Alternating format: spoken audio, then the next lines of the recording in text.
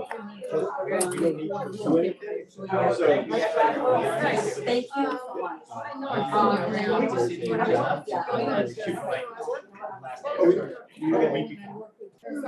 We will run agenda by you first. I will give a style, but it would be great I could not believe Doug that and side. Katie to get some support from us.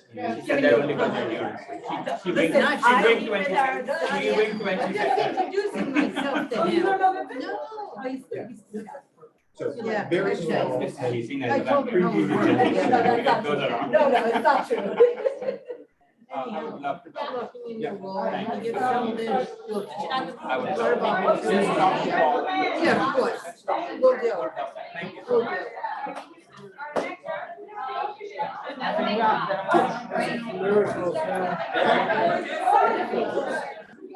This is, it is shared and it's determined by the board. So all that this is me organizing. Yes.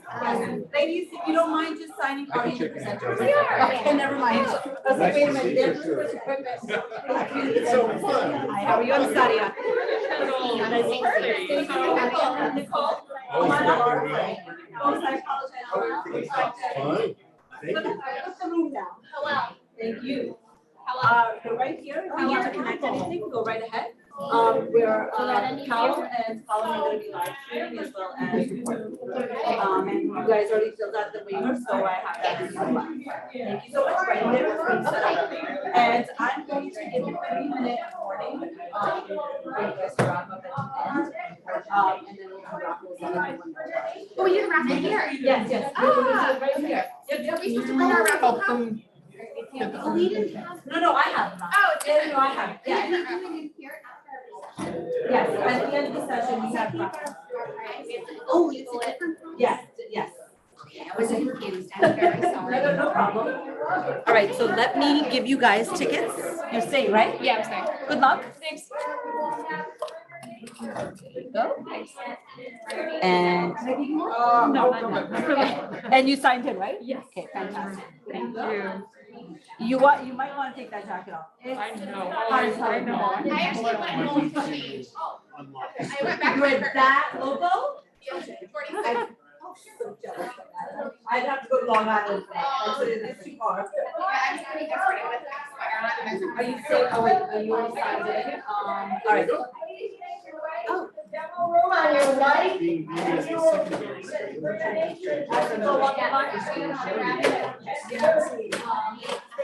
Just one is.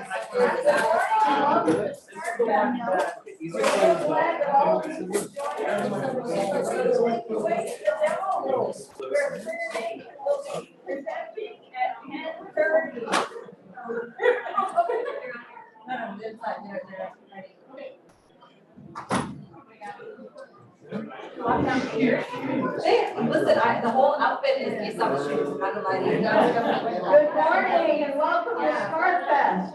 We are thrilled that you could join us. Please make your way to the demo room on your right, where Springer Nature will be presenting at 10:30. They will cover their nature portfolio. This is just one screen, exactly what we're seeing. I know.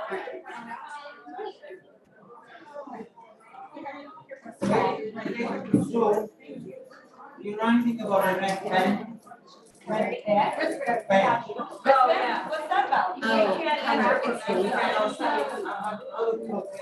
that over. Because I tried and he said, oh, you should advance. Yes, that's what I was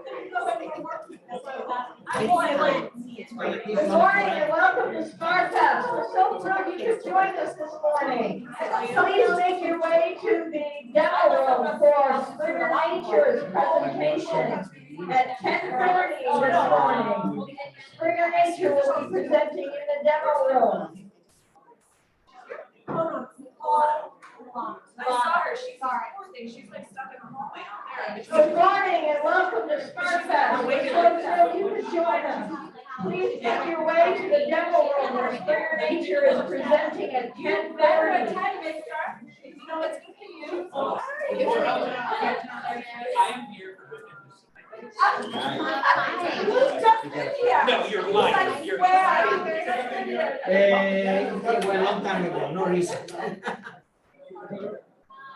Let's change the first thing so you don't see the. How are you?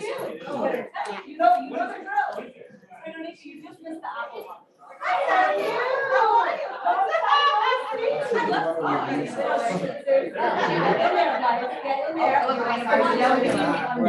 Nation is the place where I go. You guys all go, wait, hold on, sign in, Joey to get raffles, you gotta get raffles, sign in. Zadia's gonna keep us. Oh, you gotta sign in? Yeah, another game, you know, listen, this is how we roll. That's right. Is Gloria coming? No, no, I think you know her. Zara's coming. Okay, cool. Zara's coming. Welcome to SMARTFest. Excuse me. Please make your way to the demo room where Springer Nature will be presenting at 10:30. Make sure to get your seats now. The best food in the SMARTFest is in the demo room. These are big ones. That's all very good. Loretta has all. What time is it?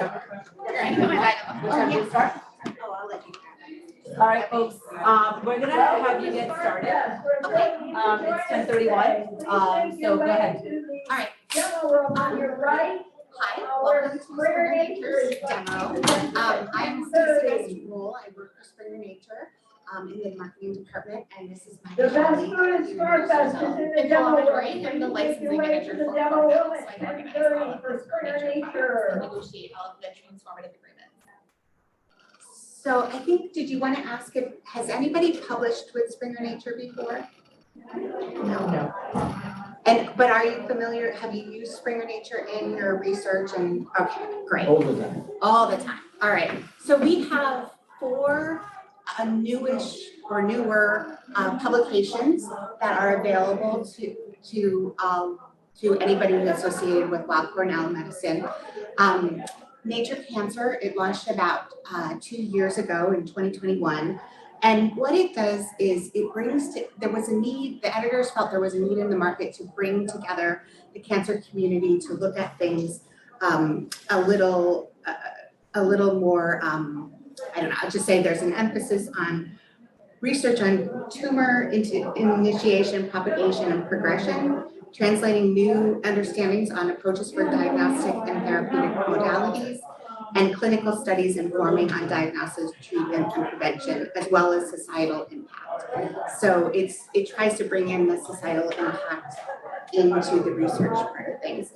And so since the beginning, since it's launched in 2021, we've had 14 publications from authors associated with Weill Cornell. 13 of those publications published open access, and 21 we have 14 publications, 21 authors from Weill Cornell. Just quickly listed them. I don't know if you know any of them. And then I also identified for these papers the top collaborating institutions. So you can see these are the institutions that Weill Cornell worked with the most when putting together the research that was published. And then also I just grabbed the funders who totally makes sense who's funding this kind of research. So included that too. Yes. What determines which one are open access and which one are not? Yeah, so it's up to the author. The author can choose to publish open access or choose not to. And if you do choose to publish open access currently, the author is responsible for that author processing charge, which for Nature is going to be like a little higher than for the Springer journals. We actually do have transformative agreements now with MIT and Northeastern and Carnegie Mellon, which means that the university is covering all of those author processing charges. Okay, so we should talk to somebody else from Netherlands. Yes, if you would like that, please put It's someone something in. that would be needed to be done by the medical college also, or at the level of the university. I mean, we would be open to either. Currently, Cornell is doing everything as one whole, but we are open to either. So we should talk to the director of the library and ask her if she can push for Cornell. I mean, it would be much, of course, it's much better if everybody's open access. It is, for sure. Yeah, in the presentation, I in a couple slides, I have a comparison of like citations from open access versus subscription based, and it's just amazing how much Yeah, of more course. citation. So, But do everything become open access after a certain amount of time or not? no, but there, I think you're thinking about, there was a model like that at one point where Yeah. it was like closed for a while and then came open. But I think that model is really dying out. So, people prefer to be open just from the beginning. Yeah. So we should definitely find a way for the college to. And sometimes, depending on the grant funding that you have, sometimes they will pay what we call the APCs or author publishing fees. So there is sometimes that is worth. All right, so the other newer launch is Nature Metabolism. We've had 6 publications associated with Weill Cornell, and 5 of those were published open access. There were 17 authors in total, and the collaborating institutions are here. And then also the top funders of the research that was published by your authors. And then we also have, this is a really interesting, this is actually one that I read myself because I'm interested in stopping the aging process. But we have a new, this launched in 2021. And we have 4 publications associated with Weill Cornell, 3 published open access, 3 authors from Weill Cornell, top collaborators. I thought that was what was interesting about this is that the collaborators are really, they're not from, the rest of them are really very much US based, but here, you know, Toronto, Canada, and when I was looking at the data, Canada has put a lot of investment into researching aging, I think because of aging populations. So I thought that was interesting. Oh yeah, and Max Planck, which they're an amazing organization. So, and I think the CECAD is also a German foundation as well, or a government funder. So, or I'm sorry, I got that confused. I think they're also in that organization is in Germany. So, all right, and then next, Nature Catalysis. I knew I was going to do that. This one launched a bit earlier in 2018, but it just recently became available through your subscription. So it included the number of authors through your open access, the collaborating institutions, and then the top funders. And then, so I wanted to just show you a couple of things to just give you sort of an idea of the trends of publishing here at Weill Cornell. So this is the past 10 years, starting in 2012 to 2022, and it shows the number of publications per year. And what's really great about this is, you know, you have this beautiful upward trend, so which is generally the direction everybody wants to go. So, and this is just with Springer Nature, but I then pulled all publishers in the last 10 years. So this is how your publishing looks across the board. And you'll see there is a slight downturn from 2020 to 2021. Don't show that to the video. No. It's a COVID spike. We call it the COVID spike. Like, It's so common. Yeah, like- It's happening everywhere. so for 2020 to 2021, there was this big spike in publication output everywhere.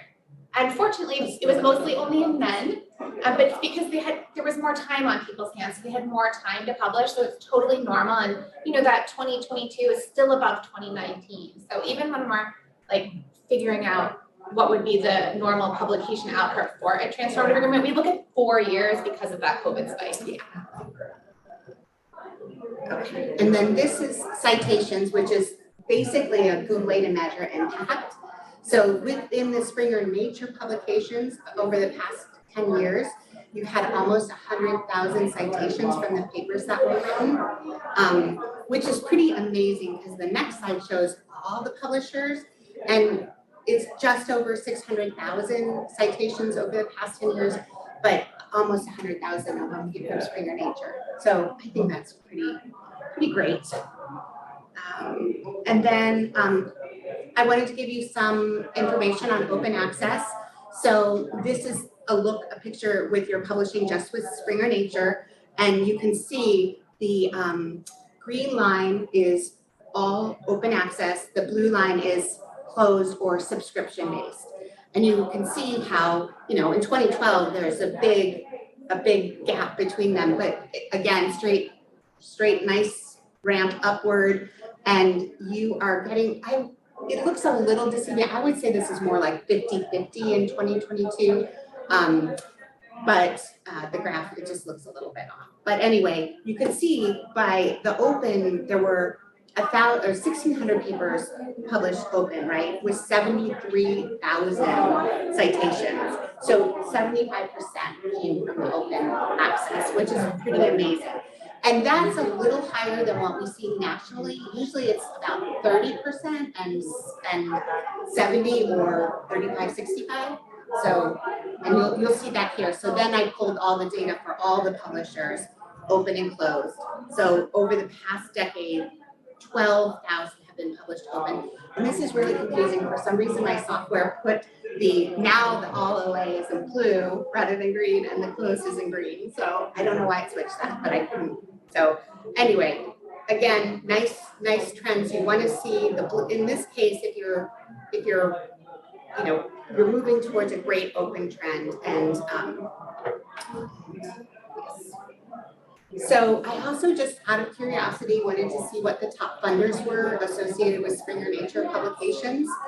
So I did this from the past 10 years, and this just shows you how many publications are associated with that funder and how many citations that funder's research received from the papers that were published. And then again, I did all publishers. So it gives you and there's not a terrible amount of difference between the two, which is also interesting. So, and then I also just pulled collaborations. I know for researchers that can be very important is who you're collaborating with.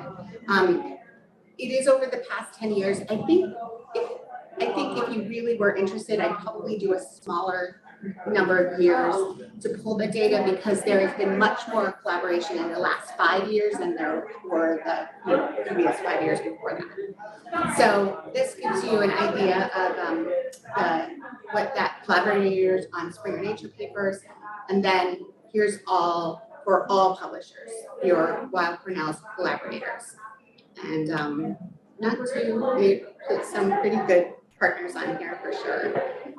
So, and that was the last slide. I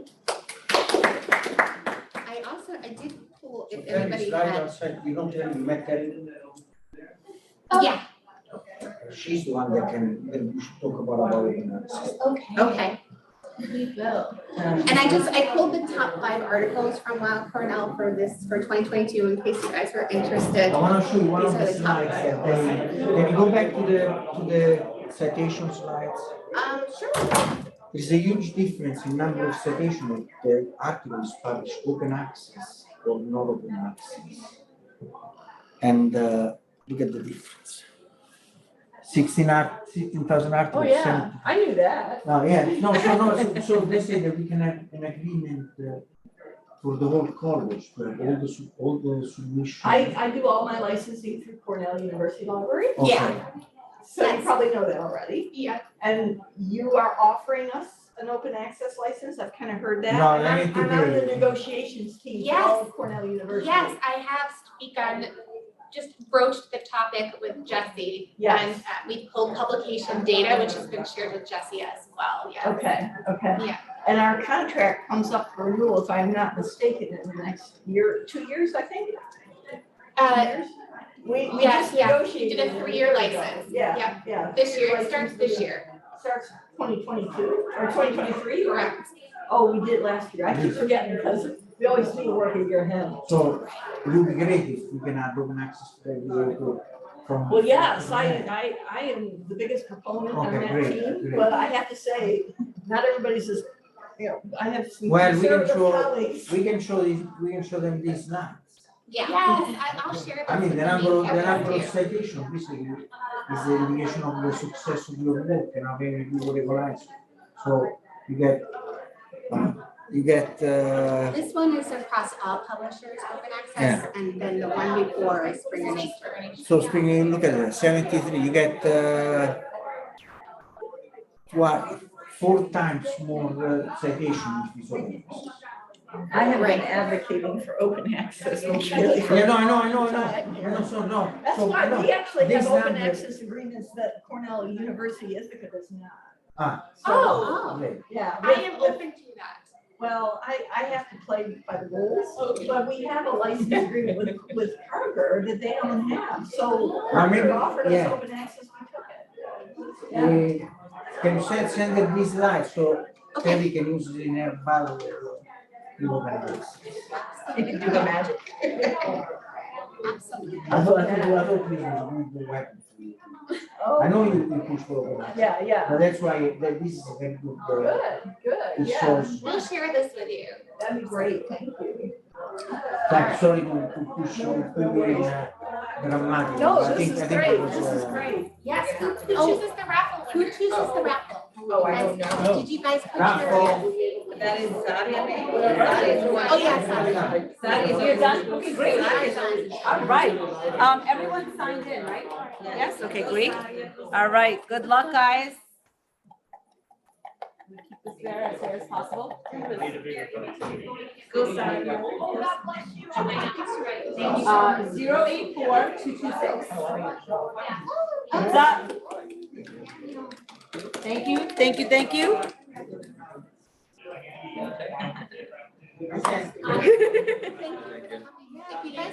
Thank you so much, guys, yes.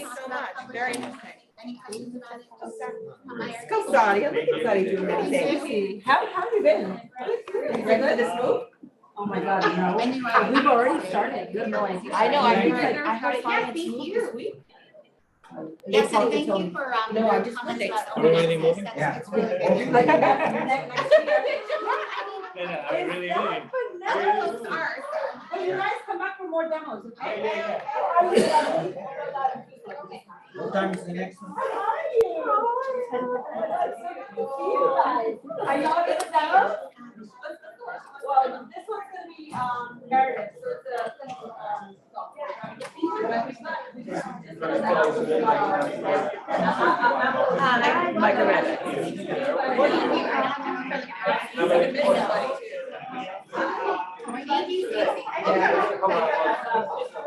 Okay. Even though I said consult system wrong. I knew I was gonna do that.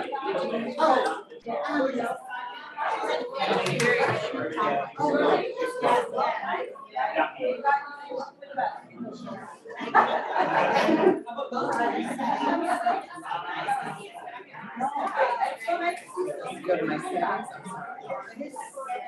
Go to your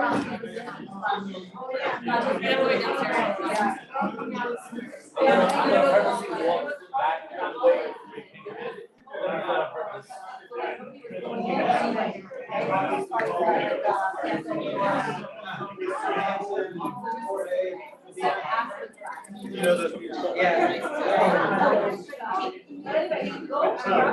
Yeah. So I don't do that. So I'm doing a web.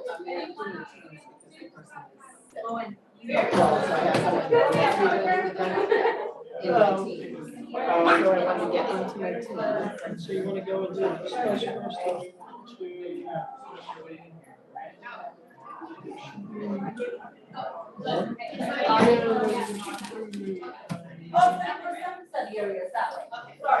We want to phone at this point, instead of having it separate.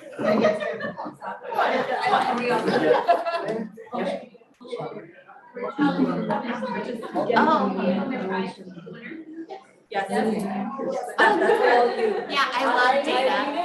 It shows. My husband last night, he was like, are you Please ready make for your way now? to the demo room. He was just so, he was like, yes, thank you. Which is our most mature, most highly used pharmacology database. Make sure to see how Meritive uses the So once How's the audio again, now? Is it better? to enable Yeah, much better. to It's use So their normally- own so language. Normally, Search that was for toned down because information normally in there's like five people online. Yeah, Yeah, See exactly. the demo for micromedics in the demo room.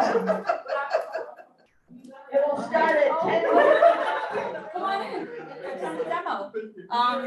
This is the sign-in sheet right here. Let me give you a ticket.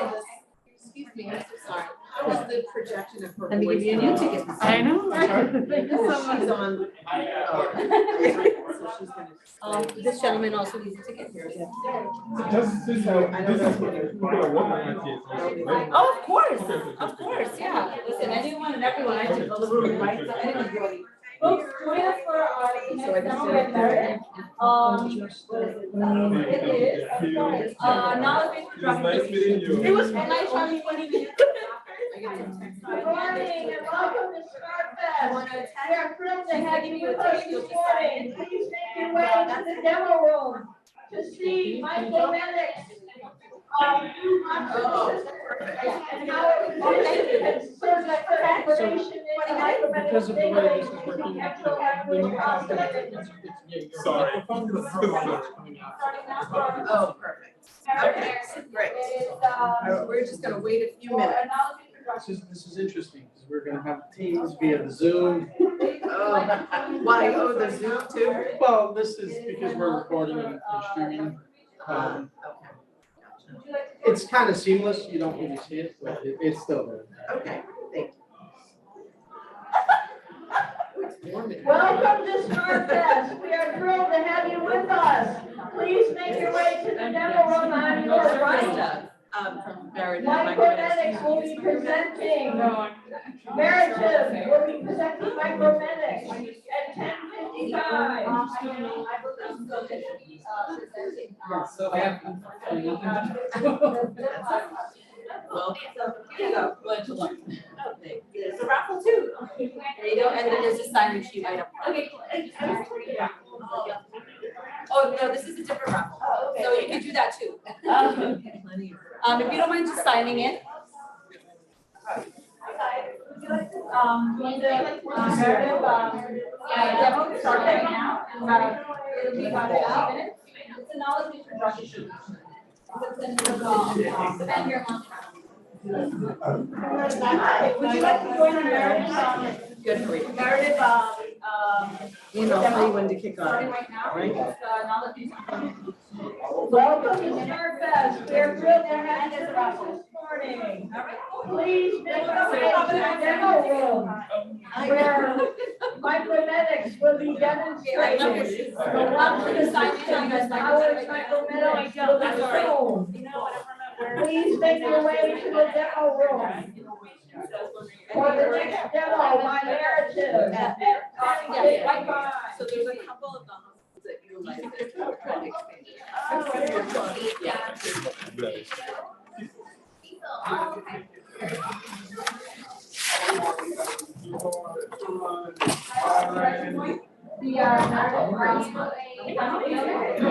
Good morning and welcome to SMARTFest. We're glad that you joined us this morning. Please make your way to the demo room where Meredith will be demonstrating micromedics and quantum the amazing ability to search for natural language. It's only 15 minutes. This demo will begin at 10:55. Please make your way to the demo area. Starting right now? Yes, you already have a ticket, right? You would like to take a ticket, and, sir, excuse me, can you just sign in? I filled in already. Oh, you did already? There you go. Take that for the raffle, and if you don't mind just signing this. You got it for. Nice to meet you. You're in, biology. Right? Go for it. There's a sign sheet, that gentleman is signing in. Sorry. If you're attending, or you're presenting. Okay, got it. How are you? Do you want to set this down? I know who you are, but on the street. Yeah, get away. I'm Mark. Good morning and welcome to SMARTFest. We are thrilled to have you join us this morning. And we would love to have you make your way to the demo space where Meredith is presenting micromedics and its Watson assistant and how it can magically use natural language search. Please make your way to the demo room. Micromedics in action. Thank you. Yes, we're gonna do one now. We always want to tell them that we work. Yeah. I can find out. We good? Okay, and I'm gonna kick it off. So, good morning, my name is Krista Katzis. I work for a company called Meredith, and one of the products that you guys license in your organization is called micromedics, the leading drug information, and my counterpart is. I am Chris Connolly. I work for a company called EBSCO. We are partners with Meredith in the new platform called Dynamics, which builds the drug content into our point of care clinical decision support tool called Dynamic, which the school subscribes to as well. And the Watson assistant. Talk about the partnership. And then my colleague Ann is on the phone, and she's been kind to do the presentation. She's my person that was supposed to be here at COVID, so we didn't want her to come, obviously. So Ann, I'm gonna kick it off. The school licensed the tool as well as New York Presbyterian for a couple of the organizations, not the whole organization, so we're having discussions to expand it. So Ann was gonna walk through what you currently license, and then we can just talk about highlight the other modules that they don't have in, but that's fine if you just want to go through what they currently license. So Anna, your turn. Yeah. Yes.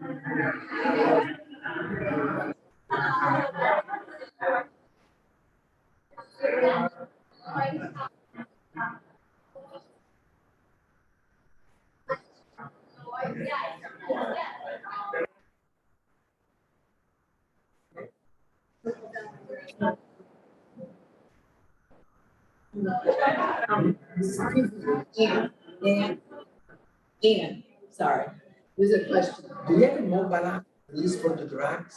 Do we have a mobile app for the drugs? Yes, we do.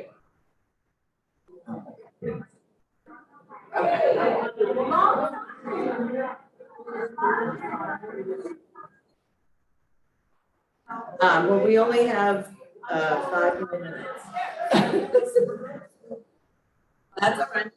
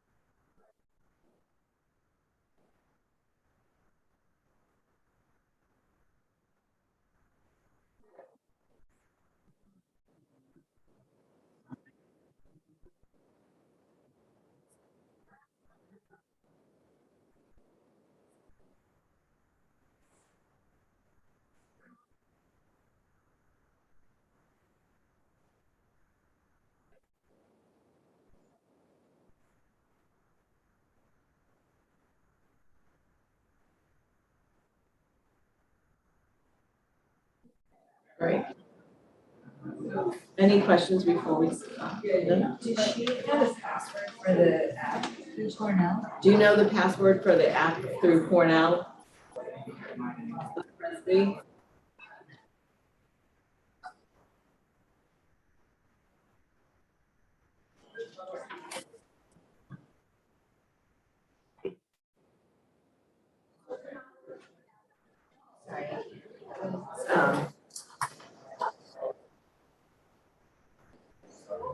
So open the app and enter the password F9G, all in lower, right? S, capital SE3. Is that correct? Sorry, Ann, I'm like reading it with my little glasses. You get it?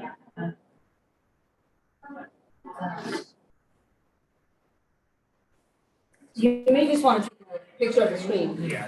That might make it easier. Yeah, If you want to scroll up a little bit. yeah, we're gonna take a screenshot, Ann. So if you scroll, take a picture of that, and Go then for we're gonna scroll up. And then we do need to wrap it up because we need to switch out Yes. and move to the next demo. Scroll again. We're gonna do the wrap. Yeah. Hold on one sec.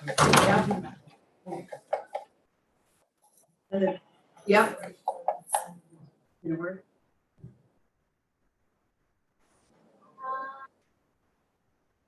Okay. All right, I think we're good. Thank you so much, Ann. Appreciate it. All right. Thank you. We're gonna go ahead and do the raffle, guys, before you go. Thank you. All right, here we go. 084225. Somebody have a clothes sweater event here? What's going on? Hey, Mike. 084225.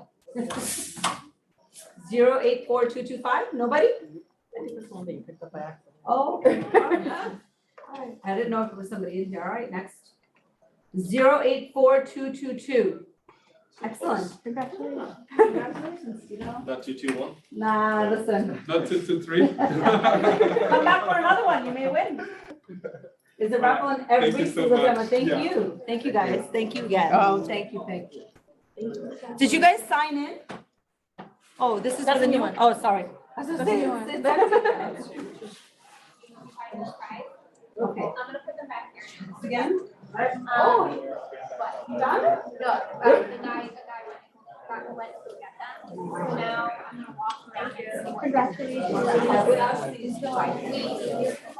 Thank you for coming. All right, my phone's in there. So Oh, I have to read now. So I'll take it out now.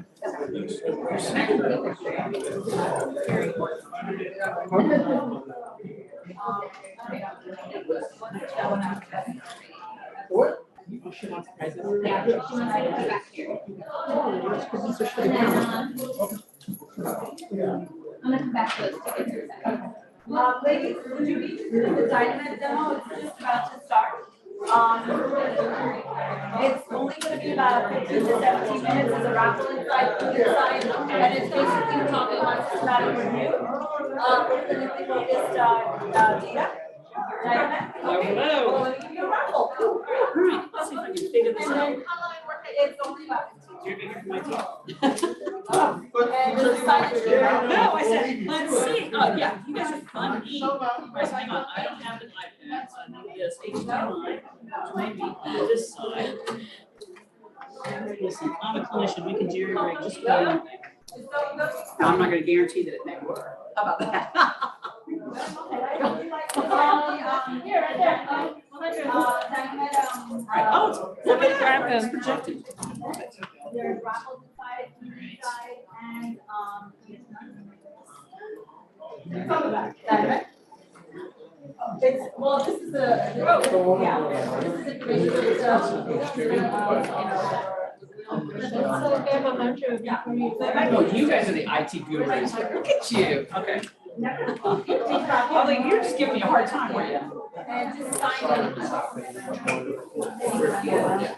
Stream is like yours. It's just going. Welcome to SMARTFest. Thank you for choosing to spend your time with us. Please make your way to the demo room. We will have a presentation by Dynamite. Oh, perfect, you came in. You already got a card. Do you guys have cards? You got cards? Making sure everybody. Dynamite has been completely reimagined over the last 3 years. Please come and see what Dynamite and its brand Thank you. agnostic system Download the of mobile app. all Even if you're not a providers provider, download it. You're gonna be sick at some point. You can look it up. It's better than living here. I just. You're welcome. Dynamite. And they're completely reimagined interface. Our librarians had some input into their redevelopment. Use this instead of WebMD. Oh, here. Oh. You have to win a prize hopefully. And there's a sign-in sheet right there. Hospital medicine. There you go. Thank you. Where you will see a presentation of Dynamite and its newly reimagined interface. Okay. Hi, how are you? Yeah. Oh, shut up. Welcome to SMARTFest. We are glad to have you with us this afternoon. Please make your way to the demo room where you will see my main presentation by Dynamite and their completely redesigned interface. I didn't know the whole team was here. I know, right? No, like this, like, you know, saying, like, after you guys are back in that. I know a lot of people had gone gone back to the Yeah. pandemic. Most of the people are. They came back, okay, got it. Great. It was nice to meet you. You guys have a. I was like, Magna, like, your whole crew's here. I was like, oh my gosh, amazing. So I'm trying to read everybody's, so we're in lab.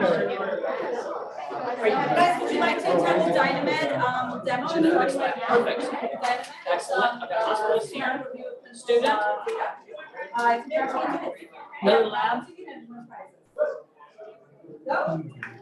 And just sign in. ID, perfect. All right, I like my ID people, because I'm always calling you going, help. I have a question. Yes. Why did you guys get in the back?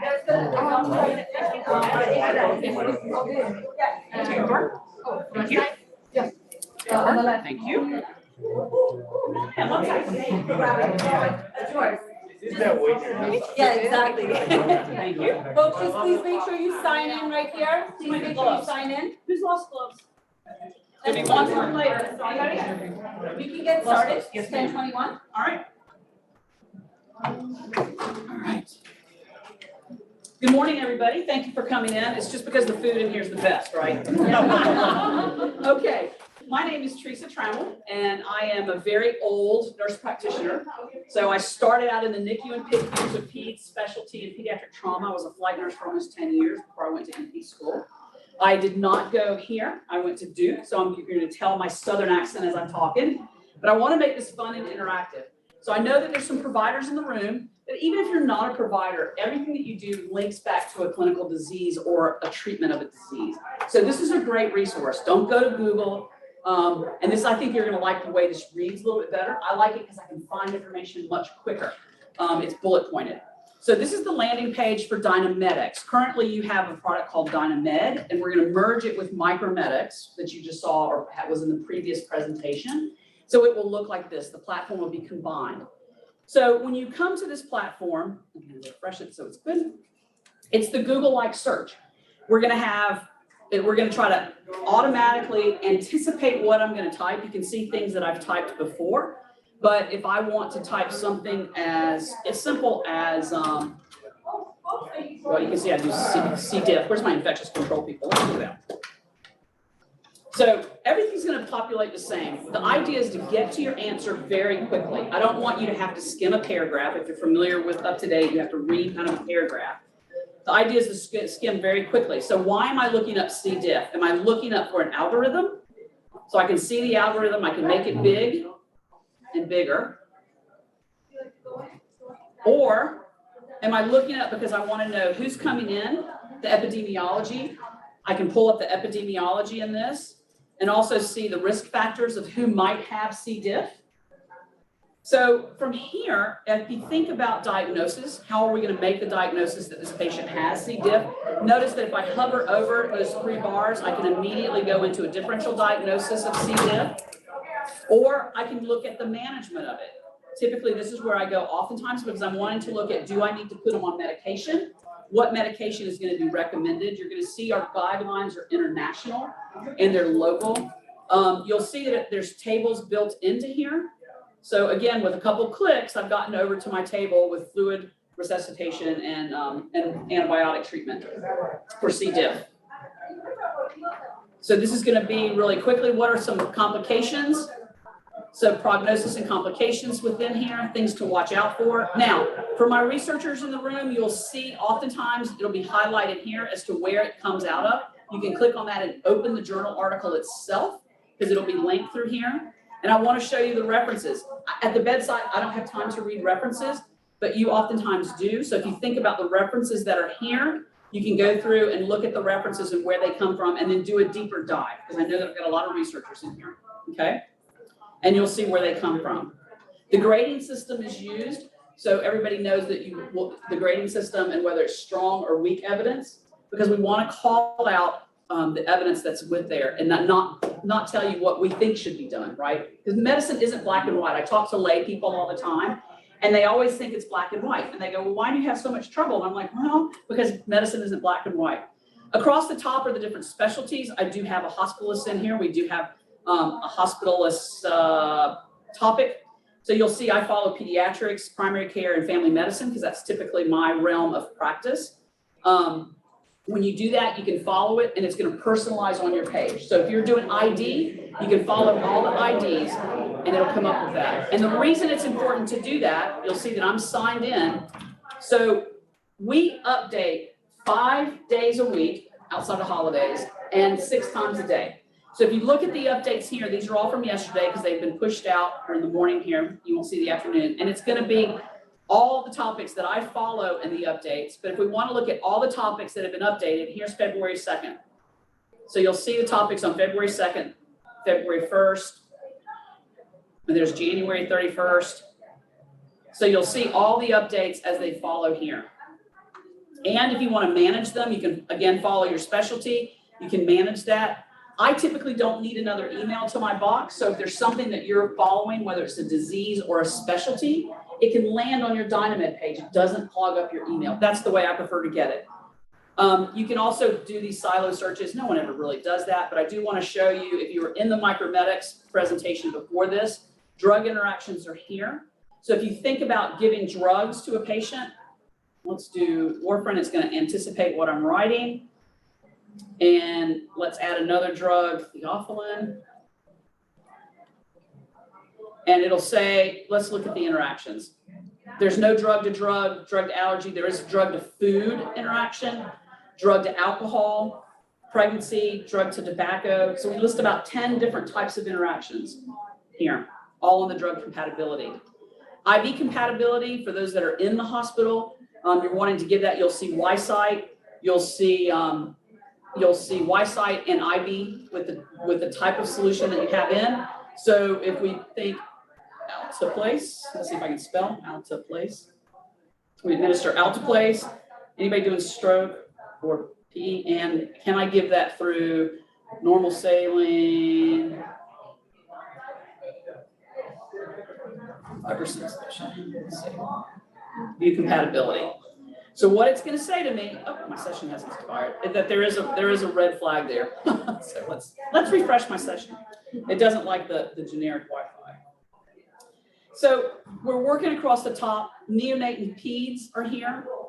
If you're seeing, oftentimes the children's hospitals, we kind of know these by heart, but what's nice is if you go into an adult hospital or you need to make that reference for something, you can easily find a drug for that. I'll pick something really quick, succinylcholine. If I'm going to automatically do an RSI at the bedside, what's my dosing for succinylcholine? So you'll notice that this should look familiar to the narrative page. They just presented this page, but I got to it just by going from Dynamed and Dynamedics, right? The one thing that's on here that I want to show you that everybody liked the last time we had SMARTFest is a product called Isabel. It's built in.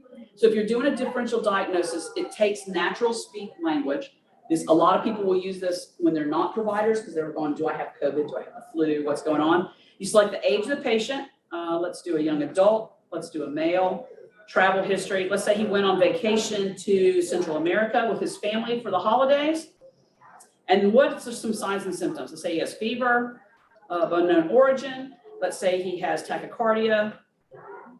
What else? How about a rash? What type of rash do you want to give him? Let's give him a rash. What else? Cough? Productive cough, dry cough. Let's get a checklist. This is really great because you can kind of see other things that you should not overlook in a differential diagnosis. So maybe in my mind, I'm thinking, what's going on with this kid? He could just have, the cold flu. He's got a relapsing fever. Have I checked out Q fever?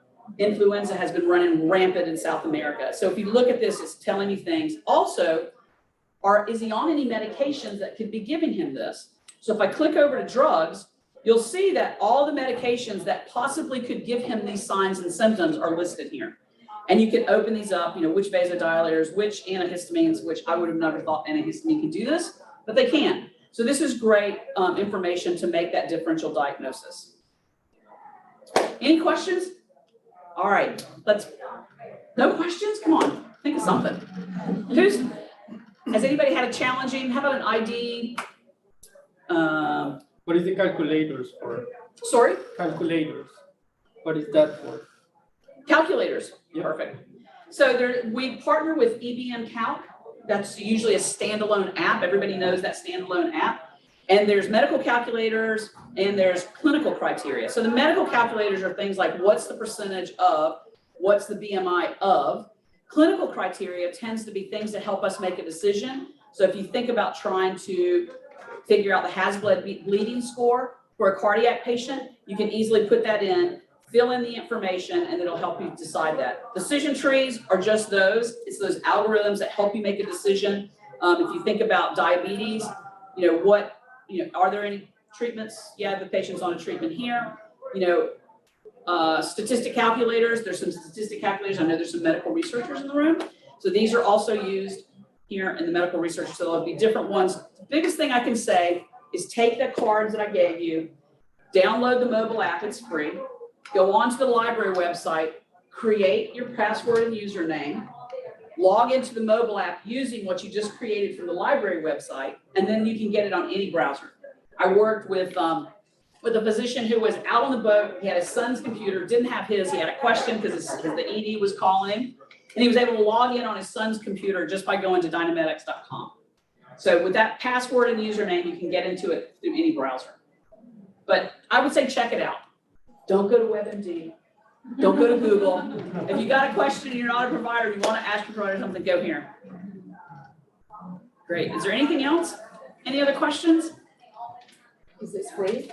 It's with the library. Yes, it is. Absolutely. Yep. So right now you have Dynamed. What's going to happen is we're going to link the two and it's going to look like Dynamedics. But you've got the card for Dynamed, so I would say go in and create that because you'll be able to use it today. Yes, it is free. You already have it. Great. Thank you very much. Thank you.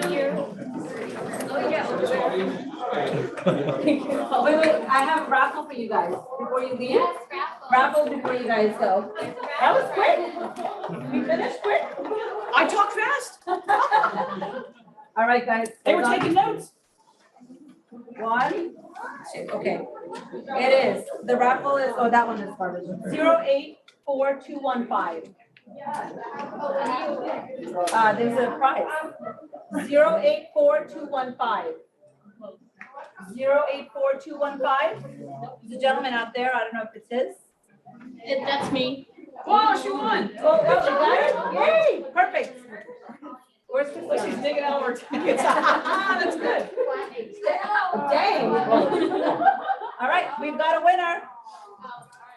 We've got a winner. All right, folks. Thank you. Thank you. By the way. Yes. I forgot to ask before we started. Sure. On hold.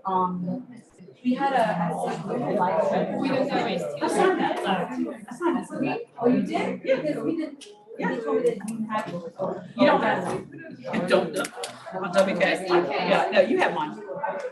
You have mine. Yeah, I signed it. I did the same day. Would have taken You guys so have the much email. longer. That's the way to do it. I like efficiency like that. No, yeah, Thank you. that is. It's easy So to get things off my plate. did sign. They're okay with No, it. this is EBSCO. EBSCO. Yeah, my bad. Yeah, that's good. That's the problem. Yeah. Tell Terry. I didn't know if you guys. So, I was called the we don't know yet. That's nice. Yeah, I don't know who they are. Very convenient. They're coming next. Oh, who won? She did. Right here. Oh, thank you. All right. Let me get the next batch of raffle tickets. All right, anything we need to do in here? Yes. Coming up? We've got a new sign sheet. I'll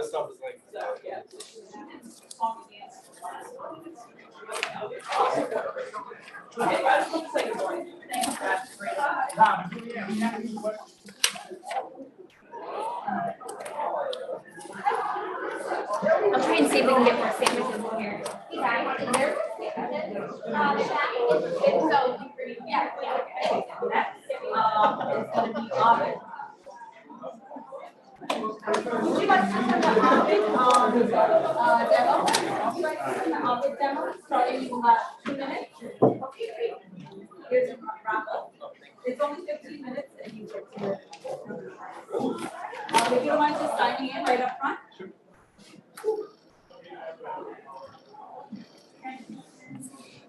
And if you're staying for this one, definitely sign in, and I'm gonna give you, you're so cute.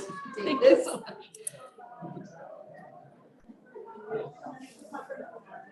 11:35? Yeah, the band. Oh, yeah, they ended early. Actually, okay. Yeah.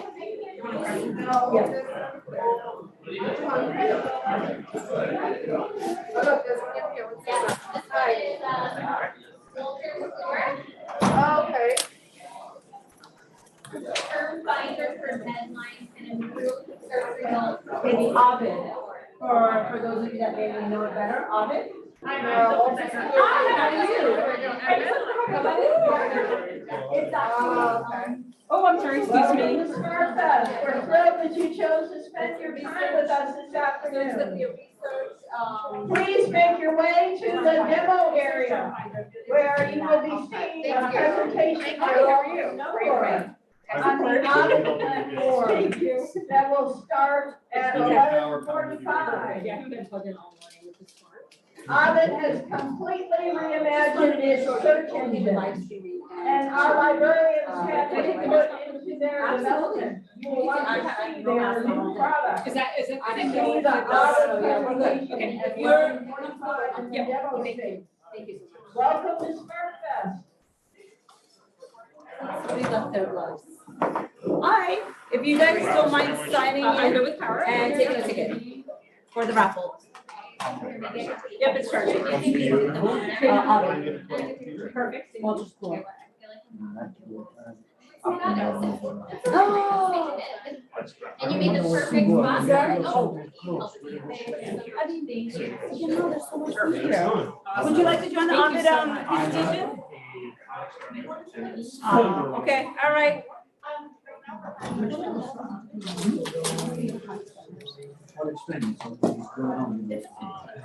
Oh. Where do you want to go? Your butt? First class, you know, the first one. My God, it's been so long, I don't even know what the hell's open still. Welcome to SMARTFest. Let me go Thank get you for people. joining us. Please make your way to the demo space. Walter, You guys want to is join going the to demo? do a presentation on the Ovid platform and its new search functionality. Our librarians help them field test this to see if the search functionalities were up to their. Please stop by Ovid presentation at 12:45 and see their new search functionality. Welcome to SMARTFest. 15 minutes, and you can win a prize, be in there, and it's good as well. I'm not involved in the research world. Oh, up to you guys. But yeah, catch another one if you're interested in it.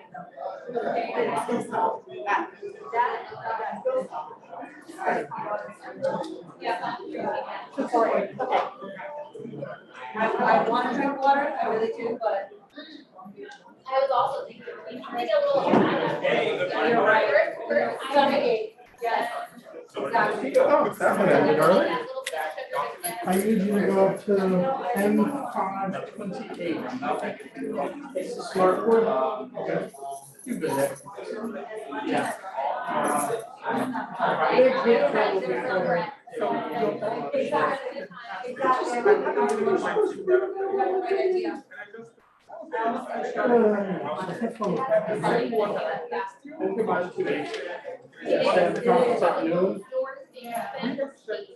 Hey guys, would you like to attend the Ovid demo? Would you like to attend the Ovid demo? Oh, you are?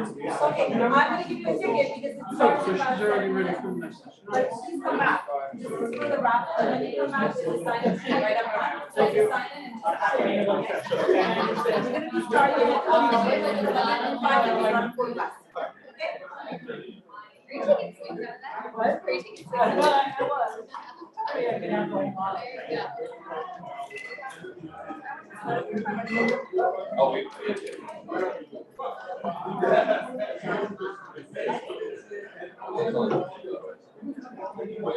I got to see.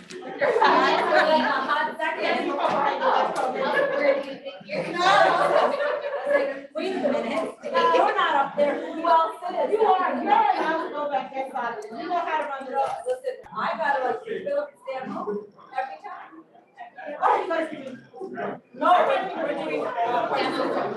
to participate in the oven demo? Okay.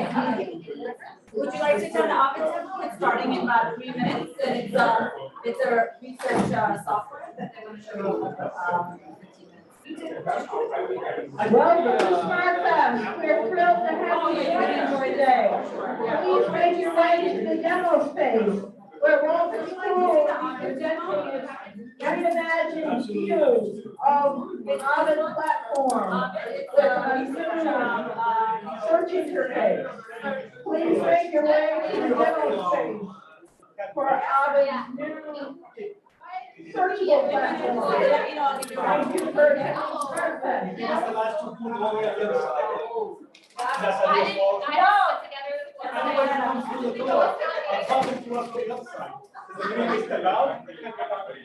Would you like to attend the oven demo?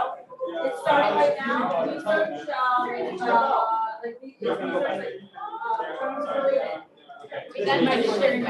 Oh, sure. Okay, go ahead. My full screen, just if I flip between PowerPoint. Okay,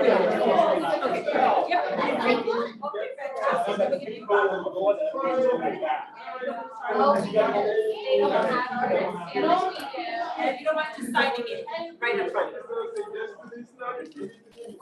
Would you like to talk about the demo that's about to start right now? It's keywords and whatnot. It's only 15 minutes. So I actually have another meeting. Okay, no problem.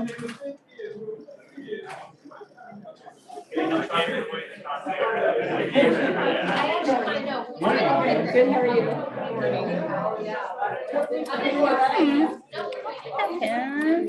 Guys, would you like to attend the oven demo starting right now? It's a research. Welcome to SMARTFest. We're thrilled to have you with us. Please make your way to the demo space where Walter will find its new research functionality in its oven platform. Please make your way to the demo space for their presentation that will begin at 12:45. Okay, good, cool. If there's anything else you're interested in. Starfish. Yes. Would you like to attend the oven demo, please? It's about to start right now. Thank you. Yeah, great. Listen, prizes and kids learn something. Why not? Thank you. Thank you. 2 minutes. 2 minutes. We said. Hi, good morning. Or almost afternoon. I need to start leaning into it. Yeah, make sure you sign it. You couldn't walk. We had to stand back. Okay, well, I like this better for us. Yeah. But like, Yeah. And we had the. Welcome to SMARTFest. Please make your way to the demo space on the right-hand side, and you will see a presentation by Walter Kluwer on their oven research platform. Please make your way to the demo space. The best food at SMARTFest is in the demo space. Thank you. SMARTFest. Right, of it. What's for demo? It's a research. checking it out for next year. Oh, you definitely should. I love it. I didn't know that. That's why I don't know. What member? Hanukkah. Yeah. Oh, yes, like the camera company. Yeah. Okay, got it. So that's why I wrote it wrong. It's like, Let me give you guys, I apologize. Let me give you guys raffle tickets. So much. Welcome to SMARTFest. Please make your way to the demo space. Right up front. Walter School will be presenting the oven research platform with its new search functionality. Breakfast? Tasha. She's got it, good. We're gonna get started right now. One of us is go there and grab one. Oh, they're that way. You can go ahead and get Okay, started. great, thanks so much. We're a big together. And I told you this the whole time, right? You have. Thank you, thanks so much. I'll come in with a 3 minute. Perfect, that's great, thanks so much. Hi, everyone, welcome. And thanks for being here. I'm glad you're joining us today. Please help yourself, of course, to the great food. I just heard them say how great the food was, so I want to make sure you have that. So today, and are you all, I can't see, I'm sorry, each of you, are you clinicians, students? What are your roles here? Great, welcome. I think this will be. Okay, perfect. Welcome to SMARTFest. We're thrilled to join us today. Well, this is still coming up. Where Open School is presenting its Ovid research platform. Awesome, great, thank you. Well, thanks everyone for being here today. So, hi, welcome, how are you? Oh, there's cupcakes. So, today what I'm going to be talking about are the resources that we provide here through the library. So there's a lot of great academic and research. Are you familiar with UpToDate? Does that name ring a bell of anyone? Yes. So UpToDate is point of care, and it's part of our company. It's our sister company. We're really the research behind UpToDate. So you can use the resources here for doing lots of researches on Medline, Embase, those great databases. Also, you've got a lot of journals such as the New England Journal of Medicine and ebooks available. And you have a medical education health library, which is a really cool top of the line gold standards text like Grant's Anatomy, Moore's Clinically Oriented Anatomy. And those are available on a responsive screen. You can watch them on your phone, wherever you'd like to watch them, read them on any device. So today what I'm going to be talking about is really talk about what's new on Ovid. Has anyone ever used Ovid before? Nope? Okay, great. So this is new to you no matter what, but we have been making some improvements to the platform. Ovid has been around for quite some time. And over the last year, we've actually sat shoulder to shoulder with customers and watched them use it and say, what are your pain points? What drives you a little bit around the bend with Ovid? What do you love about Ovid? And taken that feedback and started to make some changes to the platform, okay? And then I'm just gonna give a brief synopsis of each of the resources that you have. Like I said, Medline and Embase are very preeminent databases that you have access to. And they're very, if you're getting into research and really getting into maybe a systematic review or doing some sort of a research project, these can be great resources for you to have the ability to access. Ahmed is an alternative medicine database, so that's great, right, for the emerging alternative, acupuncture, cannabis, all of those areas are covered in that database. And Eric is an educational resource database. And finally, the health library, hi there, is the gold standard text library that I'm speaking about. It also has ancillary content, so I'll be giving you a peek at that too. So, as I said, we've done a new design for the Ovid platform, so it's updated a bit, more modernized, and you can come on here, select the databases that you'd like to search. We're going to be spending probably a little bit over a year making these improvements to the platform, and we want to make it work as well as possible for everyone that's using the platform. So when you first come into Ovid, you're going to be able to basically select, you'll come through the library site, you'll select the resource that you want to use, and then you can perform a variety of different searches. So you can search with natural language, you can do a citation search, so if you have an author name or something, you can use that. And you can use, of course, an advanced search, which can really be, something to learn. It's almost like a language, right? So you'll learn that. And we have lots of training support to help with this. And always, if I'm a trainer, we have a good training team to support you as well. One thing that we recently added is called search sharing. So this is great because if you are building a very long search strategy with multiple steps and you don't want to have to type it in over and over again, or if you're doing a project with someone else and you want to share the strategy with them, you just need to click on this button and you can send it by email or through an automatic email from the platform, and you can share that with anyone throughout the institution. So I'm going to demonstrate what that looks like in a moment. We also have something called Term Finder for Medline. So who's familiar with PubMed? Does that ring any bells? Yes. Okay, so Medline is really our platform version of PubMed. So you can use this, and Term Finder has been added to help you find terms to search for. So when you're doing a search for, say, high blood pressure, right? And in Medline, that's going to be mapped to hypertension, right? And so it's going to bring you to those terms and help you find other terms to search so you can get the most precise results back. So it's something to just kind of help you find those terms And it's a great addition to kind of, I think, learn and really develop your research skills. So the Ovid platform itself offers 6 different search modes, including basic search. So you can do that just like a Google search, right? Just a question or a keyword phrase, whatever, and enter that. There are multiple keyword mapping options, including the term finder. You can search all of these together if you'd like, a couple of them at a time, at the same time. And you can also access full text. There is a work area called My Workspace. So if you'd like, it's not required, you can create a personal account and you can even create an auto alert for your searches. So again, if you don't want to type in a search over and over again, right, you can just save it and it'll email you the results. And then you can subscribe to Journal, electronic table of contact notifications, and auto alerts for those searches. All right. Oh, there we go. So Medline is one of the world's largest bibliographic databases. It covers medicine, health, nursing, veterinary medicine, and biomedical sciences. It is created by the National Library of Medicine. And it does have, and that's in the United States, so it's very focused in North America. It's got extensive entries of over 30 million articles, right? So that's a lot of articles. It's over 5,600 journal titles.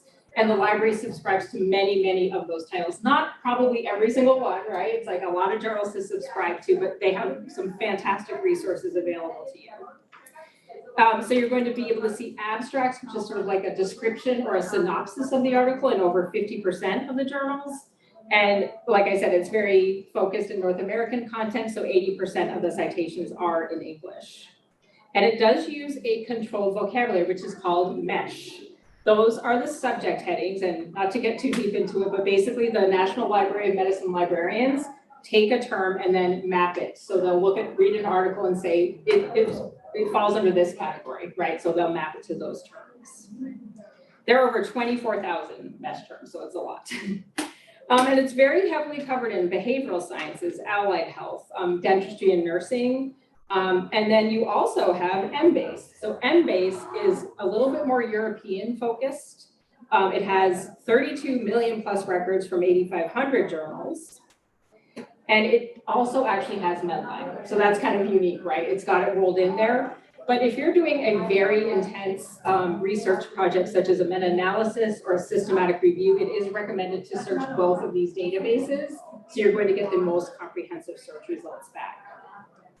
Embase is very heavily focused on pharmaceutical coverage. So if you're doing anything on, any drug discovery, devices, pharmacovigilance, pharmaceutical regulations, toxicology, this is a fantastic resource for that. It also covers health policy and management, public health, and occupational health. And this thesaurus, compared to MESH with 24,000, has over 73,000 terms. So it's an enormous amount of terms, but it's the same, it's mapping to the index terms by the librarians. It's a little more international in scope. And like I said, it is very heavily covered, has a lot of coverage with drug devices, manufacturers, and trade names. So you don't need to know the chemical or generic names for the drugs, but the well-known brand, you can enter that, and then it will provide you with those chemicals and chemical terms. So the AMED database field guide, that's allied and complementary medicine. And like I said, I think this is a very emerging field, which is very interesting to all practitioners, all clinicians. It's interesting to me as a non-practitioner, because I think this is covering alternative medicine, palliative care, several professions that are allied to medicine. It's produced by the Healthcare Information Service of the British Library. And it's designed for, like I said, a wide audience, physicians, therapists, medical researchers, historians, and clinicians who are looking to learn more, right, in that field. I was at a basketball game in Vermont, and I was at a college game, and one of the players had circles all over his shoulder. Have you ever heard of cupping? So yeah, so he had just had cupping done to his shoulder, and I was like, oh, that's, and I realized, so that's sort of one of the things that might be covered in this database. So it's got a much smaller database. It's not huge like Embase and Medline, but it does cover records from about 590 journals. And finally, you have access to ERIC, which is the Education Resources Information Center. So this is sponsored by the Institute of Education Sciences of the Department of Education in the United States. It's a comprehensive, easy to use and searchable internet-based bibliographic and full text database full of educational research and information. So it's not medical, right? But it might have some good information, more of a social impact. And it's a great resource to have. It collects, creates, and distributes the U.S. National Bibliographic Database and full text materials when possible around the area of education. And it's got about 50 years of coverage, including journal articles, books, conference papers, curriculum guides, and policy papers. The LWW Health Library, you can see, it can be viewed on a tablet or on a phone. And are you reading books on, you are reading books on phones, aren't you? I know, I could never, but I know it happens. So that's why we've created this health library. You can see some of the great titles that are included. They're really gold standard Lippincott published reference and textbooks that are available through this collection. Then you'll have ancillary content like video clips of techniques, procedures, and processes. And there's a journal club. Has anybody participated in a journal club before? So you have, yep. So it's kind of like, almost like a book club, right? Like you read the article and then you discuss it and analyze it and come up with some, determinations about that article. And that's based on a book called Riegelman's Study a Study. So it's a great thing to have. We update this frequently every year or whenever there's a new book published, we'll update that with a new edition. And it's shareable. So you can easily share this with your classmates, with your colleagues. If you're teaching, if you're using a learning management system, you can share links there as well. And I know some people, like me, I would be downloading chapters, right? So I want to kind of, I almost want to print them out, but I try not to. But you can certainly get into the chapter and download that, save it to your desktop. If you're traveling, you don't have to have internet connection then, and you can simply read the chapter in that way. All right, so some of the search platform features for Ovid, Term Finder for Medline and Search Sharing. I want to give you a little peek at that right now. I'm just going to switch over to Ovid. There we go. There we go. So again, you're going to access this via the library. It should look fairly similar to this though, but I'm going to go ahead and just select Ovid Medline. And this is what it looks like. If I did want to switch, because like I said, we do have a new interface. It has been about a month, so it's new. So you can always click up here at the top bar to switch to that. I'll show you that in just a moment, what that looks like. But if you want to use the older version, that's fine, whatever your preference is here. And I'm just going to scroll down and I'm going to do a search. Let's do cancer. And you can see here, I'm on advanced search and I'm mapping to the subject headings, right, to those terms. So when I click search, it's going to take me to that term, which is neoplasms for cancer. I'd be able to kind of go in here and look at what that looks like in the hierarchy of the terms. So I know it's we're seeing a lot of terms here, but maybe I only want certain types of neoplasms, or maybe I want them all. So I could select that from there. And then if I wanted to apply any subheadings to kind of refine that search, I could apply them here and you can kind of get a peek at what those look like. That would obviously reduce my search results down a bit. How much time do we have? There we go. All right, so that's what my search looks like. And you can see with Medline, I'm getting a vast number of results, obviously. There are limits that you can apply here to reduce these down a bit. But I did just want to show you what that looks like over here in the term finder. So that's this button here. And I'm going to do the same exact steps so you can kind of see what it looks like here. Just enter cancer. Here when I enter it though, you can see I'm getting some additional content. So for example, I'm getting Stedman's dictionary definition of cancer. I'm getting a pronunciation of the term. I can see my results here and do the same mapping and selecting of the terms if I like. So we'll go ahead and add this to the search. And then what I can do is I can come in here and maybe see what other terms it's used for. And you can see there's a lot of them. But what's great about this is I just have to come over here to this tab, and I can actually select all, some, whatever I'd like here to add this to my search. So I don't have to type it all in, right? It's great. I can just click, it's in there, and I can then get a really great search. And you can continue to use this. It's really, we call it like a search harvesting tool. So you can really locate these keywords for the terms and expand on your search. And obviously you're seeing I'm getting far more results from that quick number of clicks that we did. There's a lot more to it, of course. And like I said, we're happy to provide training, coaching. If you find yourself doing a project, a research project, you can always reach out to us, and I'll show you how to do that in just a moment. I'm going to switch over now to the new interface so you can see the difference. I'm just clicking on that purple bar and try new interface. So it's a little more, I guess, less AOL.com, looking a little more modernized. But it's not too much different in the functionality, it's the same. But here, if I wanted to share that search history, I just click here on this button, and you can see I can either email it, I just need to fill this out, and then I can send it to myself even, or a colleague, and then I can also, if I prefer, copy the link here. Just to show you what that email might look like, this is an example. So you can see here's an example, right? Lots of terms, I don't want to type these in 100 times when I'm doing my research. So they're there for me, and all I'd have to do is grab this URL to run the search. And I'm just going to quickly kind of show you what that would look like. It actually is probably I'm probably going to show the whole thing again because there's so many terms here. But all you have to do is click on that, and you can see, oh, sorry, I'm on your network, so but you can see it's going to run those terms for me in the databases. All right. The last thing I wanted to talk about is the personal account. So that's up here at the top. You can basically create a personal account under my workspace, and what that allows me to do is I can do things like save a search. I can create that auto alert, so I can say, can you email me every Monday or every month with new results? And Ovid will automatically send you that message. So that's really great, especially if you're working on, like, I work with a lot of nurse residents who are doing evidence-based projects.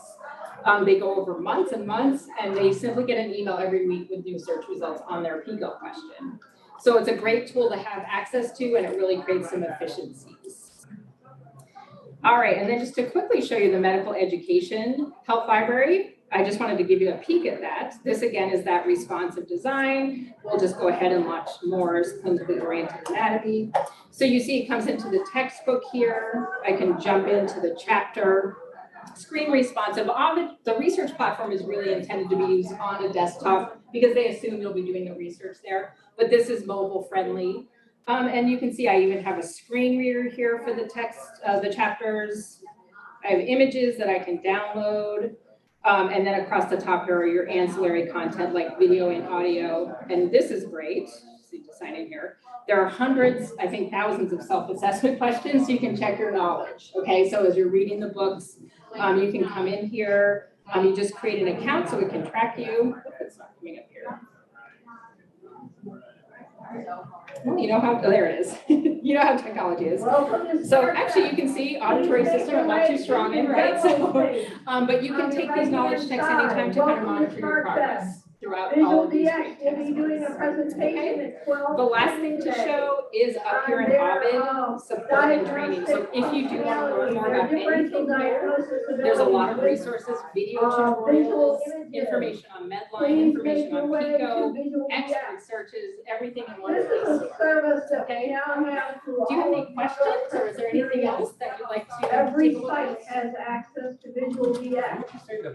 Please make your way to the demo room to see how visual DX is better. So there are some, the question was what's the advantage over PubMed to use Ovid? So in addition to being able to, like, I could check Medline and Embase at the same time and search them, there are some other sort of strategies. But basically we have, I think it's the platform, you can see how it mapped me and led me through the process. PubMed has some, differences, and if you do the same searches on both, you'll see different numbers of results because there's some AI involved with PubMed now, and we've noticed some differences, and we find that precision researchers prefer Ovid for that reason. I apologize. Yeah. We do have to. Time? Yeah, no problem. yeah. But that's a great question. Absolutely. So I do have some cards here, and there's some pens there too. We're out of the front. If you'd like to come visit us, if you have any questions, please do. But I'll just leave these over there and feel free to take some. And I've got the raffle guys. Thank you all Please so make sure you much. get your passports and your maps so that you can. Yes, please do. Thank enter you. into the line. 084207. And then this. Oh, good for you. Right here. All right, thank you both. If you're interested in visual DX, please stay. It's a demonstration. Thank you. Thank you very much. Congratulations.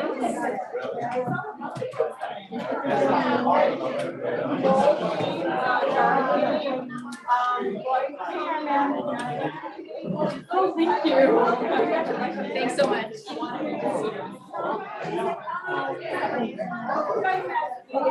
Yeah.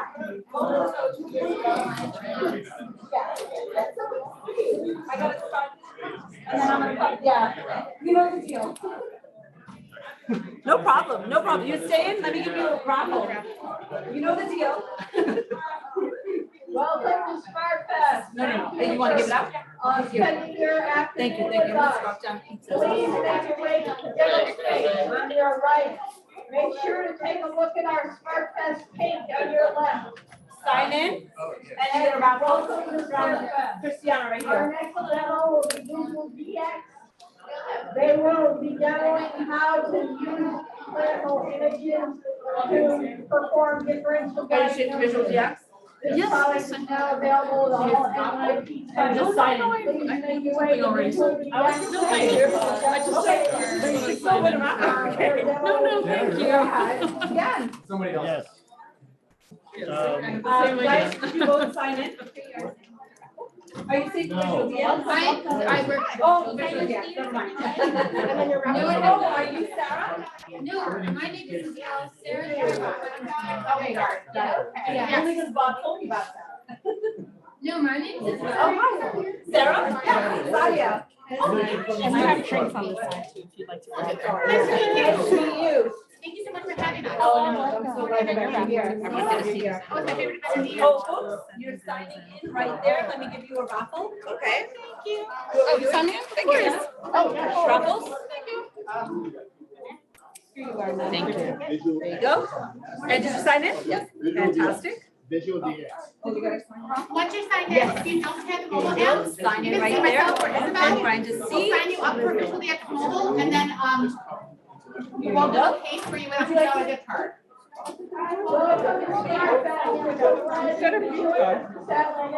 I should be eating veggies. That's what I'm saying.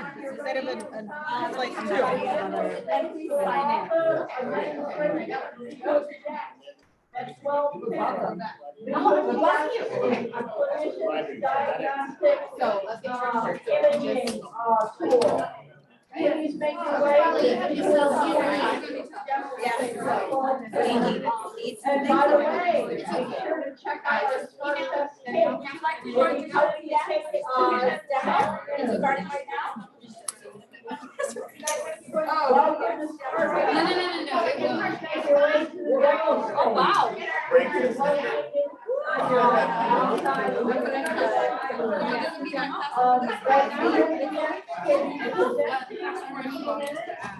So if you want to speak it. And they will be demonstrating their differential diagnosis tool. Please make your way to Right answer when you have on your mobile. Just sign in. That's where you need to be. That's where I need to be.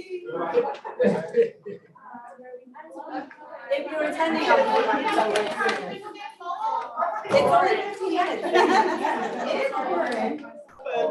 Okay. Just sign in. So we're gonna. Thank you for attending SmartFest. You're so much.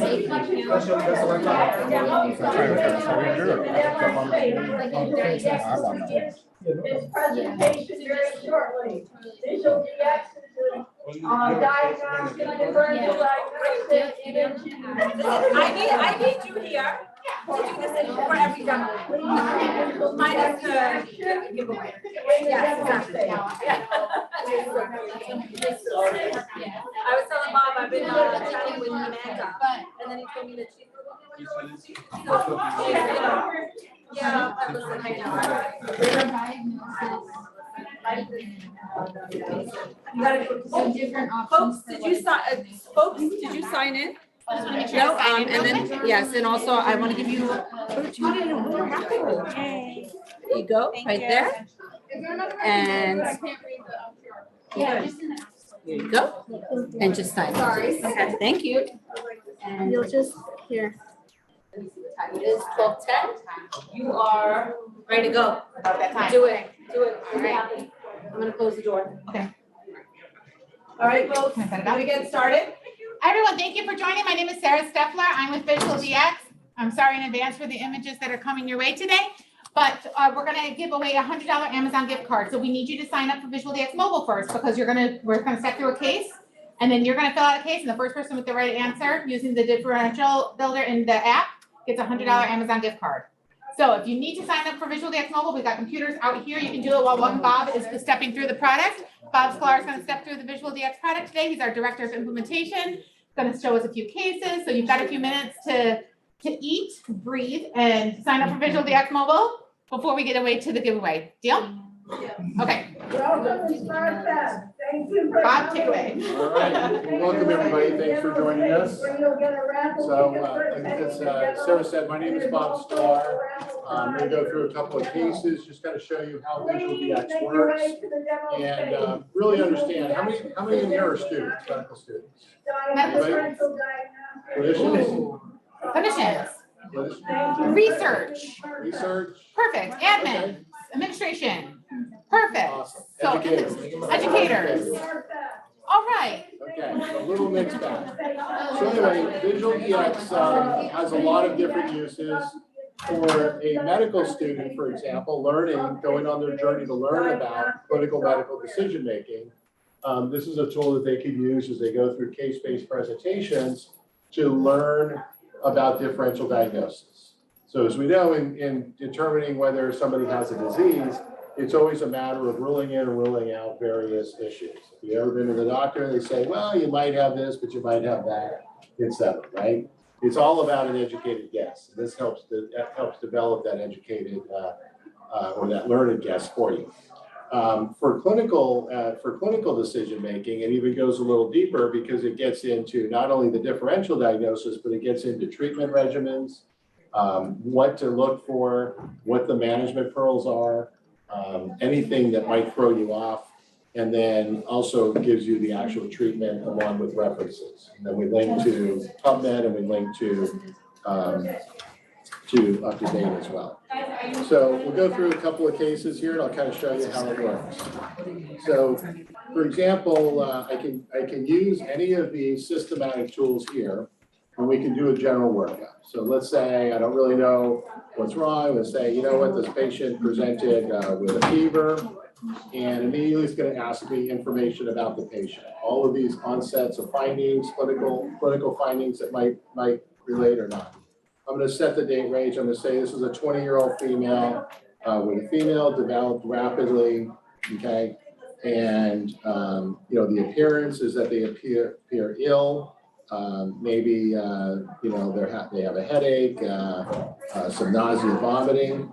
And if I don't want to go through all of the different systems, I can start typing in the information. So maybe I say they have nausea and headache, okay? And I start to build up what their symptomology is. Now, at any time, I can then go in and I can view the differential.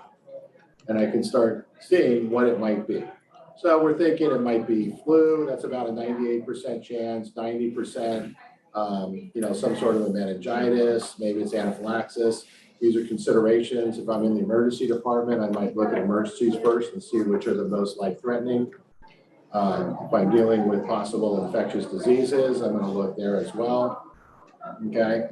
Or maybe even I'm looking for drug-induced presentations. Okay. So I'm going to go back to emergencies. And I might say, you know what, I can't rule out a meningitis. Could it be toxic shock syndrome? Okay, it might be. So I can come in. I can look at the synopsis.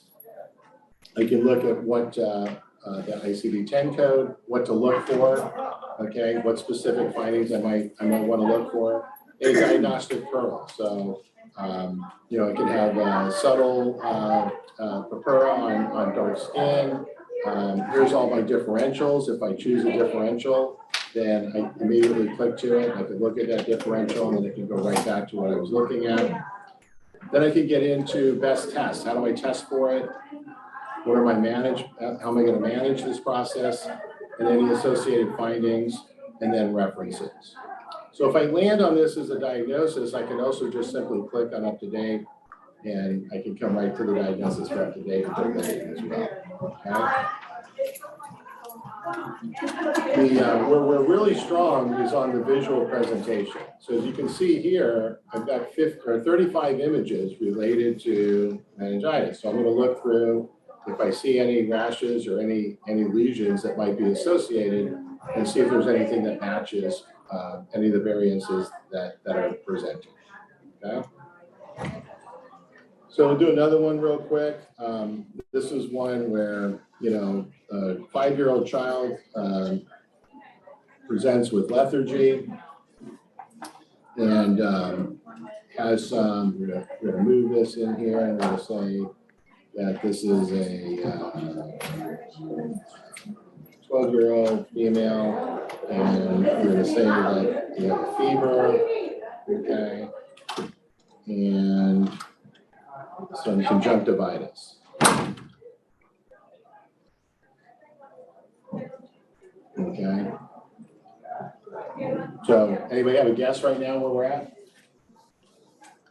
No? Like pink eye? Okay, so maybe some pink eye, maybe some issues going on there, okay? But actually our number one diagnosis is 73% is Kawasaki's disease, okay? Now, I could put in, what else would you expect with Kawasaki's? Red nose, Right, the strawberry tongue, everything like that. That's actually a late sign, okay? That comes in, you know, 3, 4, 5 days later, okay? So already we're building that up. So that's 73%, right, tells you to consider that. Now, ironically, right, it's online, you know, with bacterial sepsis, also up there, you know, infection, influenza. So now if I go in and I edit those findings and I say, okay, let's add in the strawberry, if I can spell, let's add in the strawberry tongue, right? Okay, now look what happens. All of a sudden, Kawasaki's goes from 73% to 93%. Okay, so the more information that's provided, the more accurate the differential becomes. And really where this is common is that, you know, it's very easy to put that picture together for stuff that you see on a regular basis. What it does, it helps you look at what you don't see on a regular basis, so that you're not leaving it out, you're not missing something, okay? Any questions on that? So if we go to Kawasaki, we get the same information. We can look at those nice strawberry tongues there, what they look like. Okay, there's the conjunctivitis, and we can look at the scaling and also some of the pictures of the, you know, later on signs with the crusty lips and the like. Okay, so I can come here and I can say, what are my best tests? Okay, I want to do an ESR, I want to do a CRP, urinalysis. You know, one of the dangers about Kawasaki's disease is the possibility of cardiac issues. So we want to do repeat EKGs, make sure that we're not developing any other problems, get them on some, you know, IVIG real quick and then follow that up. So, you know, again, early diagnosis is kind of the key there, okay? So another one that I would like to go over is this one with, we're just gonna say abdominal pain, okay? And this is gonna be 25, female, and recent travel to South Africa. Whoops. South America. Okay, so based on that alone, And if you build up your differential, if you click on these little green dots, it makes them a required finding rather than an optional finding. So right there, what are your thoughts? Huh? Could be an infection, could be something, right? Transient. Okay. So if we look at this, could it be typhoid fever? Could it be some sort of, additional virus infection, et cetera, right? Okay. Very interesting. So now if I go in and I add a little bit more information and I say, you know what? Patient has a fever. Okay. Now what's all of a sudden in my differential? Malaria. Okay. So one piece of information different, and all of a sudden malaria went from about a 53%, or about a 43% up to a 57% there. So you can get, now you have almost a three-way match here with the two. So again, it's all about building up that differential and ruling out one versus the other. So it gives you stuff so that you don't miss stuff. Now, what's nice about it is we have these are called sympticons. You can look at it and you can see what other things might be related to it. So you've got the malaria, you got the nausea. We didn't put in vomiting, but we could ask them now. I wonder if they've been having any vomiting, right? We could start asking the patient to give more details. They've got the headache, chills. Oh yeah, you know what? I have been having chills. Okay, now I add that information and it's going to help narrow down my diagnosis for what's going on. And if I click on malaria, it's going to give me my treatment options. It's also going to give me some images, what that chest x-ray might look like. Okay, there's your pathology. Okay. All right. And then let's do one more. Or we did that. Let's see, we did the okay. All right. So who's got their phones? Everybody got their phones ready? Okay. So here's what we're going to do. Go into general symptoms. We're going to say that this patient has a fever. Okay, you can just open it up, type in fever, or you can go into general symptoms. You just have to open the app. Did you get a chance to download it? No? Okay. Well, if you want to sign up for it right up there, you can. Okay, but if not, we'll go through it. Okay. So everybody just kind of follow along. So we're going to say general symptoms. Okay, we're going to say fever. We're going to make this a 40-year-old male.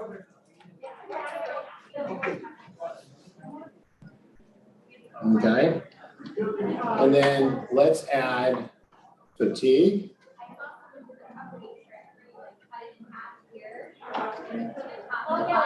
And then when did it develop? Let's say that it developed over the course of a week. Okay.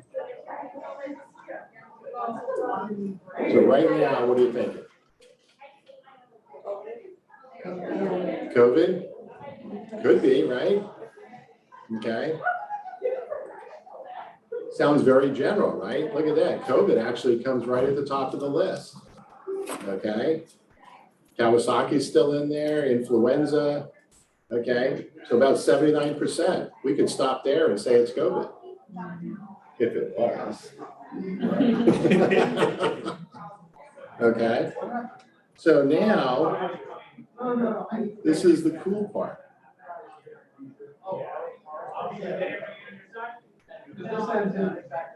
So they have elevated AST.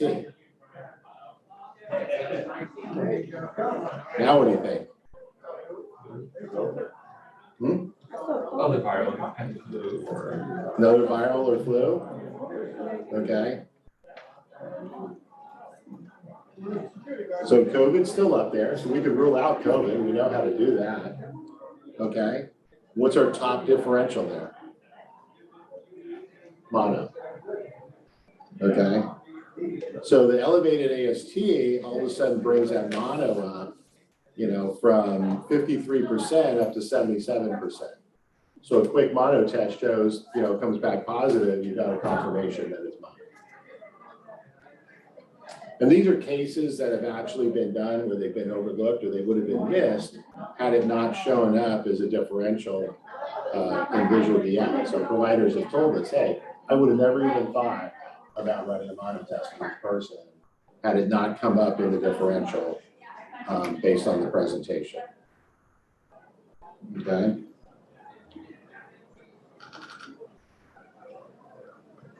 Any questions, thoughts? So we only have 4 minutes left, but basically the advantage of the phone app is you get one additional feature, and that is you can take pictures. So it has a feature called Derm Expert, where you can take a picture of a rash, you can take a picture of a lesion, of a mole, okay? And it runs through our AI in the background and tries to match it up. You answer a couple of questions, you know, does it itch? Is there a fever associated with it, et cetera? And then you can start to look at like images and see what those look like. And the reason that's important is because rashes, images, et cetera, don't always show up the way they do in a textbook, right? So let's take Lyme disease, for example, okay? Everybody's familiar of what Lyme looks like. It's that target, it's that bullseye, that's what's in the textbook, right? Okay? But when you look at disseminated Lyme, okay, and it shows up as something like this, I wouldn't think about Lyme, okay? Does that look like Lyme? No. Okay? So all of a sudden you start seeing different variations in different stages of the disease process. And then something that we do that's very unique is we also display images based on different shades or different colors of skin because the presentation is going to look much different. Okay? So if you looked at that image right there, would you be thinking Lyme? No. So it's a good way of helping to, you know, represent different disease process. Here's another example. This is somebody who has big time disseminated Lyme. This is an abdominal photo. Again, not your classic textbook presentation. So that's really what it's designed to do, is to help provide that clinical support, that differential diagnosis support. Yes. Where are you getting these pictures that you're using to treat your home? Like, do you have certain accuracy numbers for patients of different skin tones or different presentations? We do. We own every image that we have on here. Every image has been provided by a clinician who's a specialist in their field. So if it's infectious disease, it's coming there. It's being curated by others as well. So there's a board of clinicians who review everything, all of the symptomology, all of the references as far as diagnostic protocol and everything is all curated by our current board of clinicians. So we don't use any images just by taking off the internet. Everything is controlled. And if I take an image with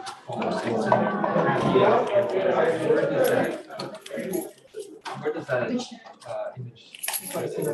you guys use that image in feature processing? So we take the metadata from it and we use that to analyze it, but the image is not stored. Okay, now in the future, there's going to be the ability to take that image if you use it on the phone and move it to your EHR. Okay, but right now it just goes away. Now, if you save it on your phone and then you load it into the app, then obviously it still exists on your phone, but it does not exist for us. So we don't maintain any of that information. Because I'll be honest, this is the and the differentials every single thing. Like for example, Kawasaki has their Oh, we're done? Do the rough. Yeah. 40 year olds like Kawasaki. Even in the first paragraph of the Kawasaki, Right. Oh, really? I did not make mine yet. That was 45% for us currently, that's I apologize, but we're at time, so we need to flip the room for the next demo.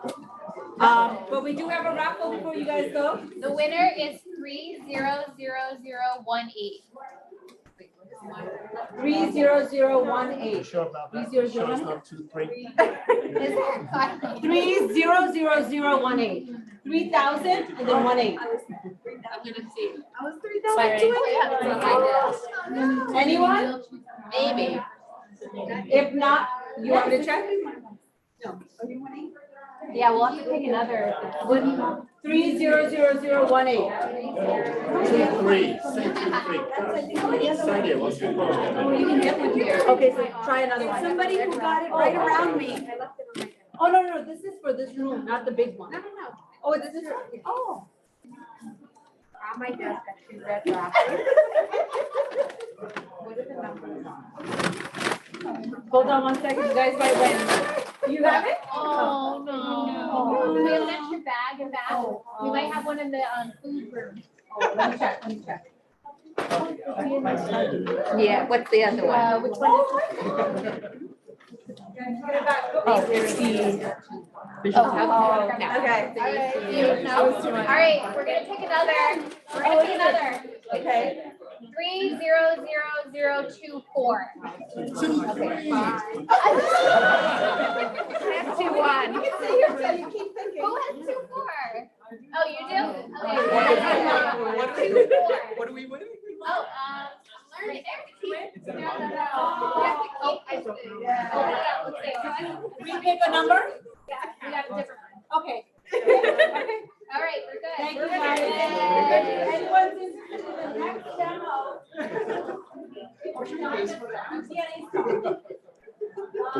And then Oh, no, it's a cat.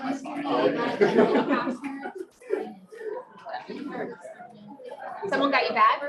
Yeah. Thank you so much. Do you want to use the analysis model? Oh, yes, here. Oh, thank you. You're welcome. Are you coming in for the demo? DNA star, laser gene.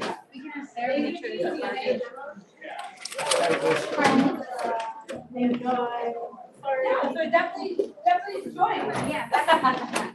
Yeah, definitely do. Come on in. Definitely tell your friends. Yeah, come on back. Oh, actually, a lot of people are using it. All right. If you're staying safe, you're, we were. Perfect.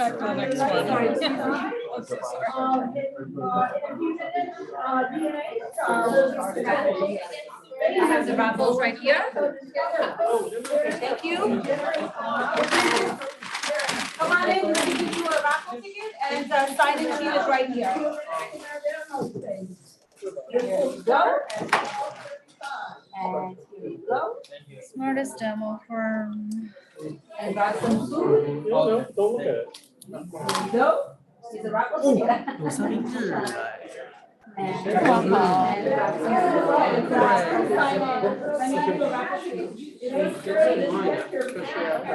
it was the last demo, No, right? look at it, that's all. No. I'll give you another one. Are you ready for this demo? So this is the laser. 我操，我的 CWID 怎么办？我能 leave it blank 吗？啊？我填原来那个吗？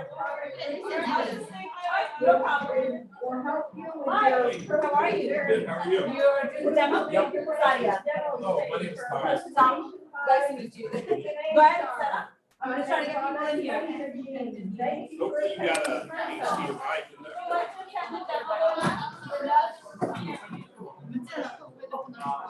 Now. I'm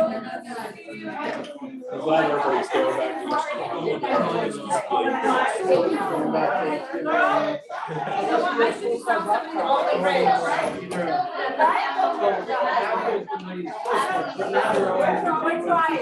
What's the difference between these two? Laptop runs a little faster. 快找到办公室去。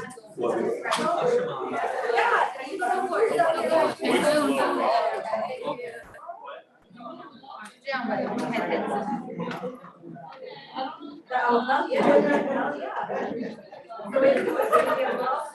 Right? Starting right now, starting in about 3 minutes. We were open. They gave consent.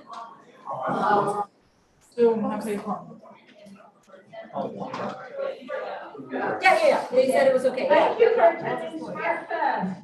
Please make your way to the demo space where DNA Star is presenting on laser gene and how you can use laser genes in your protein analysis. Please make your way to the demo space. A presentation by DNA Star on laser gene. Get a raffle and a prize. At the end of the demo.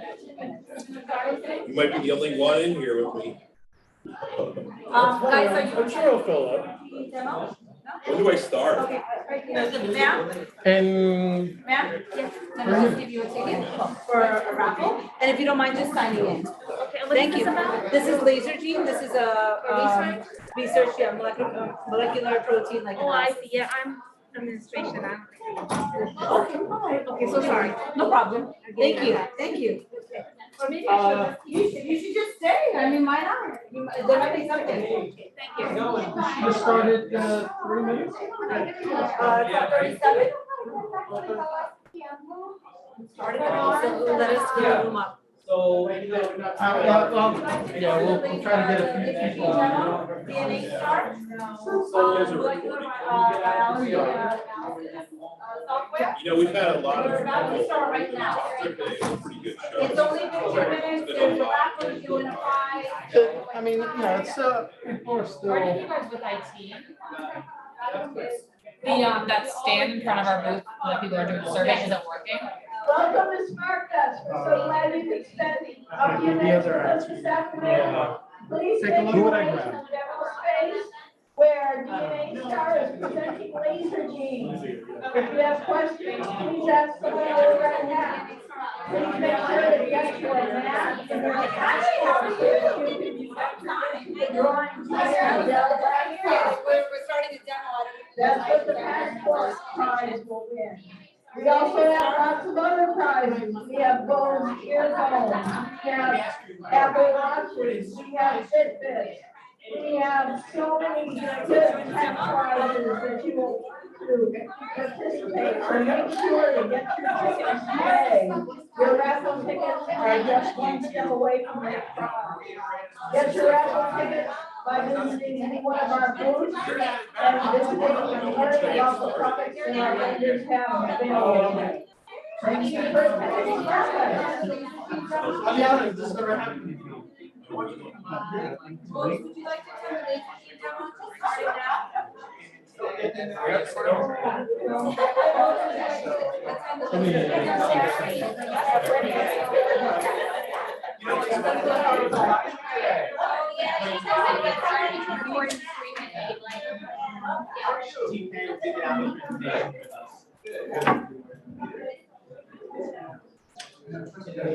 You can get started. Very well, thank you guys for joining us today. So today, I have a presentation on a new functionality that we're releasing actually this week that allows us to look at any really bacterial or viral genomes and how the nucleotide data represents changes in the proteins of different strains. And specifically, I'm going to be working with some COVID-19 strains, around 340 of them. And so the tools that I'm using our Megaline Pro, and it's part of a suite package that you guys have on site here. Is part of your portal. It's a site license that the group pays for here, so everybody has access to these tools. But what the tool is capable of doing is we can now load in a reference strain, and specifically I'm loading in the HU1 strain that came from Wuhan as a reference strain in a multiple sequence alignment. And then I'm loading in 334 other strains as well. And now if you notice, these are nucleotide data sets. And what this tool is going to help us do is look at how these nucleotide data sets represent changes in the protein instead of just the nucleotide changes. The reason we developed this workflow is because in talking with a lot of researchers, we noticed that a lot of people are spending a lot of time trying to convert and translate manually different nucleotide sequences to protein translations. And so we developed this workflow to help with that. And so if you notice, this right here is the HU1 strain that came originally from Wuhan. And one of the things I can do is I can rename the strain so it makes a little more sense. So I'm going to add a description to the default name, and I'm going to take the default name out. And then what it does is it lets me see that this is now the HU1 strain. If I hover over that, that's going to be labeled in that regard. Now, all these other strains here, these were all downloaded from NCBI, and they represent 334 of the over 1 million deposits that were made over the last few years to the GBK depository in NCBI. And we used our tool. I'm not going to show you how to use this, but we used our tool to download these sequences in GBK format. Now, it's critical that I'm using GBK files here, because if we look at one of these GBK files, I'm using an open source tool called Universal Viewer to view this. It has gene and CDS features. These gene and CDS features are critical for this analysis, so this won't work as well if you're using FASTA files. I just wanted to point that out, that it's required to have gene and CDS features here. But what the tool can do is we can load in this case, I've only done 334, but I've loaded up to like 10 or 20,000 of these, and it takes maybe an hour to do this.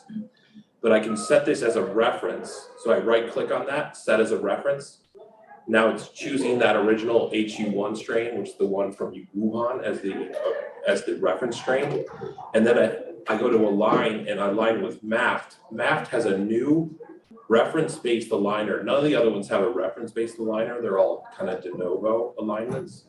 The MAFT aligner can use that strain that I marked as a reference as its reference strain. And so if I use this MAFT aligner, it takes around 30 seconds to do 334 of these. Now, it used to take us hours to do this before the MAFT reference aligner came out. And especially if you use Clustal W or Clustal Omega, it would take hours to just do this many, because these are rather large genomes. They're not huge, but it's 30,000 sequences times 300. But so in that amount of time, I can now have a reference-based multiple sequence alignment of those genomes, and you can see those here. Now, additionally, we have a tree capability where we can make neighbor joining and maximum likelihood trees. The maximum likelihood trees take longer, but they also can provide bootstrapping. So if you need confidence values in your clades, you can have those confidence values. But for today's demonstration, I'm just going to be doing a neighbor joining tree because it's fast and it'll show that it'll give a good idea on the capabilities. Now, while that's calculating the distance tree, I'm going to go up to this compute variance tab here. Now, this is all brand new capabilities that were just released. In fact, the capabilities that I'm showing were kind of released in conjunction with this talk we're giving today. And it's going to be in the 17.4.2 version. And your group here does have access to all these tools, but you may not have access to this specific installer. So you can contact us if you need that installer, and we can get you this version. But if I now click the compute variance button, it just takes a few seconds to calculate all the nucleotide variants in all the strains here.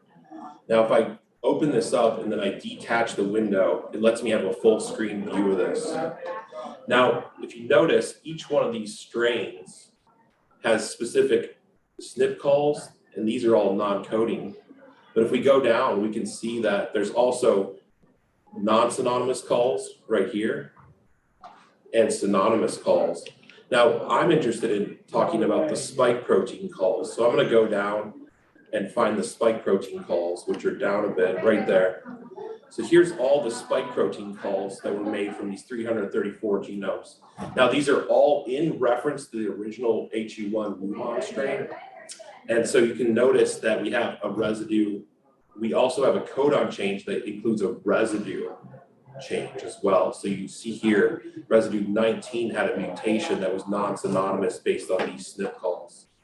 Now, additionally, we now are just releasing this week. We have a delta change values where we can see how these non-synonymous calls are changing the protein and how that changes the charge, the PI, the hydropathy, the aliphatic index, and the instability index.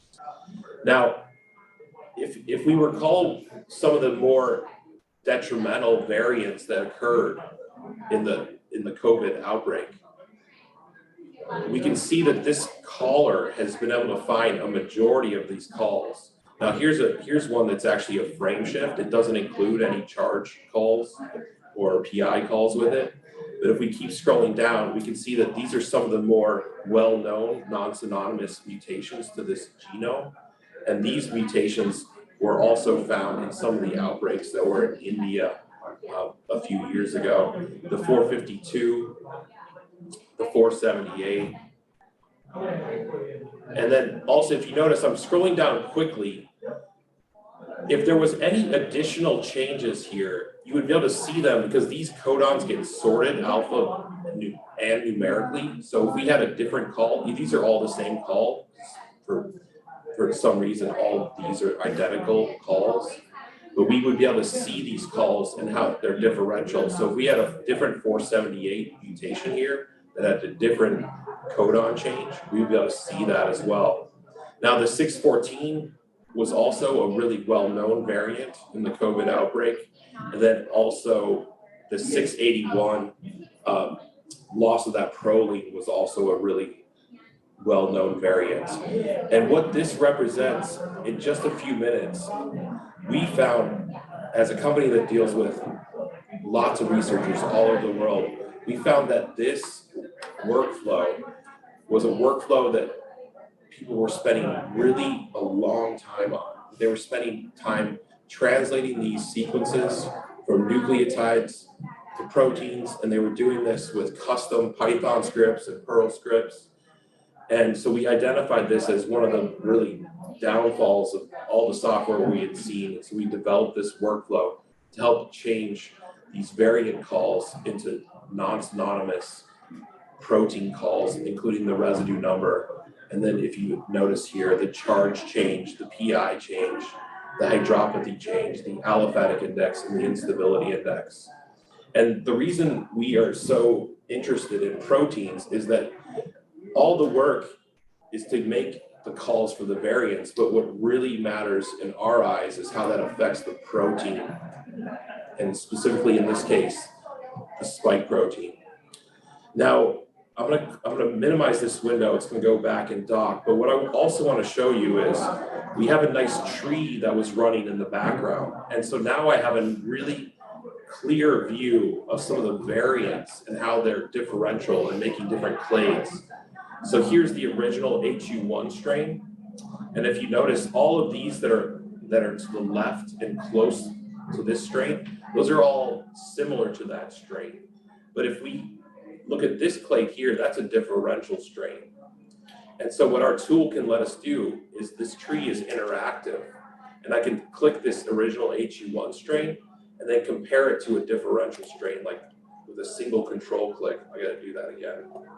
So I did a single control click. Oop, I did a shift click. So I do a single control click, and then I can do a right click and then do a really fast pairwise alignment. And then we have local, global, and semi-global. Now, semi-global, we're not gonna use, because that's really for like when you're aligning a primer to a much larger sequence. But in this case, I'm gonna do a global Needleman winch alignment, because that'll fix the endpoints of my alignment and give me a full alignment without any loss. A local alignment will look for the smallest, tightest alignment possible. And so I'm gonna do a global, and also if anybody wants to learn more about this, there's a little help button here that loads up our pairwise alignment help page, and you can go down and see what these different alignments do by clicking on some of these information links we have.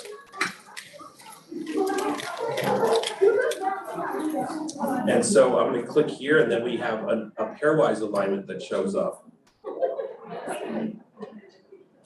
And then we can see all the different variants between this OP63044.1 strain and the original HU1 strain. Now, there is a bit of a secret trick here, because our software is full of kind of Easter eggs, they call them. If you do a shift click and then do a control click, you get a really nice text-based output format that can go into Notepad in a really, I just like this type of format because it's kind of NCBI looking, and it's all text-based. And if you notice, you get identity changes and you get gap percentile from this report. Now, additionally, we have a really huge distance table that gets generated as part of the tree building process. And you can then see differences in this kind of distance map. It's a color-coded distance map. You can also change the coloring of the distance map by using some of these icons. Now, one additional thing that's really helpful is because we made the tree here, the tree has a specific order that is generated from all this data, but these sequences are not in that order. So if I go to tree and go to order sequences like tree, it'll then flip all the data around to match the tree. So if you notice, we have the 630057 at the top here, and now if I go to the top, the 630057 is also at the top.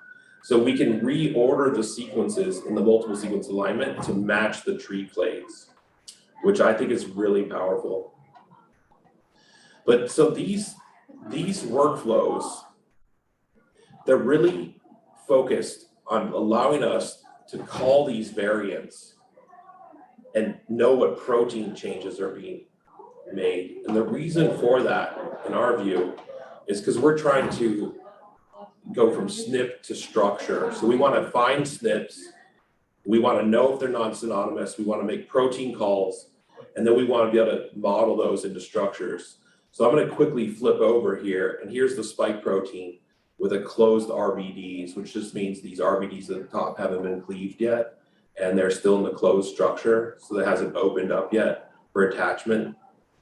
Now, what we can do is we can take those variants that we just found, and I can go to a specific 681 region. Let's see here, 681 is actually right there.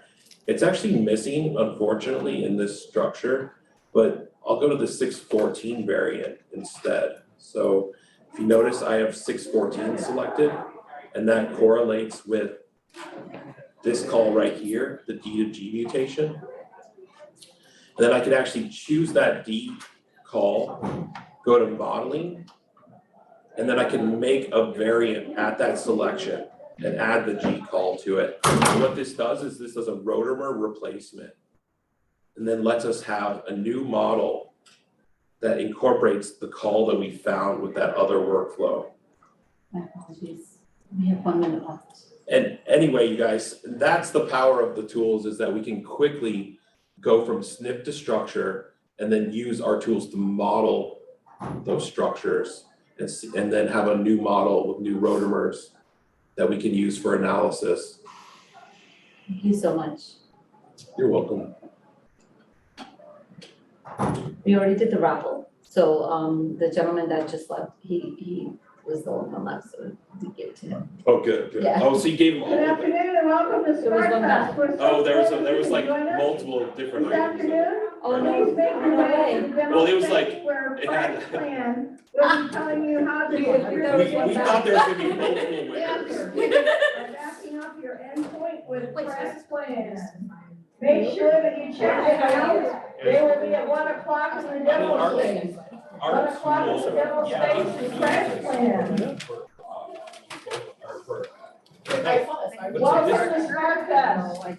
Have questions? See somebody in a red hat? Need a map? People in Need a for passport crash plan. so that you can win great prizes? See somebody in a red hat. Make sure you get your map and your passport so that you can win some of the big prizes in the raffle at 3 o'clock today. You guys coming in? Thank you. Thank you. SMARTFest. I want to get a slice of.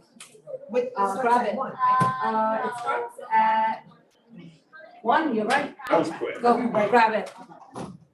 Hey, thanks a Let me lot. give you a raffle ticket, and if you don't mind just signing in. Sure. Let me give you guys a raffle ticket, and if you don't mind signing in. Oh, no worries. Right there. Thank you for attending SMARTFest. Thank you for Let me attending. just give you guys a raffle SMARTFest. ticket. Thrilled that you were able to come Welcome, today. and then if you don't mind just signing in. Please, enjoy some good food while you're Thank you here. again, appreciate it. Please make sure that you get a map and a passport so that you can win some of our fabulous prizes today. We have Dell laptops, we have Bose Let me give you, headphones, did I give you a raffle we ticket? have, Oh. smart watches, Thank you. Apple smart watches, and other kinds of smart watches. Okay, but definitely sign yours. Let me give you guys If you lose your. And please sign in right here. So these are just some of the wonderful prizes. You get cards sent to our vendor. And then just sign. Table or on the side? Whichever's clever. And just sign in. You definitely sign in. I will take Here you go. But there's sandwiches in there. And just sign in. Hi, you have a crash plan demo? Fantastic. You have a raffle ticket, and if you don't mind just leave it to sign in.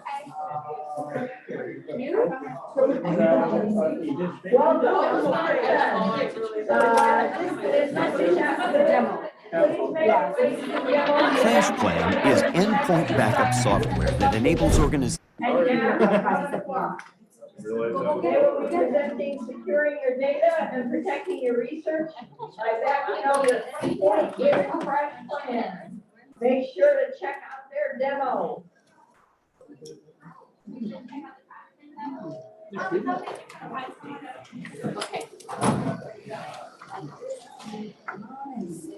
See, I'll go find it. See?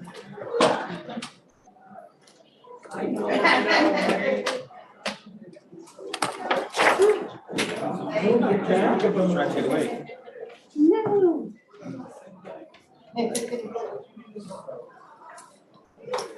Are you here for, did you already get raffles? Yeah. Okay. He's not there.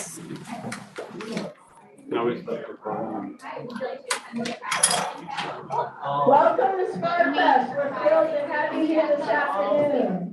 Please make your way to your demo space. Yeah. Where So you Crash get a Plan raffle, will be presenting and then a demo you just sit down and about 15 minutes and then talk about it. at 1 o'clock. Yeah, did you, I thought you would. If you have questions, see someone in a red hat. Did you Make sign sure it? to get your map and your passport so that you can win some of the great prizes that will be raffled off at 3 o'clock today. Starting in about 2 minutes, 1 minute? Get your prize by visiting all of our vendors. Welcome to Just sign it right there, SMARTFest. and I'll give you. Please make your way to the demo space where Crash Plan will be presenting a demo at 1 o'clock. Make sure you'll get a raffle ticket if you go to the demo space, and you will, be entered into a raffle, for a prize that is presented just for those attending the demo.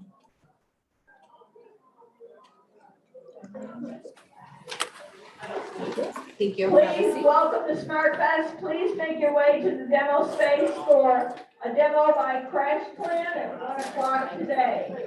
Make sure that you visit your vendors and get lots of red tickets so that you can enter into the raffle at 3 o'clock today. Thank you for attending SmartFest. Yes. Please make your way to the demo space where Crash Plan will be presenting a demo at 1 o'clock.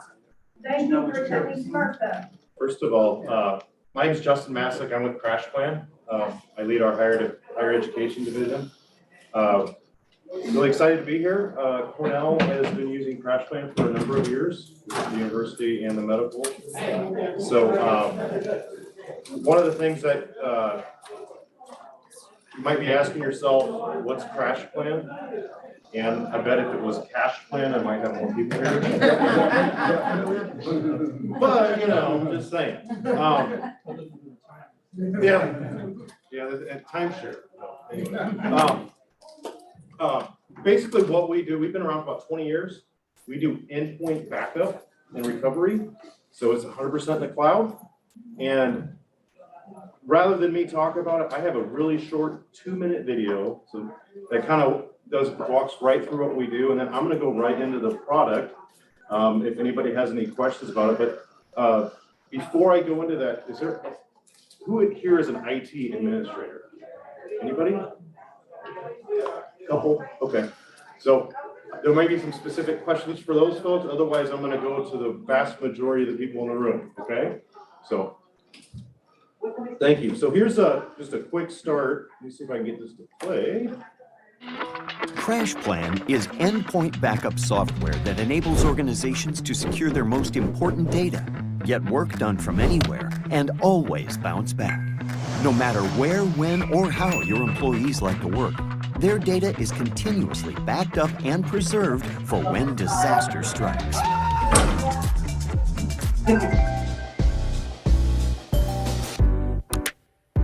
Stuff happens. We accidentally delete files, corrupt data during upgrades, overwrite important information, and lose work in more unexpected ways. In just a couple clicks, users can restore some or all of their files, including what they were working on just minutes before losing data. And Crash Plan works on every major OS, so Windows, Mac, and Linux users are all equally protected. It's eventually going to be time to move from old and busted laptops to the new hotness. Most orgs call this device migration or tech refresh. Crash Plan backs up every 15 minutes so users can pick up precisely where they left off before starting the migration. If a ransomware attack targets your workforce, Crash Plan lets each impacted user roll back the clock and restore their computer to a point moments before the attack happened. By securing their IP with Crash Plan, organizations maintain productivity and take the power away from cyber criminals. At most organizations, legal hold requests cause clashes between legal and IT. But with Crash Plan, the legal team can now initiate legal holds from a web app, no IT help required. And the Crash Plan API integrates with eDiscovery software, so you can easily collect files for eDiscovery straight from your existing solution. Whether you're a small business looking for simple backups or a large corporation looking for an enterprise solution, Crash Plan is secure, scalable, straightforward endpoint backup. Find out more or start a trial at crashplan.com. Okay, thank you. That was, felt like it was a really good overview of what Crash Plan is. So endpoint backup. To give you a little bit of idea of how this actually works, is we have an agent that goes on the machine, and what the agent does is it initially, and I should mention this is it's a software program, so you don't have to do anything as a user, right? You get put on your work machine, and then right away it starts taking an initial backup of all your data. Let's see if I can share this. So right away it starts taking an initial backup of all your data, and we're going to secure that in the cloud. And then the minute that, let's say I drop this device, or heaven forbid, I click on the wrong link and I have ransomware or something like that, I can very easily go back to my go back and get my data right away. So that's one of the things that we do. Let me see if I can share this.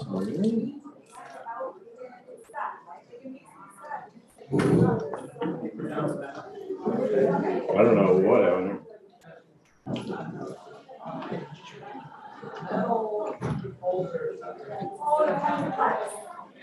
Yeah.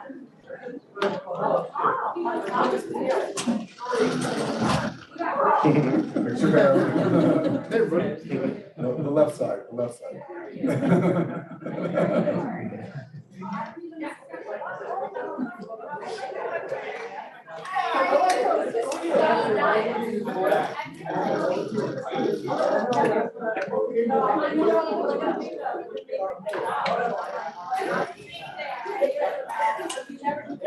I mean, this is fine, but. How do I do that?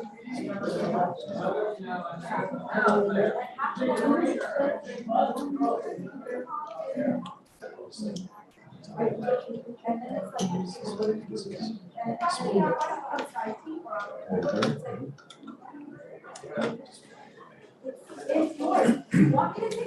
for your help.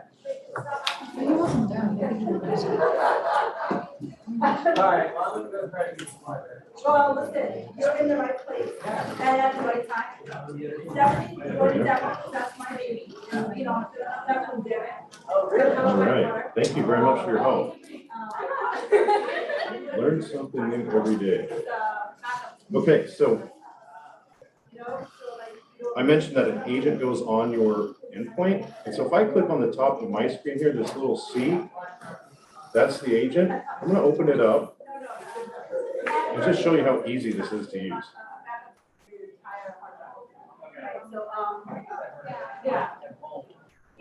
Okay, so if you're a user, you could go in and restore any of your files at any point from our cloud.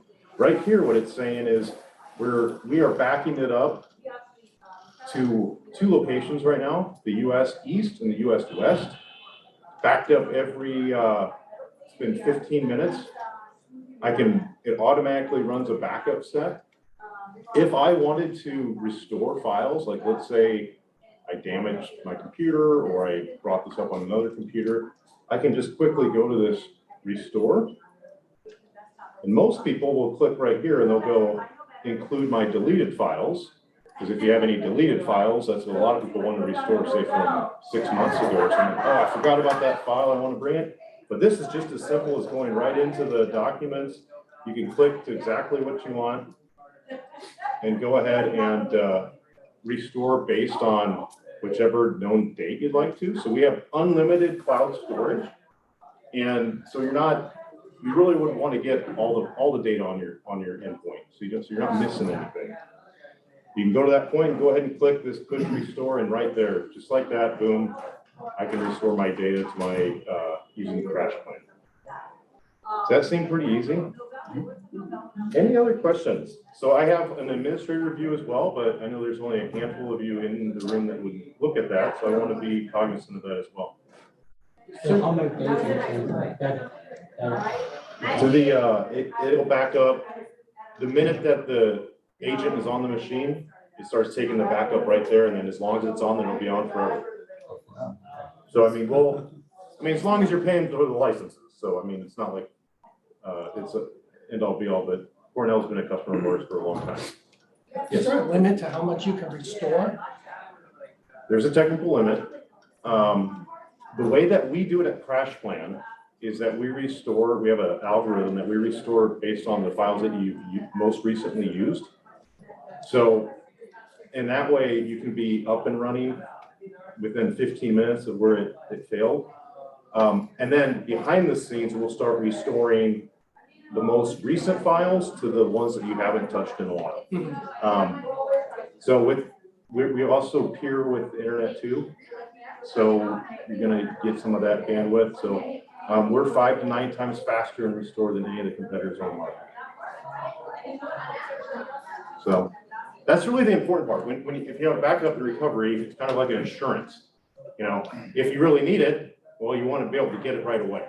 And the one thing that we do with Crash Plan is we're able to provide that restore very quickly, within some limits. Any other questions? So anything that, I know there's probably some people, we do also have a consumer product. So folks might be familiar with that as well. A lot of folks, we've been around for 20 years, so some people have been using the consumer product. And then we have an enterprise product that allows you to really deploy it on machines. And you know, to give you an idea, we usually have about one person per 30,000 machines. So it's very not time resource intensive. If you have, you may come over, say I have a laptop with this, and you restore the same file on both? Great question, and I'm glad you brought that up. So with our enterprise product, one that Cornell has, we license per user. So each user can have up to 6 devices. So one of the things that you can do is if you're working at the office and you needed something from your desktop at home, you can log on to our web console and restore it there if you needed to.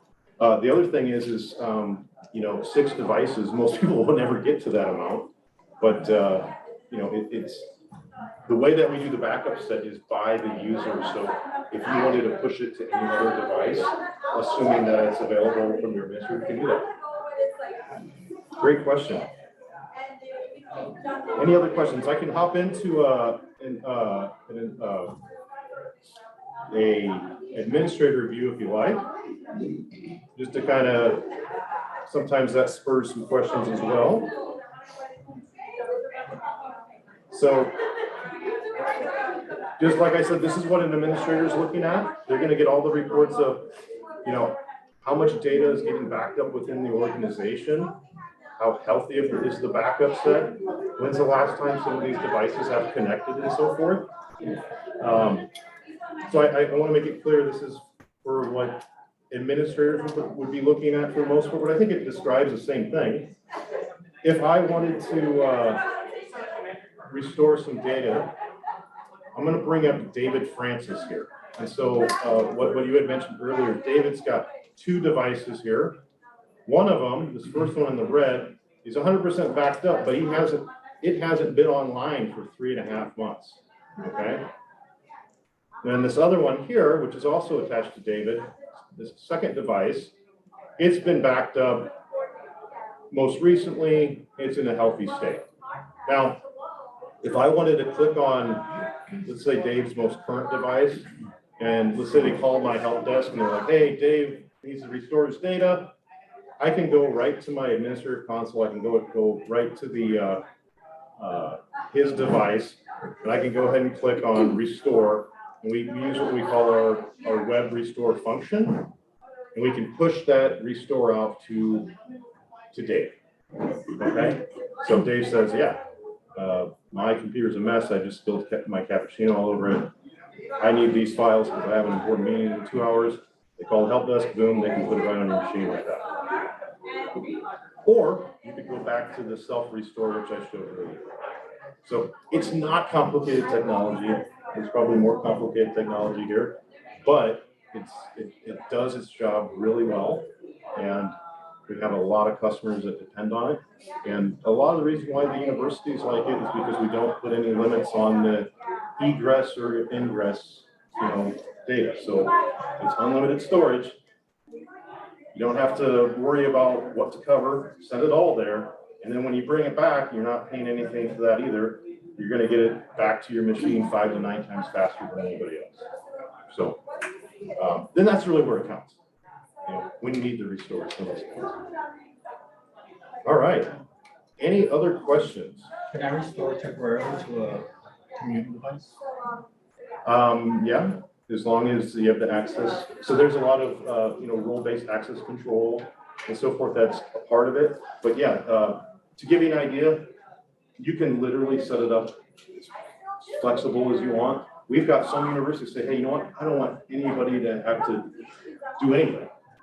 Fine. We have others that say, you know what? I want them to be able to, if they want to use a self-service tool and restore something on their own, that's great. In fact, our data, most of it, I would say, is about 80 to 85% is in cell phone stores.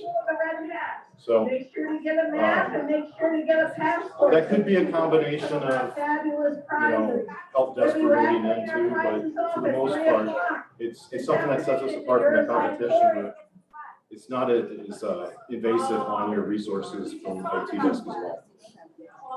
The other thing I should mention, which is really big, is each organizational unit within the different departments can have their own separate autonomy, okay? So you can realize the benefits of the volume purchasing through Cornell, but you can have your own administrative rights, your own unit, supported by your own teams and so forth. So it's a situation where a lot of universities and colleges really like that because, they have different needs. They have people supporting them. So you can have that autonomy as well. Time with us this afternoon. Is that any other questions? Please make your way to the demo space at 1:25. Well, I appreciate everybody's time. I'm going to be here. I'm happy to answer any questions or just general questions in general. I know we've been around for a while and happy to answer any myths or if you can stump me like you did. That's always possible too. Thank you very much. Thank you. Thank you. Thanks.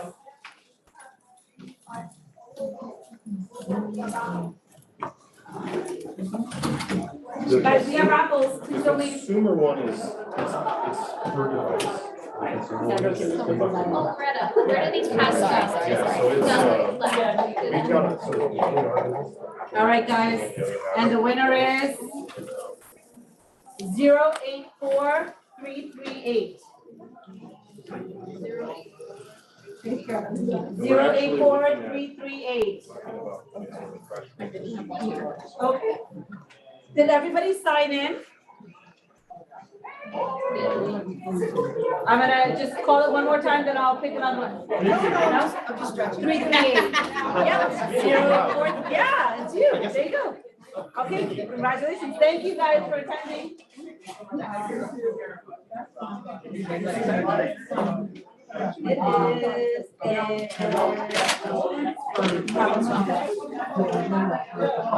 You want load up, AJ?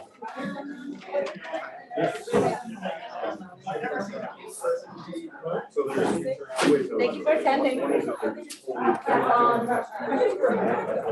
one. That's on plan. The other one is, so you would have somebody who has this overall, and that's a hierarchy based Yes, they are. Stick around. Yeah, I'm gonna give you another raffle. You might as well. You should. I'm gonna give you guys more raffles if you're stick around. Really? I did see him for like 1 second. I don't know where you went. Lenovo says, hi, how are you? We're done. Yeah, we picked the winner. If you guys would like to stay for Lenovo, please do so. I'm gonna bring this. Okay. If you guys want to stay for Lenovo. But what they do like. You use. I would assume that used to use them. I'm Apple. Yeah. 15 minutes. I'm gonna go. We start at 1:25, so you have about 5 minutes before we start. If you want to walk around and come back, or when you come back, then I'll give you a raffle ticket and we'll have a sign-in sheet. Thank you. Thank you. Because they're looking at ways to say, hey, how can we do less? Yeah. When it comes to after pricing. You definitely want to say grab a Lenovo. No, I already won. No, but you listen, but you're here, so why not? I encourage it. I think a lot of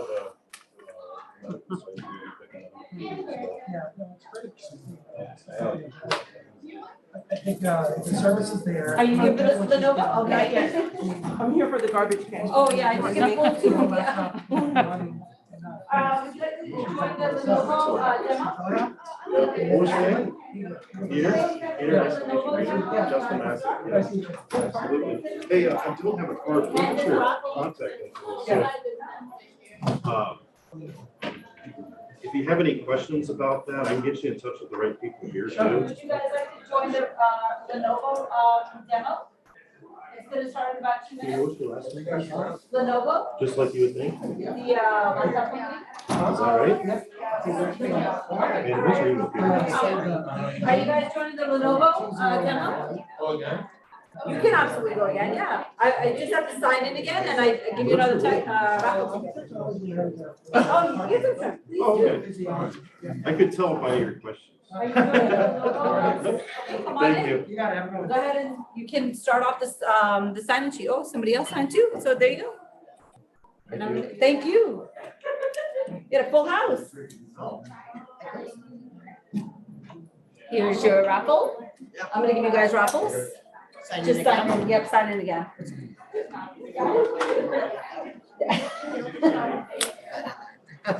Hey, they have pizza there if you want now. No, I got them. You did? I just lost 25 pounds. Oh, well, listen, I gained about 30, so I'm just letting you know right now. I call it baby fat. Right? My kid's maybe 14, but whatever. Who's counting? As long as you got a kid to prove it. I got 2. Yes. There you go. I'll back her up. I also read online that Yes. there's something like a passport thingy. Yes, there is. You grab the passport up front, and then as you go to each vendor booth, they'll give you like a stamp, a passport stamp, and then you There's qualify for eight the. different locations you gotta find. Yeah. Okay. It's a lot of fun. It's like an Easter egg. Yeah, exactly, right? But more fun. And then there's a big prize at the end. I actually don't know what the big prize is. There's tons of them. Is it a laptop? Yeah, right. Last year was. That, yeah. Laptop too, right? I'm gonna grab something. Grab, yeah, please do. And then there's food in here as well, if you want any of this. This is. Grab whatever you want. Here you go. And listen, it's only right because there are other people in here that have attended other things, so you should take it off.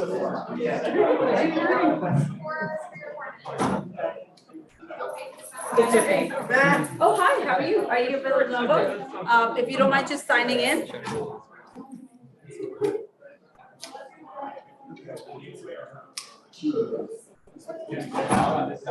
Hey, you need to join the Lenovo demo. Please join. Hi, Dr. Gardner, how are you? I'm fine. Actually, I could barely stay. Would you like to come sit down in the Lenovo demo? What's Lenovo. Yeah. Lenovo. The Dell competitor. Yeah. You'll enjoy it. I'm ideal. I mean, so am I. Let's get real. But No, I wouldn't want to take a, oh, you're more than welcome. Steal a sandwich and a seat if you'd like. I'm sure there'll be plenty. It's gonna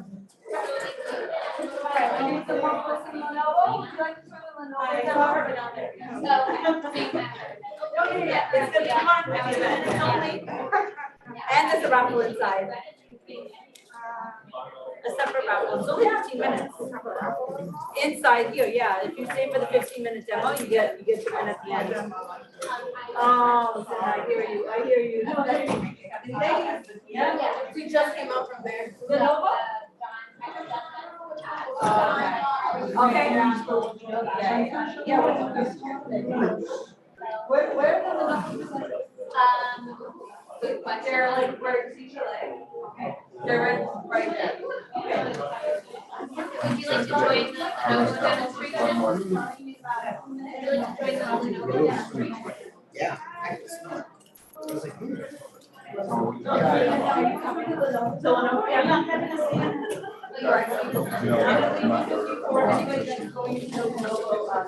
This is not coming. Yeah, look, we're on TV.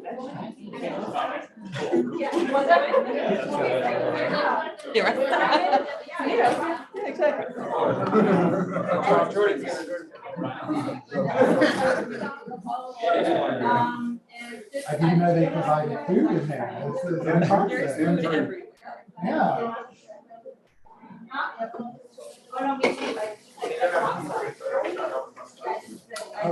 Oh, that's okay. Excuse me. Oh, sure thing. Yeah. Sorry about that. You're good. Dr. Gardner, you need a ticket. You want a raffle? That's for the students. Oh, it's for everyone. I was one second, it was so embarrassing. I told him to give it to the next draw. Aw. Okay, so I'm gonna have you sign in though, okay? Yeah, I've been chatting with him a lot. He's so nice. Oh, I just want you to know that everyone loves your hair and we call you a rock star. You're too Your kind. performance after this. You know what? That's it. That's the only reason Lenovo is sleeping. And the rock star hair. 4006. Oh, we're so close. Actually, Yo. that's crazy. I wonder, is that just incremented? Are we, that can't be. I can't be the 30 employees above you. No way. I don't think so. Okay, if you don't mind signing in. Oh, yeah, because I know 4004. I know another person. And if you don't mind signing in, please. There you go. Yeah. Can you imagine though? Yeah, it's a big champagne. It'd be pretty impressive, wouldn't it? Look at our diversity. Yeah, we would. Robin would have to have you. Your wife, she would have to come, right? I know, I know. And then grab a seat, folks, and then we're gonna get started.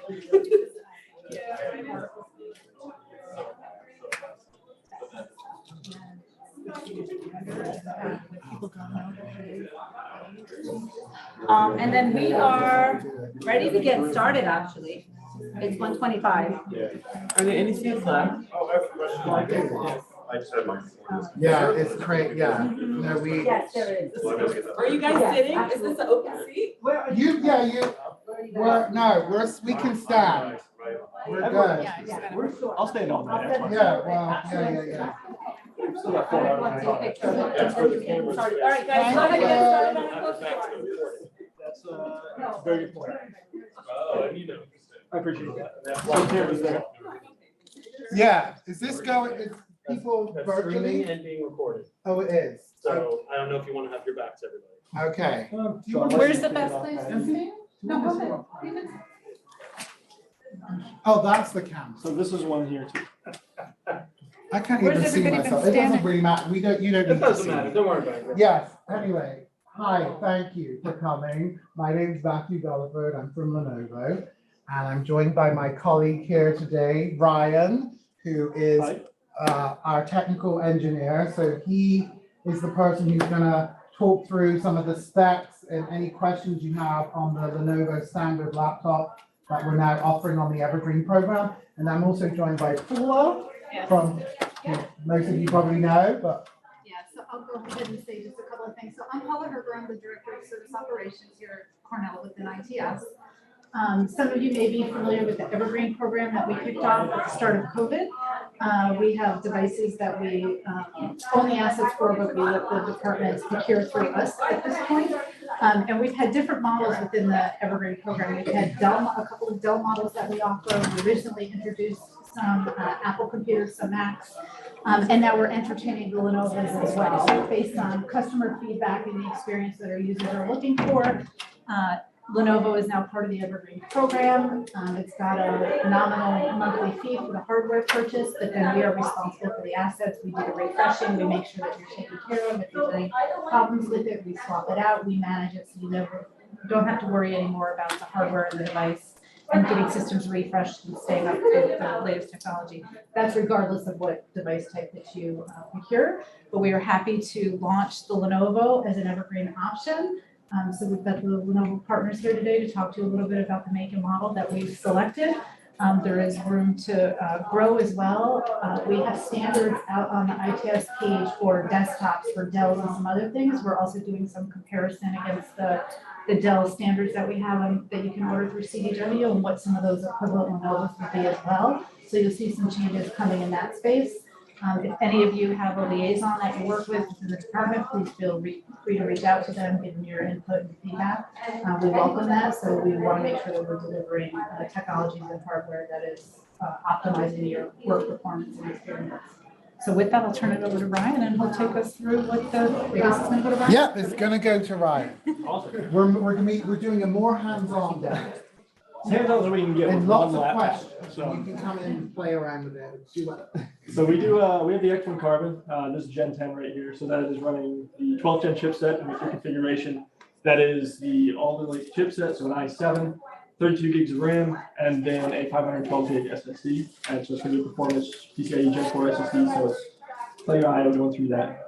Beyond that, you will have a standard 14-inch display. Everything from Lenovo's perspective, we are migrating towards 16:10 aspect ratio. So we're moving farther away from the streamlined 16:9 widescreen and filling up more of the empty space around the display. So you're getting pretty much more pixels, smaller bezels around the display side. Beyond that, there's lots of features, functionality built in. The X1 series is the premier line of ThinkPad. So it's the top of the line when it comes to ThinkPad. So you'll have the newest innovations, the newest features, you have the thinnest, the lightest, most portable devices, while still maintaining, What's the native resolution? Native resolution on these, I believe, is, we're doing 1920 by 1200 with Yes. 16:10 aspect ratio. So you're getting pretty much an FHD plus, more or less. Now that said, we are doing a lot more around just the core hardware when we innovate our products. So when you're looking at something like the X1 Carbon Gen 10 and future generations beyond, we've had a lot of improvements around things specifically tied towards unified communications. So Teams, Zoom, WebEx, whatever the platform is, we've had a lot of innovations around things like the cameras, the microphones, and the capabilities and software behind the scenes there. So full HD cameras across the board as options on all ThinkPads. When it comes to the microphones, we have a partnership with Dolby for audio and microphones. So that way you can have improvements from a software perspective. When it comes to the pickup of ambient noise, for instance, in background. So for instance, in this scenario, if I was on a Teams call and I had the X1 Carbon, I could have the option to turn on noise suppression, and that would filter out all of the background noise that's happening, so you can only hear my voice. I have a video that I could show, if anyone's curious, you can stop by our booth over there and I can show you the video. But basically, the guy's holding a power drill next to his head, and obviously it's a power drill, it's pretty loud. He turns that on and you can't hear the power drill at all, but you can only hear his voice. So a lot of features, functionality built in from that perspective as well. And then of course, one of the big things from a ThinkPad perspective that's always been tried and true is we're very proud of not only just the design, consistent, simple design that just works, alongside things like the keyboard, which has a nice tactile response, solid build, solid keys, but the quality and durability of a Think product is really important. We mil-spec test every single one of our devices, 12 methods, 26 procedures, ranging from things like traditional vibration testing during shipment to shock and drop tests, things like that, and even things like fungus, salinity, solar radiation, all kinds of different tests to make sure that our devices can withstand not just the environment and kind of the world that they're going to be in, wherever that is, but the end user. Because in all honesty, the end users are typically the ones who break the laptops more often than not, for better or worse. I'll be the first one to say that I've broken a laptop or two, but I will say that Lenovo's that I've had and ThinkPads in the past that I've had have withstood the test of time very, very well. And I can give you prime examples. I dropped one of these at our sales kickoff last year, right before the product manager, and still booted up, not a scratch, not a ding. It survived from about yay high landing on the corner of the screen. I was a little embarrassed. But, these are really the premium devices that we intended to be, and we keep improving them year over year. And the X1 series, specifically the X1 Carbon, is really the cornerstone and kind of the pinnacle when it comes to ThinkPad. And then I do want to talk about what else you are getting beyond just the hardware. So we have a very powerful, very strong services-oriented organization built around our devices. So obviously you'll get an extended support warranty with what we have called Premier Support. So you have Premier Support warranty on this, which allows for extended coverage, easier access to repairs or support cases where you have a dedicated rep that can come directly to you wherever you are. It provides more of an Uber-like experience to that support experience overall. You can track the rep where they are, you can track who they are, their name, what they look like, their phone number. So you have a really great next day experience if you ever have issues. Beyond that, we also have included things like keep your drive. So if you ever do need to swap out a hard drive or replace a device, you can keep your SSD so that way you're not losing data, losing information, or for compliance reasons, not losing that intellectual property on the device. And then also accidental damage protection. In case something does happen and it does get damaged in some way, shape, or form, there's extra layers of protection there. And then last, and certainly not least, from the support perspective, one of the most important things is an extended sealed battery warranty. Traditionally in the industry, batteries are kind of the first thing to go, and everybody has a 1-year battery warranty across the board. So we extend that to 3 years, where you have extra claims on the battery should something happen in a 3-year period. Because especially over the past few years with us being docking stations or plugged into AC power most of the time. That's never good for the battery. This is a way to help elongate the lifespan of devices and make sure that you're covered from that perspective as well. And then there are some other areas I did want to talk to as well beyond things that are specifically tied to a singular piece of hardware. So at Lenovo, we do have a lot of other pieces of solutions that are built out beyond just the hardware. So one thing that we do have that we can offer is from a health and diagnostics perspective when it comes to Lenovo devices, is something called Lenovo Device Intelligence, so LDI. There are multiple different versions of this. And what LDI can basically do is give you insight into your fleet of devices, whether it's Lenovo or even potentially third party. It does encompass other vendors as well, but you can get insights into the health of your device, usage trends, things like that. You can get predictive analytics to see predictive failures of components, such as batteries, as SSDs, so you can plan ahead in case you see something going bad on a system or something like that. So it offers you a really good level of insight into your entire fleet of devices potentially. So there's a lot of different features, functionality beyond just the box that we can offer as well. And one of our things at Lenovo is really to innovate with our products and solutions. We try to do that every single year. So you'll see things like the flagship products like X1 Carbon. You'll see crazy off-the-wall devices coming up at CES every year. And then you'll see some of the more traditional offerings that we know and love from 10 years past and back when we were IBM.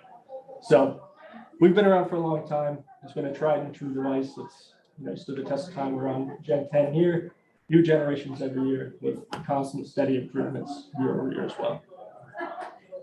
So that's kind of a very high level for the X1 Carbon. I'm more than happy to take any questions anybody has or Well, first comments. question is battery life. Yep. Conventional usage. Okay, it's going to be, battery life is always a tough question. It's almost like a loaded question, I feel like. Depends on how people use it. Exactly. So what I will say is when you're looking at an Intel, yeah, feel free to pass around. It's lightweight, everything like that. But battery life in particular, it's become even more complex with the current generations of Intel processors because they have unveiled the two different chipsets, the U15s and the P28s. So typically, if you're looking for a better battery life performance, the U15 series is going to be a little bit better. It's a little bit less power hungry, but typical usage benchmarks I think are give or take around probably around 10 to 12 hours of benchmarked battery, depending on the processor, depending on the configuration. And again, like you just said, it's very dependent on usage, image, agents, or applications running in the background, and even just power. Yeah, power your settings. mileage may vary. Oh, it always varies, sadly. But yeah. Just off the topic of X7, what input ports does it have? So it's going to have two Thunderbolt 4s coming out the side, so you can use that for either displays, docking, Thunderbolt accessories, whatever that needs to be. You'll have an HDMI, you'll have some USB-As, and an audio port. And then there is eSIM capability, things like that as well. So, if there is WN needs, that is a possibility when it comes to X1s. And do these have an RFID reader in them? I'm not sure if we can do that on X1 Carbon anymore, just because of the thinness of it. I'm not sure if we have the physical space to adapt that. If there was a need for RFID, we might have to consider some other types of devices. Okay, just curious. Yep. Can you charge via the Thunderbolt / USB-C port? Yes, that is the charging port on these, so it's a universal standard. Okay, but you have two of them then. So Correct. for charging, you only have one available. Correct. Yeah. Typically, the one in most use cases nowadays is tied to a docking station. So, but there's, I will say that right now that is limited to 100 watts, just by the standards. We can expect some changes in the future. So do bear that in mind too, up to 240 watts coming up in the next year and change.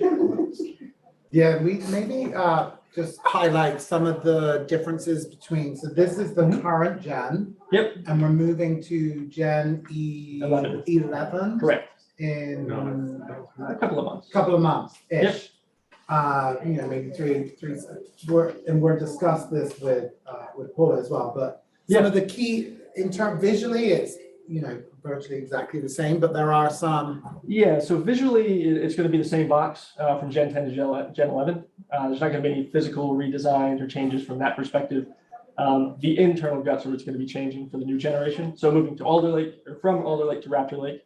And so what I've seen so far is obviously an improvement in performance, but also an improvement in battery life.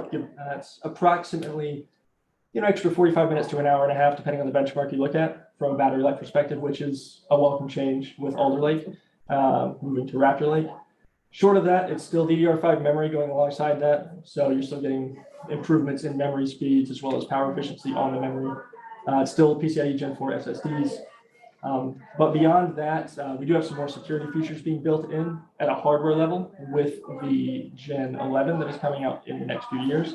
So currently we do have some BIOS resiliency built in to every single ThinkPad. So it protects the BIOS firmware at that hardware level where if someone tries to push some malicious firmware, they can automatically reapply the no good state. So you're not basically being attacked at that level. And then it also helps for an end user who doesn't know what BIOS firmware update is and gets scared and holds the power button for 10, 15 seconds and tries to create a break. It'll automatically roll back to the no good state again. So we've had that since last year in all ThinkPads. What we're doing with the next generation there is applying that to more of the firmware pieces within the system. So things like the Management Engine firmware, TPM, camera firmware, and things like that.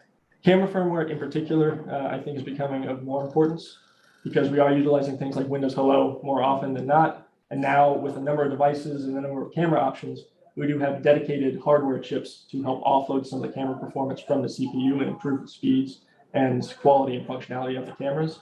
And so that becomes another intrusion point potentially when you do have a dedicated piece of hardware. So now we are protecting that at a firmware level as well. So we're doing a lot from a security perspective, a lot from an innovation perspective around the actual hardware itself. You did say HD, is it 720p or 1080? 1080p is an option on every single one. There are still a few that have 720p options, but for the most part, everyone's moving to 1080p. And then we also will have a couple of models coming up in the new year that do have 5 megapixel sensors as well. So a much improved camera versus the 2 megapixel that is the typical.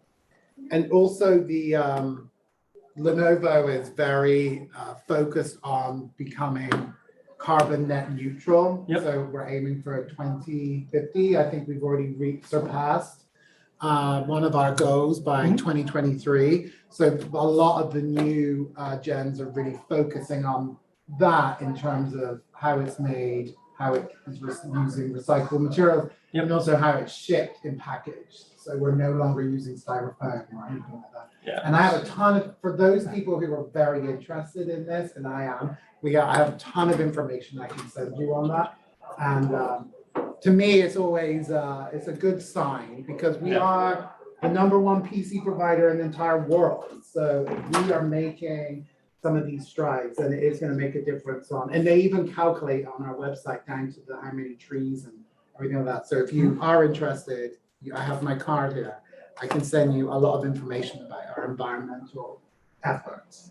Yeah, no, that is a big push, especially for the new generation as well. And I know one of the things that tends to come to mind, depending on how much research and how much you understand about the kind of sustainability and reusing and recycling of componentry and plastics and things like that. I'm so excited. Sorry. I'm distracted. The trees. So to reduce embarrassment here, let's get to the really important question.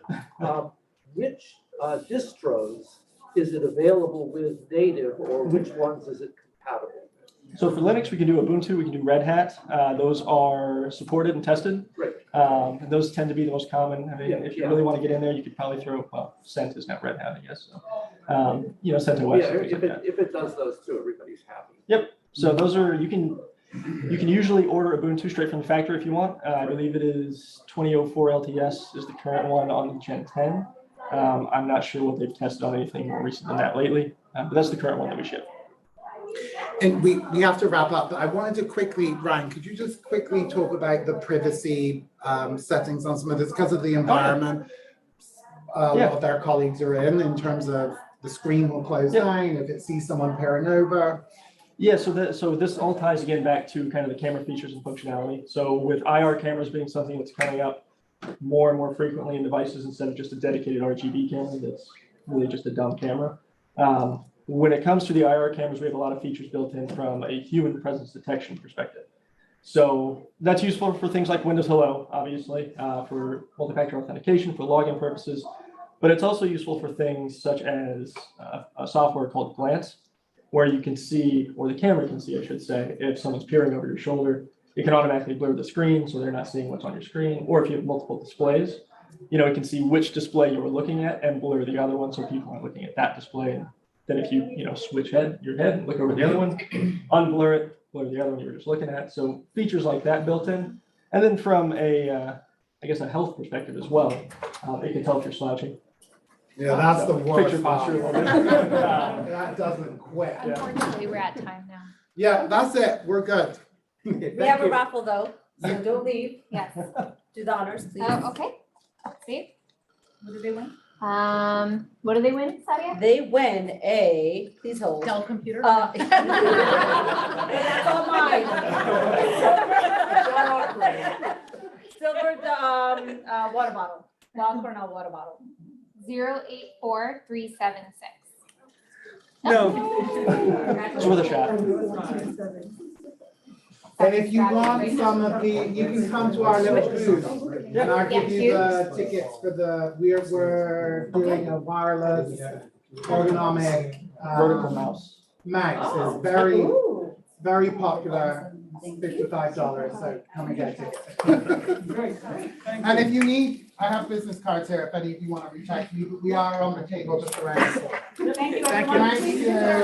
Thank you. Very nice. I gotta toss this into the garbage. Oh, sorry. Well, somebody's gotta do it. Dr. Gar is a math person. That's like, you can sit down. No, you don't. Not the ones that you got in this room. Yeah. I mean, let's set the record straight. I grew up on IBM. Oh, I just said ours. But they had vacuum tubes. How big were they? Zoom meeting. That's good to know. All right, thanks very much. Sprinkles. Me brains. I remember when I was just getting my undergrad. Me brains. You have one. Yes, this is actually the Evergreen logo. It is. Yeah, that's the same one. That's why the whoever's in the back of the seat from Evergreen. So Siobhan's like, I saw you, kicking Siobhan. you out. Someone else is passing Yeah, theirs around. I was like, wait, can I just get mine back? Thank you guys coming back for SkillSoft? Training software. Trading? Training. Oh, Training. maybe, yeah. Yeah, that's gonna be the one. That's the last one. That's 240. Okay, yeah, so we'll just get that right before the, Or in Gemini if you want. This one. Yeah, definitely come for that. Okay. All right. I'll see you in a little bit. I think we can throw it out, yeah. All right, let me just take these and sign people up. Hey, how are you? I'm Gemini. Okay. Okay, cool. Are you gonna stick around for the demo? Yeah. You're gonna sit down and sit in? I just wanted to sign in. Why not? Imagine. Who is this now? It's McGraw-Hill? Access Medicine, Access Medicine Study Tools. Hi, are you McGraw-Hill? I'm not McGraw, but I'm John. Hi, John. And I'm with McGraw-Hill. Hi, it's Sadia, nice to meet you. Hi, nice to meet you. Go ahead and get set up. Cool. We're right over there. We should have all sorts of dongles and things that you need. Excellent. And we're gonna try to fill up the room for you. Love a good dongle. Let's see. Quick question, are they able to set up here if they don't stand? The presenter, she would like to stand and have her own copy of the presentation, but we can address that No. Vice McGraw-Hill? Yes, no? Good thing you're here. No, okay. I was like, can I entice you again? This is all about. Thank you so much for spending part of Maybe I'd like to encourage you to go to the McGraw-Hill Education demo. They will demo Access Medicine. If nobody shows up, we'll just go on YouTube and find out what the grandpa saw, because I'm really curious. Shadow? Shadow? That means more. Shadow. I don't know about shadow. That means more winter. I mean, not that we kind of went through this year, so I don't know if that, what does that really mean? I need. Will you get in raffle? No. Okay, thanks, If you see someone in a red hat, you have to get this too. Make sure you get your map and your passport. report so that they can win the amazing prizes from the raffle today. Well, you know, that's what happens when you wait for the last minute. Okay. Sorry. I don't know which demonstration This one is gonna be McGraw Hill, and it's good. I say join. Thank you so much. Take your way. I will give you a ticket and you just sign it. This is your key to medical education. Please check it out in the demo space. Access Medicine with McGraw Hill. Right now. The demo? I'm going to go to the. You're gonna be here, so you get a ticket. Yep. Go, and if you don't mind just signing it. Hi, are you here from McGraw Hill? Yeah. Fantastic. I won't be here Wednesday. It's 15 minutes. It's at the end of this session. Oh, really? Okay. But would you mind signing in? Sorry. Thank you. Welcome to SMARTFest. We're so pleased you could join us this afternoon. Please make your way to the demo space where McGraw Hill Education will be featuring Access Medicine. Are you with? Access Medicine is a platform Okay. for I was gonna say. any kind of student interested in medical No, this education. is for the courthouse. Well, there's over 100 textbooks.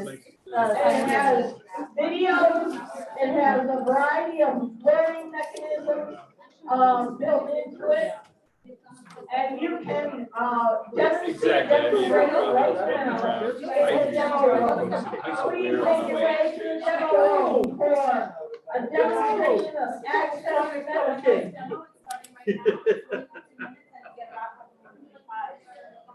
You can eat it there too.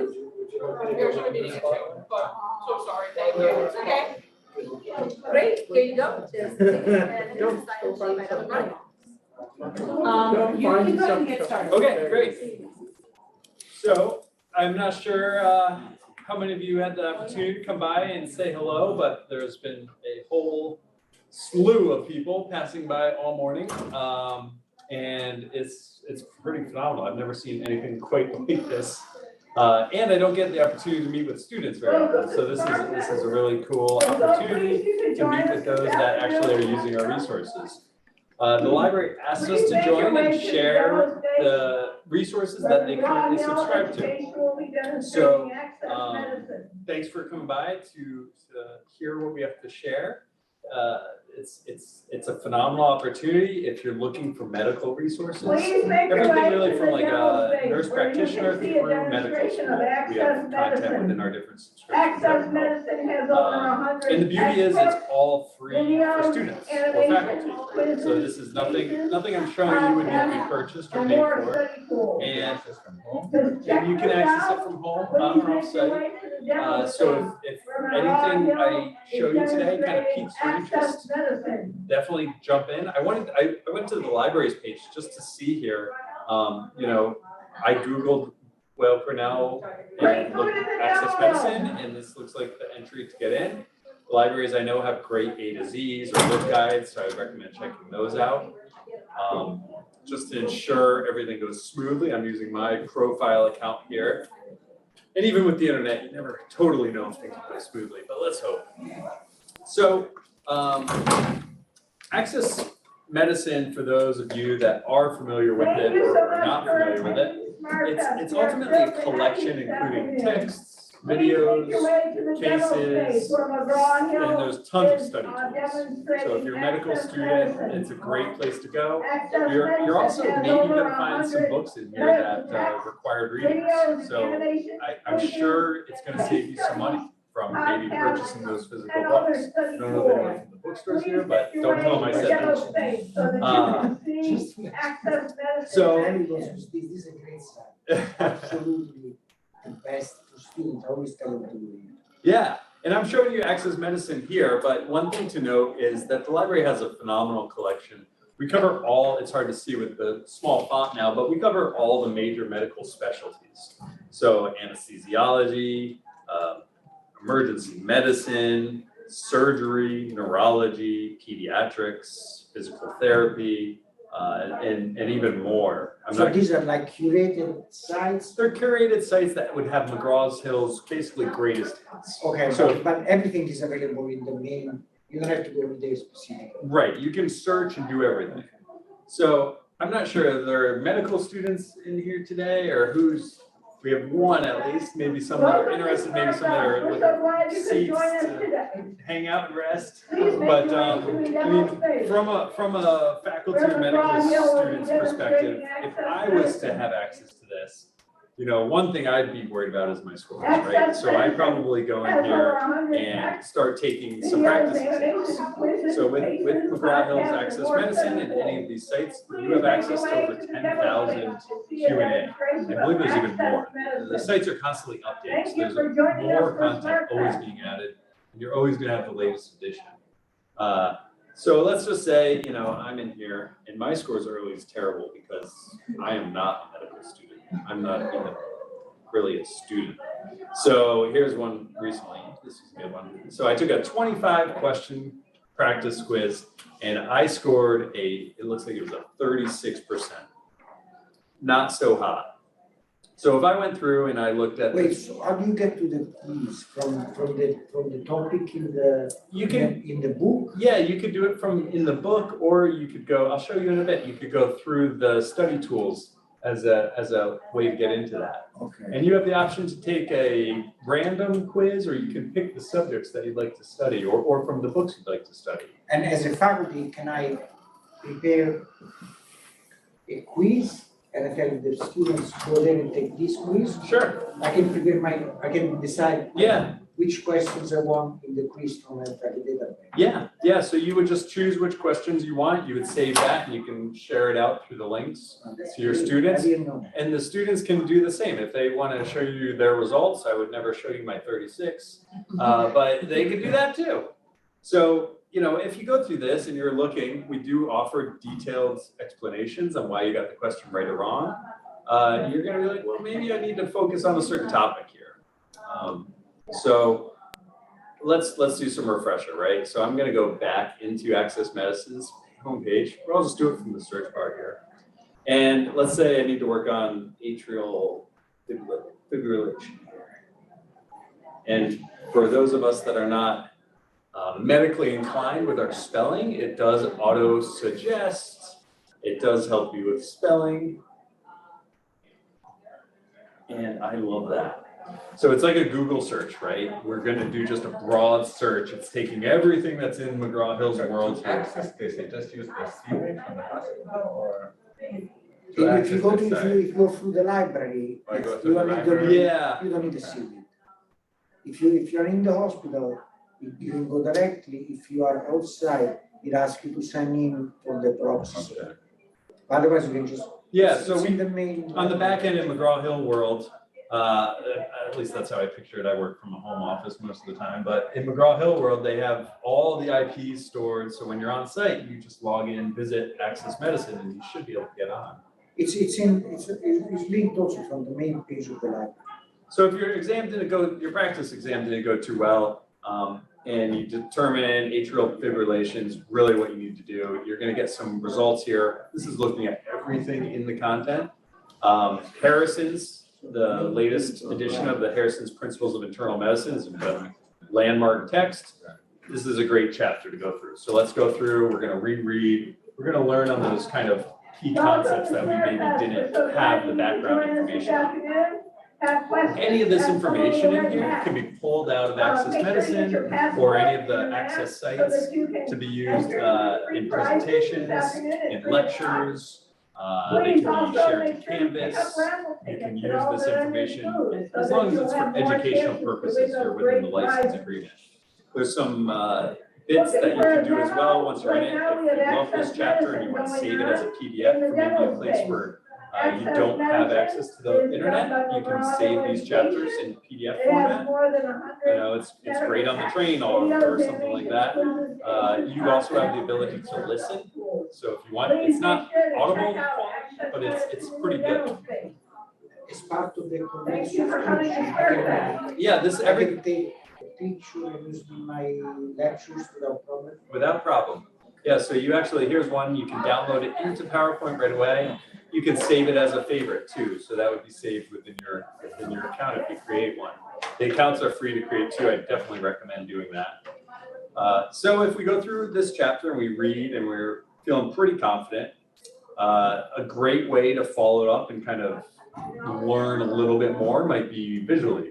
So we would do a search and maybe determine a video. And one that I really like here that seems phenomenal is from Goodman and Gilman's, and this is on antiarrhythmic drugs, illustrating some of the key concepts and how they block reentrant circuits. So we can watch this animation with lecture again. If to block the formation of a reentrant circuit, or to block the circuit after it is formed, so I won't play that whole video for us, but there's some information here. If we want to get more details, a table's included as well from Goodman and Gilman's. So this would be our table related to the antiarrhythmic drugs. Okay, so we're feeling pretty good now. So we're probably going to score well on our practice exam now, I would imagine. You know, before we do it, maybe we're going to look at some of the other tools in Access Medicine. So we've also housed some flashcards, and these are just where you could go and just flip through a lot of different flashcards, or you could pull up some clinical videos. So in the multimedia section, we have really, I don't even know how many, but thousands upon thousands of different multimedia, from full human anatomy to heart and lung sounds to physical exams. And the physical exams were always the sleeper. Nobody ever used these. And then April 2020 came about and nobody could be in the clinical setting. And all of a sudden our usage within the physical exams went through the roof. It's certainly the next best thing to actually being in clinic. So these physical exams, watching a chest examination might just put you over the edge, and we'll go back, retake our exam. So I can actually go into here and retake that same exam if I want. When I click in the corner, my name's up there and it says my dashboard. This is, once you have a free personalized account, that's really like your homepage, your feed. So you can save favorites, you can download PDFs, you can take quizzes, you can do cases, and that's where you kind of use as your main feed area. So here's my very terrible score of 36. I'm gonna go in there. And at the bottom where we have our results, there's an option to retake. And it's gonna give us that same exact quiz. And I'm hoping, now that I've read up on some of those chapters I really needed to focus on, my score will be better. So within Access Medicine, and I've been using Access Medicine because it's probably the most popular, but all of the different specialties will suit your needs, whether it's within your different rounds or whether you're just in your preclinical years. We have content here. I looked at the library subscriptions, and with everything that's included here at the library, you have access to over 700 of the core McGraw-Hill textbooks. Most students probably don't know that, and most students are probably buying some of these used on Amazon or from the bookstore. I would definitely encourage you to take a look at what the library is offering because it's free. And I brought a Harrison's and a current medical diagnosis treatment and USMLE Step 1 books with me today for raffle prizes. And my bag has never been heavier. I can't wait to give them away. But USMLE Step 1 is also here. And so that subscription is housed not within Access Medicine, but it's in the USMLE Step collection. Okay. So similar manifest. Free access through the library. You can download a PDF. And I mean, I've the raffle gifts that we have today, I've had at least 3 students ask me if they could buy it from me today. And I give them raffle tickets, say, well, I hope you win. So, but also you have this through the library for free.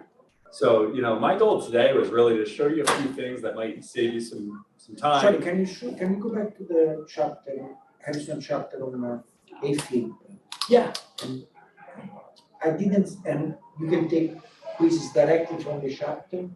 No, well, so the best way to do if you wanted a specific textbook and specific questions is to go to the study tools, and then you would click on review questions, and this will give you the opportunity. And you can just search for AFib, and it's gonna. Well, we could do a search as well, yeah. So there's a lot of ways to skin a cat, right?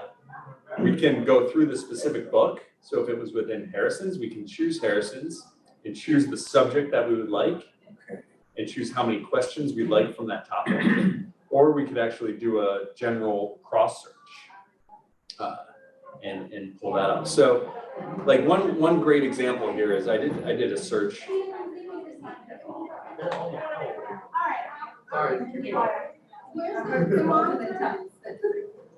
One team. Thank you. My spell checker is not working. My internet connection, I'm not getting through on the events, so I'm doing this off my phone, but it's working okay. So it's acting a little funky, but so this is the general search, but one thing I love is, and I don't know if you all use it, I'm sure you do, but you know when you do a Google search and you want images, you click on the images tab. When you want news or maps, you click on those. So within all of our different subscriptions, we have similar where if we want images or patient education or infographics or cases, we can click on these. And then that's gonna be more of an advanced search. So in this case, a great area to go if we're looking for a case is within the case files series. And here we're given a real patient vignette. And we're given some information. We're gonna have some questions on leading forward where the student can fill in, or the faculty can use this in their curriculum. When we go through the clinical pearls and the references and that, we do get to some comprehension questions at the end of this. So as part of the licensing, I can use that question straight. I don't need to ask permission. No, this is all part of the license through the library for education purposes. And if you're really into this, certainly listening to physicians and their approach to diagnosis and different treatments is phenomenal. If you can listen to it, we have been adding to a Harrison's podcast. So if you like podcasts, it's a great way to just listen on the go.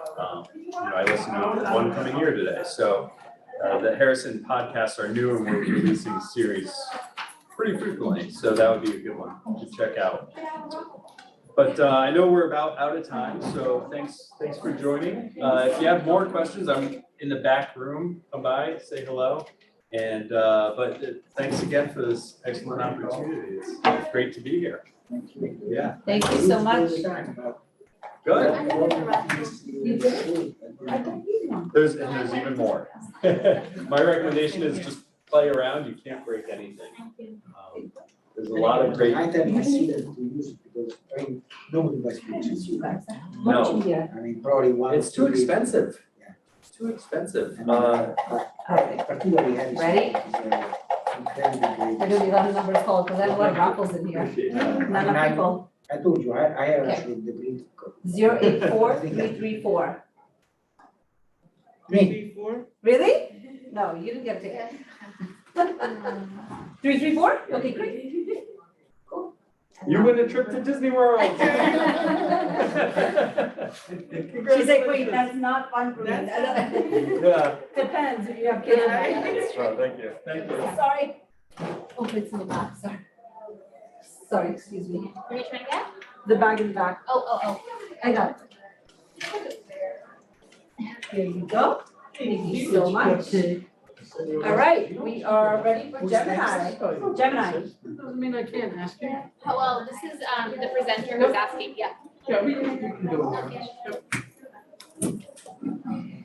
Thank you so much. Yes, you took the raffle. Fantastic. Do you have some Thank on you so your? much. Yes, absolutely. This is the Gemini presentation. When you get out we can No, so I have a Zoom, and if you join, then you'll be presenting wirelessly here. Okay, I can provide the Zoom link.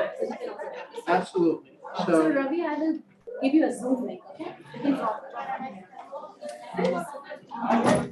So the Zoom meeting ID is right there on the screen. So, yeah, go ahead. If you throw that.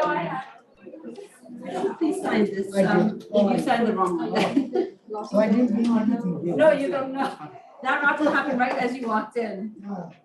So this is the one for Gemini. Oh, you have a pen. Okay, great. All right, let's do this. All right, Would you like to join the Gemini demo? No, not you.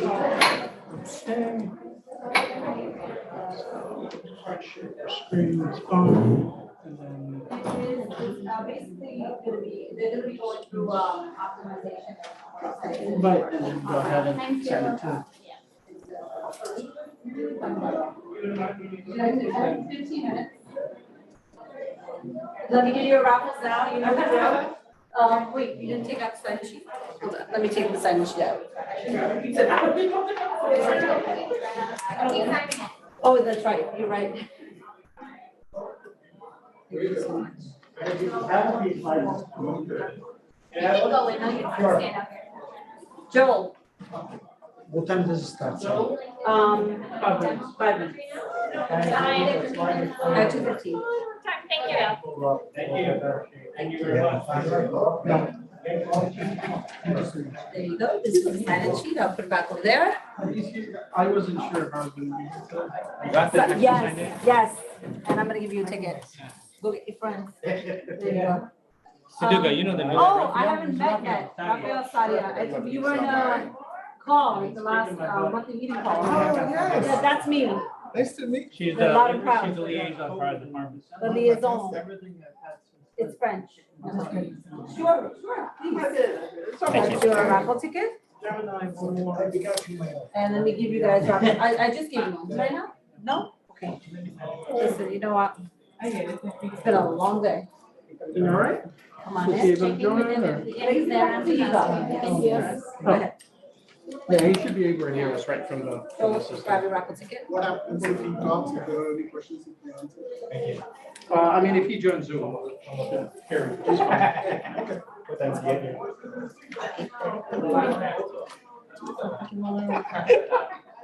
But I can't help him to get even farther.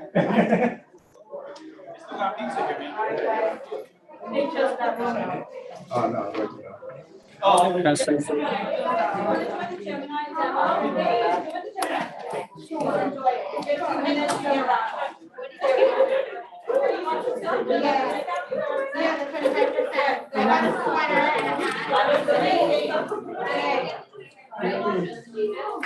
you. The order from Mary Jean. This is what my whole day. Wrote it?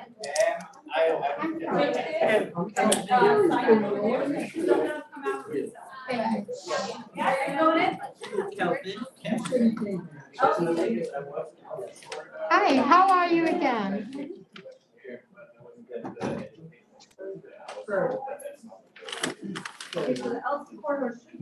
Yeah, I know where the L corridor is, and there was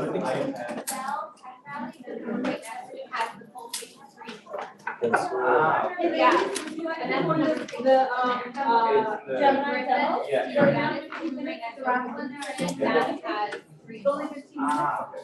All right. Be on my website and do that. It's fun. It's gonna be good. It's gonna be good. I say it's worth it. There's a raffle.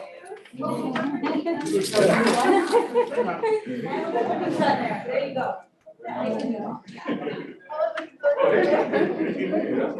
Would you like to join? Yeah. SMARTFest for some like to join us this afternoon. Please get your application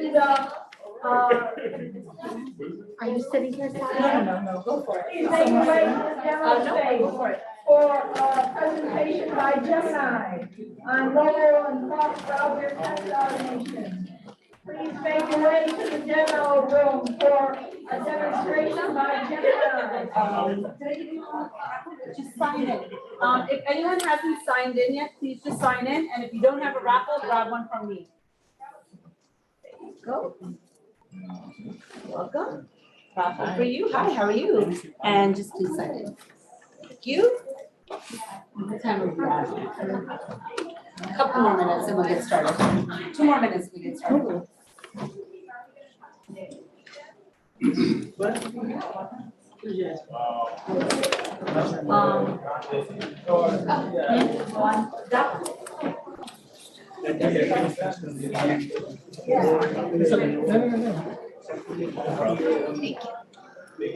Try to keep the door open as much as possible so you get to. times it becomes too hard. Yeah. The 60 minutes, we will show you that, basically,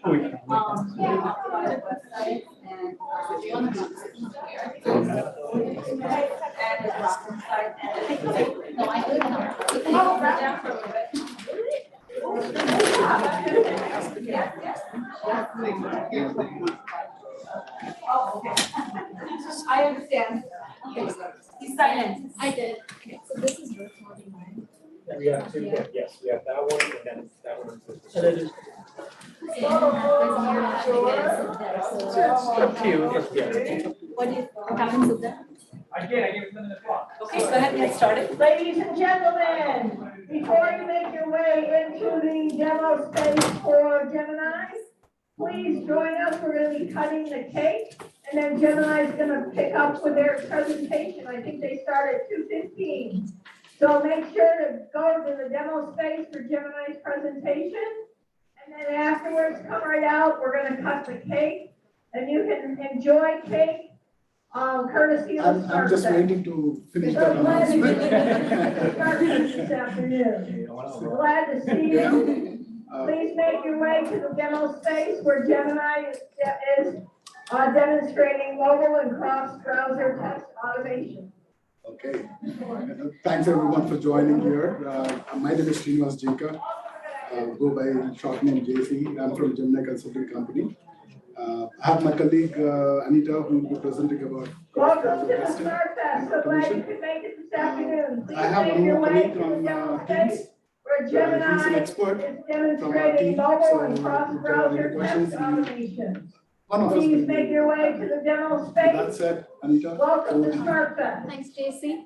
So once again, good afternoon, everyone. Myself, Anita Meron-Varki, and I am the functional delivery head for finance and HCM teams out of Gemini. So to get started with, I'm sure that when you have a product, you always need to ensure that it is a defect-free product and it is of high quality. So with that regard, where we come across the terminology testing. So in this session, we would like to concentrate more on the concept of cross-browser testing. And I'm sure pretty much from the terminology, it's kind of, easily understood browser testing. So this session, we want to concentrate more on what is the importance of cross-browser testing, what are the kind of tools that we use and advantages, a little sneak peek into the importance of mobile automation testing, Gemini's testing capability to give you all an idea regarding the same. So this is the first slide to get started with test automation. So Gemini's approach and principle. You see that little pyramid, the bottom of the one, unit testing. This is a most familiar terminology, unit testing, where the developers develop the code and the kind of set of functionalities that they do have. They perform the first round of testing, and that's called a unit testing. So this is mainly to ensure just the, the initial functionality looks and it looks perfectly fine. The second level comes on to the service level testing, where we have the actual QA experts who perform the testing in the middleware or the backend services. You have the databases and so on. And the third one comes the user interface testing, where we ensure to work closely with the business users to exercise the system's functionality from the user's perspective. So when we have the look and feel of a browser to see if the fonts, the links, the tabs, they all work perfectly as from the user interface testing.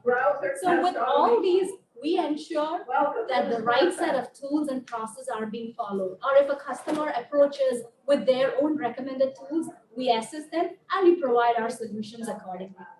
And more importantly, the main approach or the principle is that we align our design and development practices based on the industry's best practices, so which is where the most success lies. Now, this is a quick overview on how the testing is being categorized as testing coverages and functional coverage. These are little topics that I can quickly walk through. First of all, functional, which is easily understood that you do a lot of end-to-end testing, right from the login to the end of the screen. The high-level overview of the functionality works fine or not. Then coming on to the web applications, you have several web applications in place, and you do the overall functional integration testing and so on.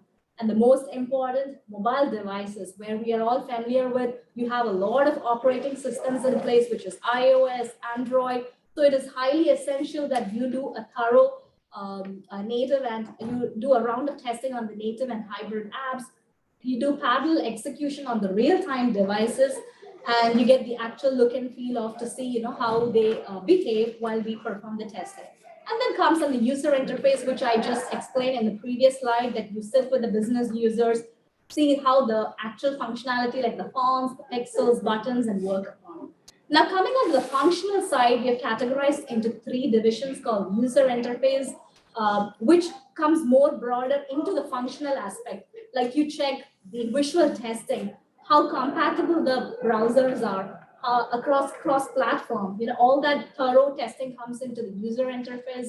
When coming onto the mobile, you have a thorough device compatibility testing. There are a lot of devices in market, so you actually come inside and see how the usability and so on. And then coming onto the user acceptance. So here you actually plan for the user acceptance testing, where you have a set of predefined test cases that you would have defined with the business end users. You assess them. If you have a project coming up, you take the decision of no go if, to see if it all works fine, and then coming on to the final UAT sign off. So this is an overall idea of how we have categorized the testing into. This is just to give you a look and feel of, the Gemini's testing automation expertise. We have a lot of tools being categorized here. We have almost 20 plus dedicated testing members who comes with different background of their thorough knowledge and helps in improving the testing capability of Gemini. So you can see all sorts of testing tools. In fact, there are pretty more number. We could just accommodate these many here, but I'm sure it will help you give or introduce you into some of the tools that we have in place. Now, why do we actually think cross-browser testing is really important? Now, coming on to the user interface testing, this stats is based on the 2023 recent one. 60.9% of website traffic comes actually from mobile devices. And I'm sure that you all must be wondering what would really people be doing on mobile devices, and it's actually gaming. That is what has been found out, that people really spend a lot of time on mobile devices. And then coming on to 92.1% of users access the internet using mobile phone, 4.32 billion active mobile internet users, and it's been said that over 1 billion 5G connections will be worldwide by 2025. So from all these, you can definitely come to a conclusion on why cross-browser testing is important. And it should be also nice to take a look into, why don't we do an automation on mobile app testing? It would definitely do a lot of help on covering a lot of test cases and so on. So with this, just would like to give you an overview on the business advantages of why do we conduct cross-browser testing. I'm pretty sure whenever a business, when they end up having, they will have their end users with a lot of operating systems. They will have iOS, they will have Android, and it's pretty expensive for them to buy all sorts of gadgets and do testing on the real-time devices. There comes the cross-browser testing. We really save time and cost. In the upcoming slides, I can give you a look and feel of how these tools really look like. How can we perform testing to ensure we can enhance user experience, improve their efficiency. We can even anticipate any of the web app issues and help fix them. You can even understand any possible pitfalls, expect the functionalities are working as per desire. So these are some of the reasons why we feel cross-browser testing should be conducted. So there are, in fact, a lot of tools we would like to introduce. The top 3, which is based out of our own experiences, and we would recommend. First and foremost, Browser Stack. This is one of the tools which we even use in WCM for performing any sort of browser testing. And this is one of the cloud-based platform that you can perform on all sorts of iOS and Android. Coming on to Bitbar is also another flexible cloud-based platform where we didn't even maintain a device lab. And then comes the Lambda test, which is also another flexible cloud-based platform where automated tests can be even performed on Lambda tests. So this would give you a comparison of how the look and feel of all these three tools are. Considering the concepts like how easy is to deploy, what is the kind of performance, how easy is it to use, if you have to debug any sorts of your scripts, the integration with third-party apps, you can get a real overview of, based on our experiences, this is how we would recommend. And I'm sure with that, we have come to a conclusion that BrowserStack has indeed helped. With that being said, Lambda test and Bitbar have their own unique features and functionalities. So this would, I'm sure, would give you an overall idea of comparison between all these three tools. So coming on to BrowserStack, it indeed supports 700 browsers. In fact, even more. We can get 24/7 customer support option. If you have your developers developing something and in the middle of that, they need to approach for some questions, we can always go to BrowserStack support team because they are available 24/7. We can it's even supportable for open source projects, so it's easy to access. And in fact, it has seamless integration with project management tools like Jira, Microsoft Teams, which are some of the most commonly used tools. So if you have any user who wants to report any defects via Jira or Microsoft Teams, you can actually just add an image and it can get connected to BrowserStack and it makes it very user-friendly. So these are some of the highlighted advantages of BrowserStack.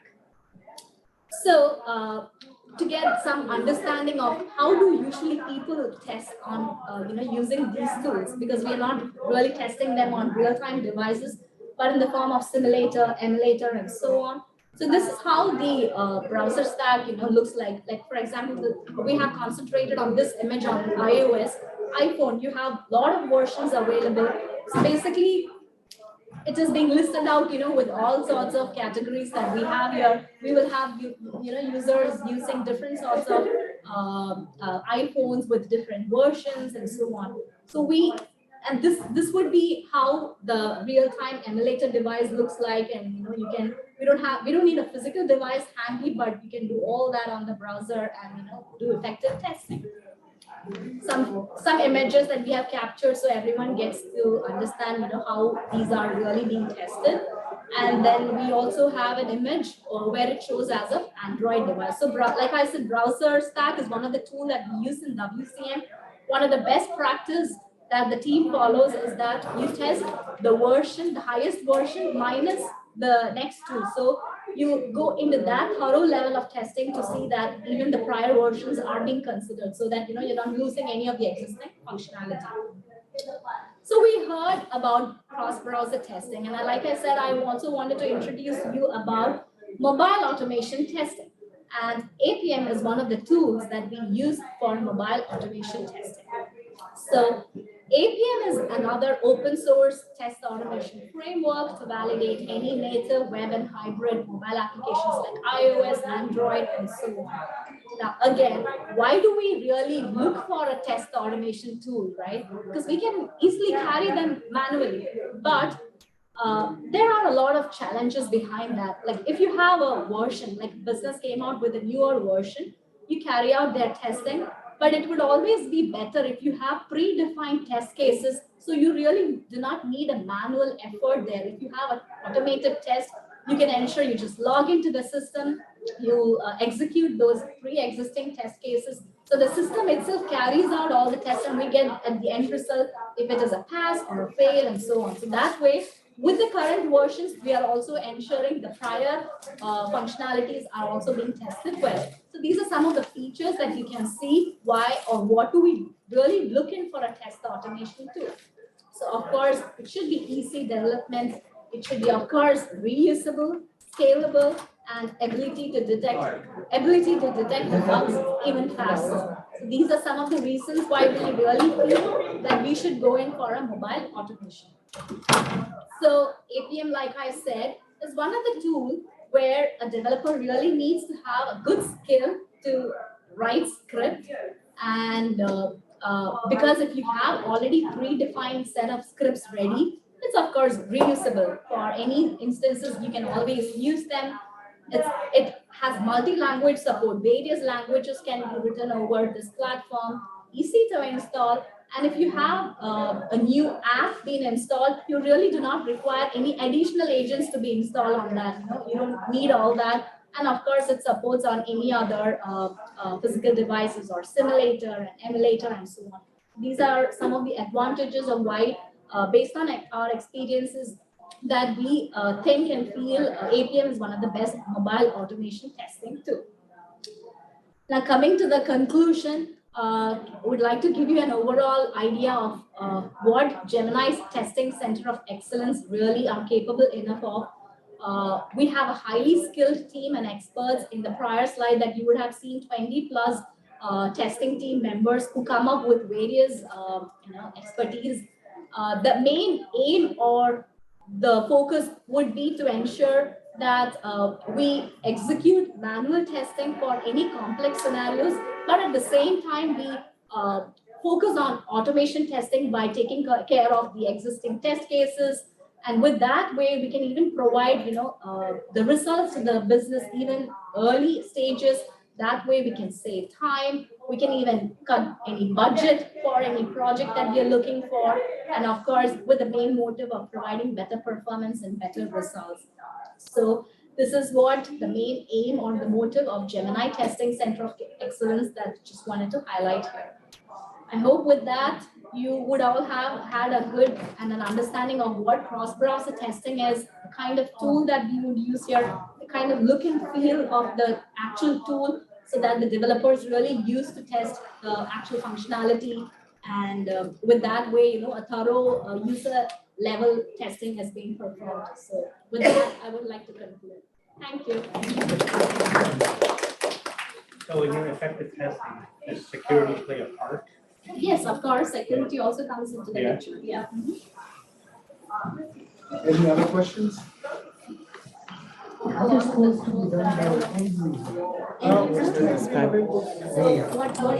actions? 3 minutes, 2 minutes. I'm sure you will have your own defined set of ideas. No, right here. I'm gonna do it now. I'm gonna do it right now.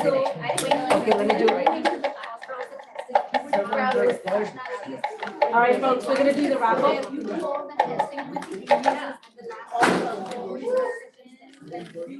To keep you awake. All right. It is 30010. So 3,000 and then 10. You want? Yay. Are so much. Stick around, still thought from the very beginning. Sign up again? Yes. Bye-bye. Thank you again. Thank you.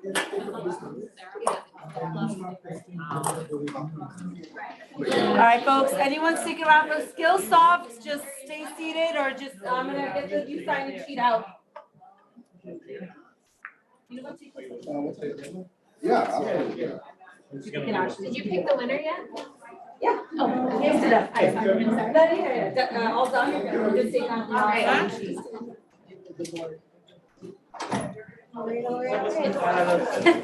Which one are we on? The last one? Oh my goodness. McConaughey. Quite quick.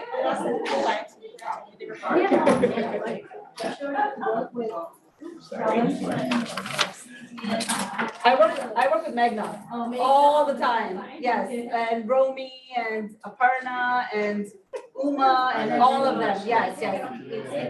Oh, nice. Oh yeah, no, we haven't met yet. We haven't worked together yet. Oh no, I'm everywhere. I'd like not to be, but shockingly, I just get pulled into everything. I need somewhere. So very nice. Thank you again. All right, our last sign-in sheet. Can we make it? Go. Well, hello. Are you doing the SkillSoft? No, Ryan's gonna do this. Are you gonna attend? I think it's supposed to be the table, so I wanna see, Pauline is definitely gonna. Oh, for sure. There we go. Nice to meet you too. I must say, I'm still soft, so I'm excited to meet you. Oh, good. Yes. Gonna put some things out on the table. Oh, absolutely. All right, let's get folks coming in. I have a sign outside. Yes, I saw you guys building it. I was like, they're prepared. If you I know what's up. Gemini, demo Yes. just now. Sign it again, guys. You get a new raffle. At the end of the Gemini demo. Everybody else who hasn't gotten your cake yet, stop by up here in the front and we have extra cake for you.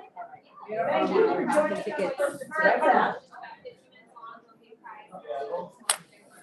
Any sorts one? In just a few minutes. Let me get you guys raffles. Sure. Guys, you're gonna wanna join this one. This one's great, I'm telling you. Join it with referee. There are raffles inside, yes. Continuing the tradition every year, right? Yeah. Welcome to It's been a while. SMARTFest. Thank you for attending this afternoon. We're thrilled to have you with us. At 2:30, skills officer is a presentation in our demo space on engaging learners. That's the winning ticket. Videos, practical simulations, live courses, camps, and career journeys. Please join us in the demo space at 2:40 for our presentation on skills officer.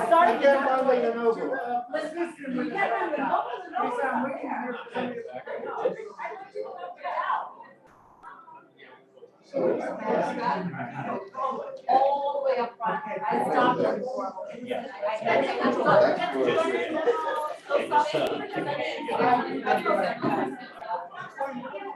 Hey guys, so you don't mind the skills officer? Yeah, it's off. That's right now. That's the demo. E-learning. Oh, they sent the cake over there. Presentation. There's more pizza over here if you want. You're still hungry. You want to get me some cake? Kind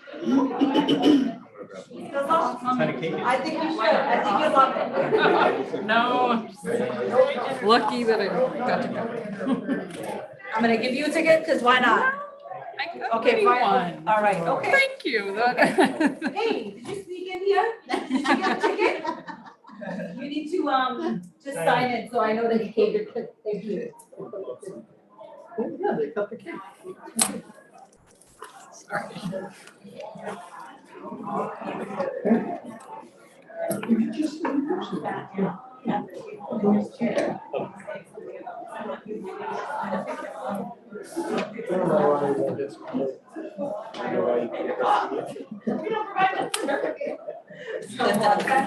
new, like, SMARTFest, services that we don't know about. It's all Siobhan. Broken fingers. It's a nice setup. You just squished the camera. I gotta go up and clean it. I didn't touch the camera. I don't know, you touched something. Don't touch the Alan, camera.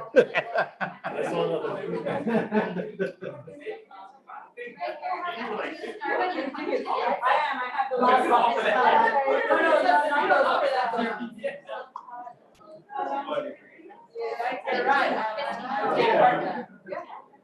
Yeah, you should definitely, you'll benefit. Let me give you a ticket. Wait, this one is mine.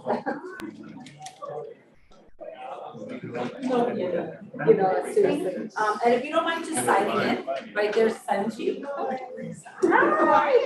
no see. How's everything? Yeah, kids getting older, I'm getting fatter. Oh, that's Tell me, oh, I know that one. Juliet's getting thinner.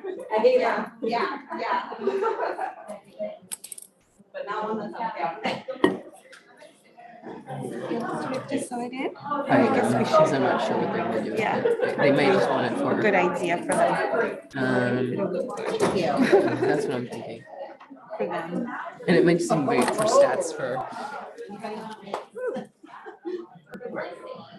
We bring them in to you.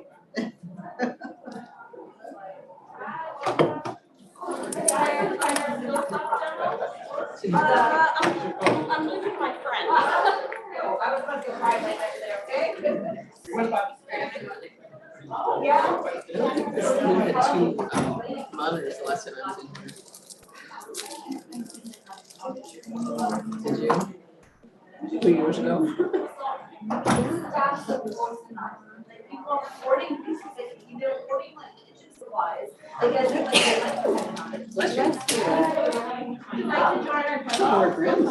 You'll talk, you learn from college, 15 minutes. And there's a raffle, you might have to come back for it. Okay, you go. I'm Canadian You don't get a prize. No, I know. It's only 15 minutes and there's a raffle, you win a prize. And basically it's talking to you about how you can. Thank you for the SMARTFest. We're thrilled to have you with us. Please make your way to the demo area where Skillsoft will be presenting how they engage learners with interactive videos, practical simulations, live courses, boot camps, and career journeys. Please make your way to the demo. You did. I wrote that. That was good. I did. Right? Okay, well, yeah, we can certainly get. That's a goat terrier. Leave nothing to chance. Hi there. Oh, yeah, you should sign in right there. Oh, bye. Here's yours. I'm gonna give you a raffle right here. Oh, thank you. Welcome to SMARTFest. We're thrilled that you were able to join us this afternoon. Please make your way to the I'm demo gonna area. get you started and then other folks will come in. That's fine. On their Thank you. suite of services. As soon as Terry says. Our booth is right under a speaker too, so yeah. We actually I'm like, I'm gonna dream about Terry's voice tonight when I go to sleep. Yeah. So, hello, everyone. Thanks for coming in the room. I really appreciate that. So I'm Robin Wiseman. I'm with Skillsoft. I'm a customer success manager. I've been working very closely with your extended learning teams here who we have in the room, so I'll give them a shout out. You all know them. Polly, thank you so much, and Juliet. So what I'm going to show you today is what is available to you all today. And I know I've been saying that and folks say only today. No, it is available. Not even starting today. You have this available and you all have this. So, and you simply have to log in. We have online courses, videos, books, boot camps, leader camps, audiobooks, and everything in between. We also have one of our partners here with us as well, Global Knowledge, if you stop by the table at all. We're going to be extending some offerings, in conjunction with Weil and with Cornell for some of our Global Knowledge instructor-led training as well. It's just a new acquisition company for us, so you're going to start seeing more of the instructor-led incorporated into your Skillsoft offerings too. So what I'm going to do today is walk everyone through Percipio. This is Skillsoft's learning experience platform. So with Percipio, you can see here our end user experience. It's extremely intuitive. So when we developed Percipio, we wanted to have some automated intelligence in here to There's cake here. Hear me over, Terry? Didn't want to compete with her, and it's about cake, so I don't want to. So it's an automated experience for you. The more you log in and the more content you access, the system will become intuitive and start making recommendations for you, sort of that, because you access this, you might like that. So there's that element here to make learning easier to access for everyone. Your first login, you're going to notice, we call this kind of like our feature banner here. And this is where your learning teams have taken on the task of featuring some specific related content. Again, just to make things easier for you guys to browse. And of course, Tech Tuesdays, little plug, there you go. We got that right up on the platform as well, where you can click in and learn more, anything about Excel, etc. So this banner will likely rotate and change out, but we just want to make that experience intuitive for you as you're navigating. To access all of the online content that's available, you simply drop down the library arrow.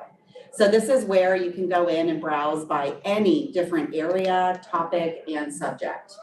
If you've stopped by the table, you've heard my little spiel. I think I've gotten up to where I can list off the top of my head, like up to 14, like just off the top of my head. But here you can see where you can kind of browse through all of the curriculums. So you're gonna find things here related to professional development, personal development, anything from business skills, leadership skills, management skills. We also have a whole technology library as well, so anything tech and dev related for cloud computing, security basics, digital technologies, it's all in here as well. We also have our desktop application content, so if you're doing anything desktop office related, we have a whole library on that as well. You can also see that with our content, we also partner with certification vendors to offer training that will help you all with your studying and your exam preps for some on-demand or in-demand certifications that are out there today as well. Our most popular being project management. We're an authorized training partner with project management, and we offer our project management training as a boot camp. So you would access that just through our boot camp section. And we have a 5-day and 8-day boot camp cohort. You can go through that.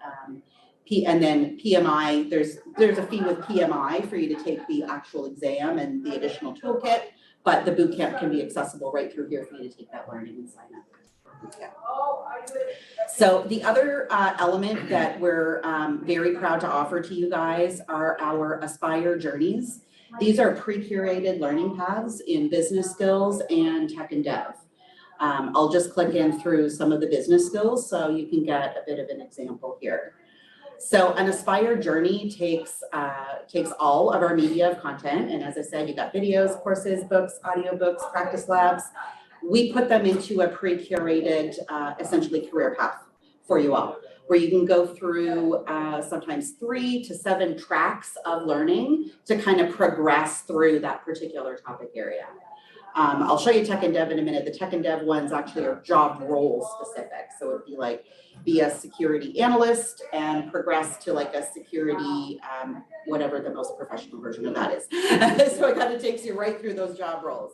But when we talk about soft skills that you're seeing here, like in business skills, it's more topic area related. So you can see some topics here. There are also some job roles in, so like administrative assistants.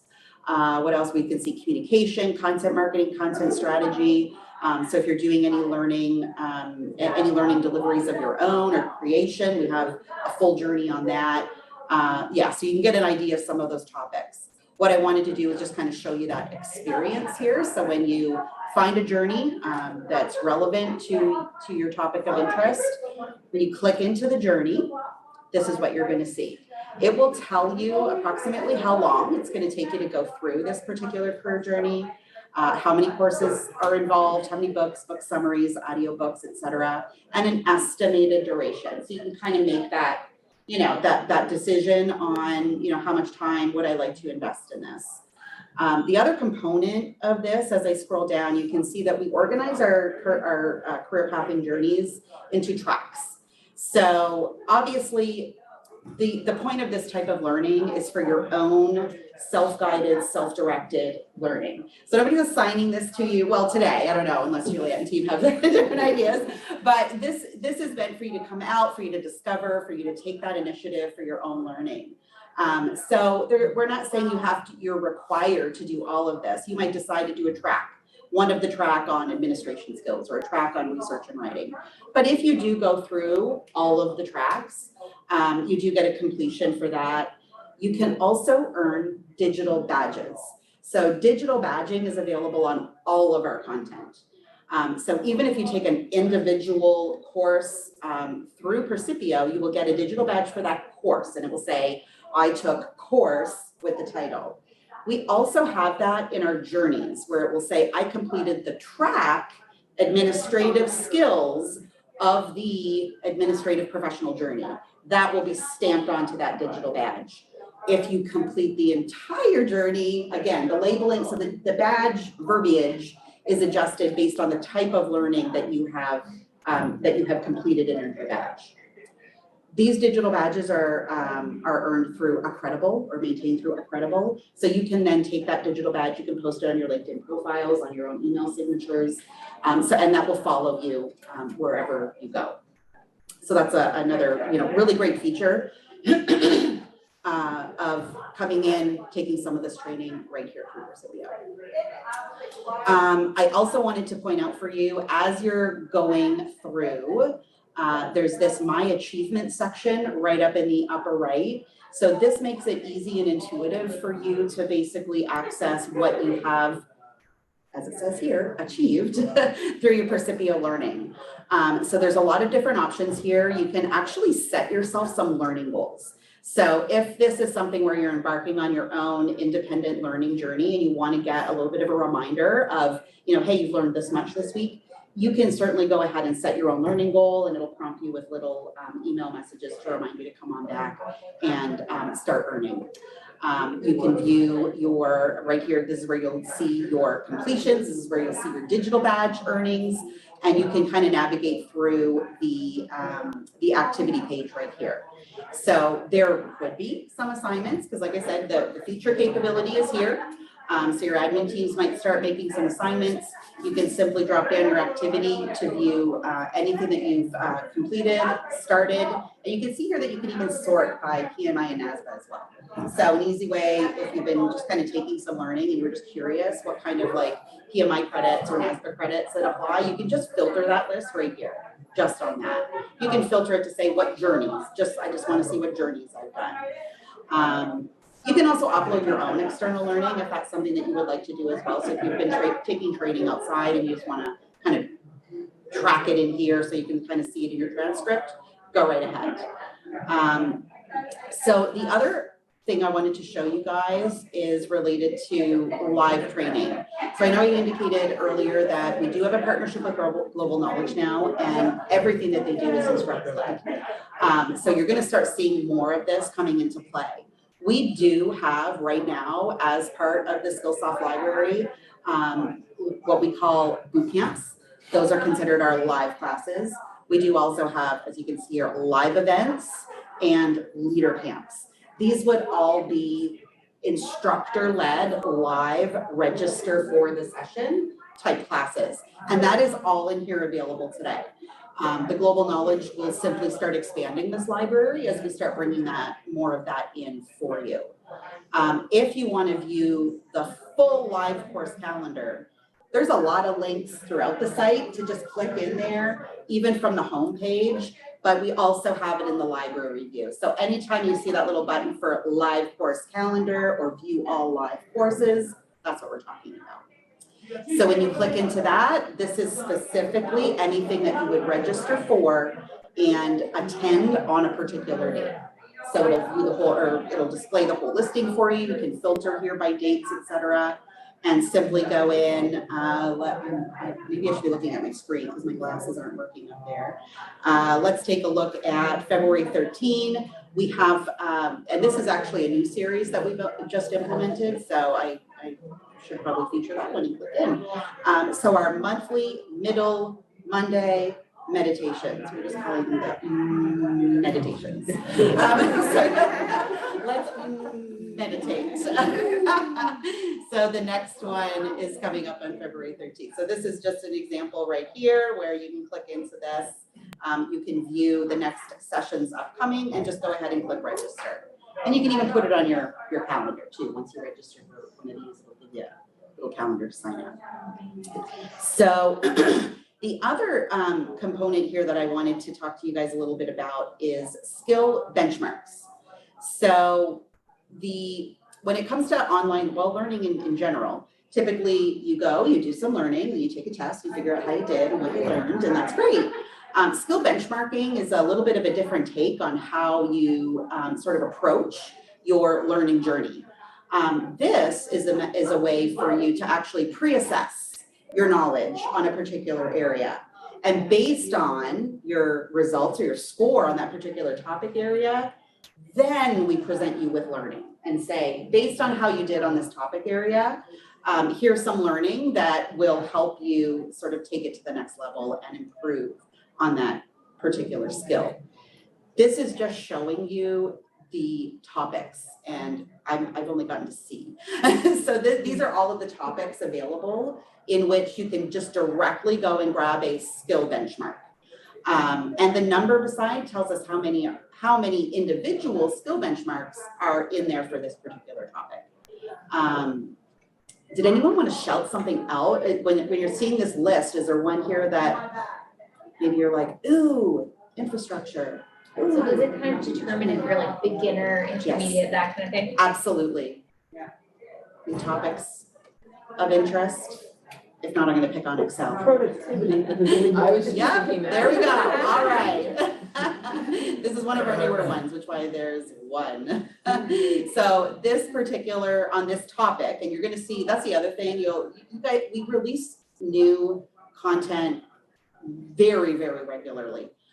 So almost daily, we're releasing new content as we produce it. Skillsoft creates all of our own content. So this productivity topic, that's just going to just keep growing with more and more skill benchmarks here. So this is a skill benchmark on risk management, 8 questions long. So when you click into it, you simply go start benchmark. Or if you're a better learner than I am, you will read the instructions, and which are all here. And it can walk you through, step by step. What is this about? What are the topics? Why do I want to do this? What can I expect? So yeah, it's all in there if you need a little bit extra, what is this page and what am I doing here? And then you literally go through, you click start benchmark, and you go through those 8 questions. I'm glad we picked a short one, just 8 questions, right? Let's see how well I can just kind of like, oh yes, sorry, you're wrong, I'm wrong. Here we go. Don't judge me. But I do want you to see the end result here where it'll present for me the recommended learning. So here we go. Next question.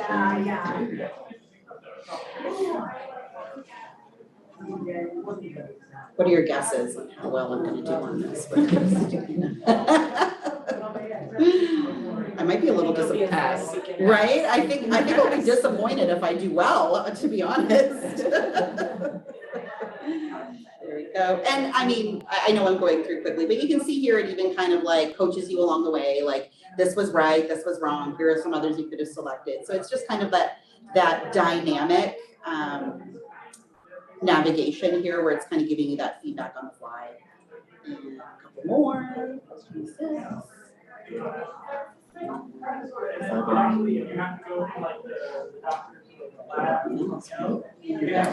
question. Submit my answer. All right. So I am now done. Ta-da. So I finished my benchmark, and what this now presents for me is, of course, my benchmark score. So just what you were indicating right here. So a very clear, I definitely need some help in this area. So 28, I am a novice, but there's the options of, you're still developing or you're very proficient. So it gives you that score. The other thing I want to point out is I can and should reassess as well. So it'll let me come back again in 14 days and reassess my progress. So now let's scroll down because this is the fun part. So this is where it now presents me with, based on my score, here are some recommendations for you. So it looks at those questions that I really did not do well, which is basically all of them.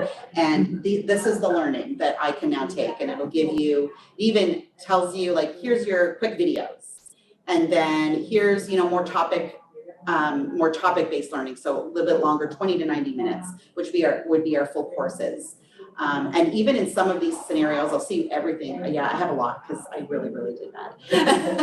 And in some situations, it'll even give you maybe an audiobook or a book. In some cases, it'll recommend a full Aspire journey. So yeah, Robin, I guess, yeah, exactly. Either that or we just don't have an Aspire journey on risk management, one or the other. There we go. So then now I'm able to, so the concept here is I've tested myself. I kind of have an idea of where I'm maybe deficient in certain areas, and I can now go in and start watching some videos. After you take a skill benchmark too, you'll get those little reminders to say, hey, you took a skill benchmark 14 days ago. Would you like to now come in and reassess?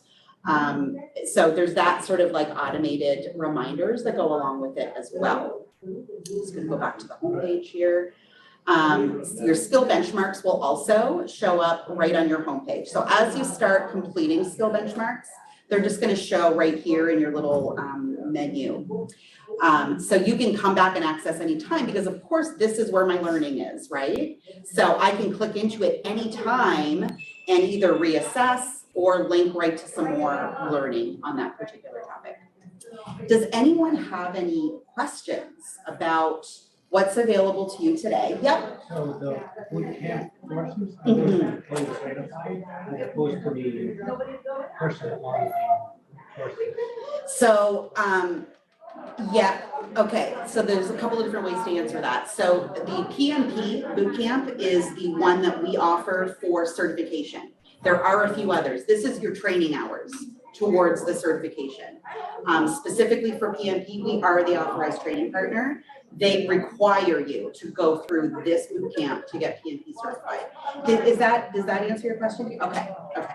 And there's lots of other topics there. There's Cisco boot camps and Python and whatnot. And it's all about the hours, right? To work you up to then going and taking the exam. Thank you. Yeah. Exams are all virtual.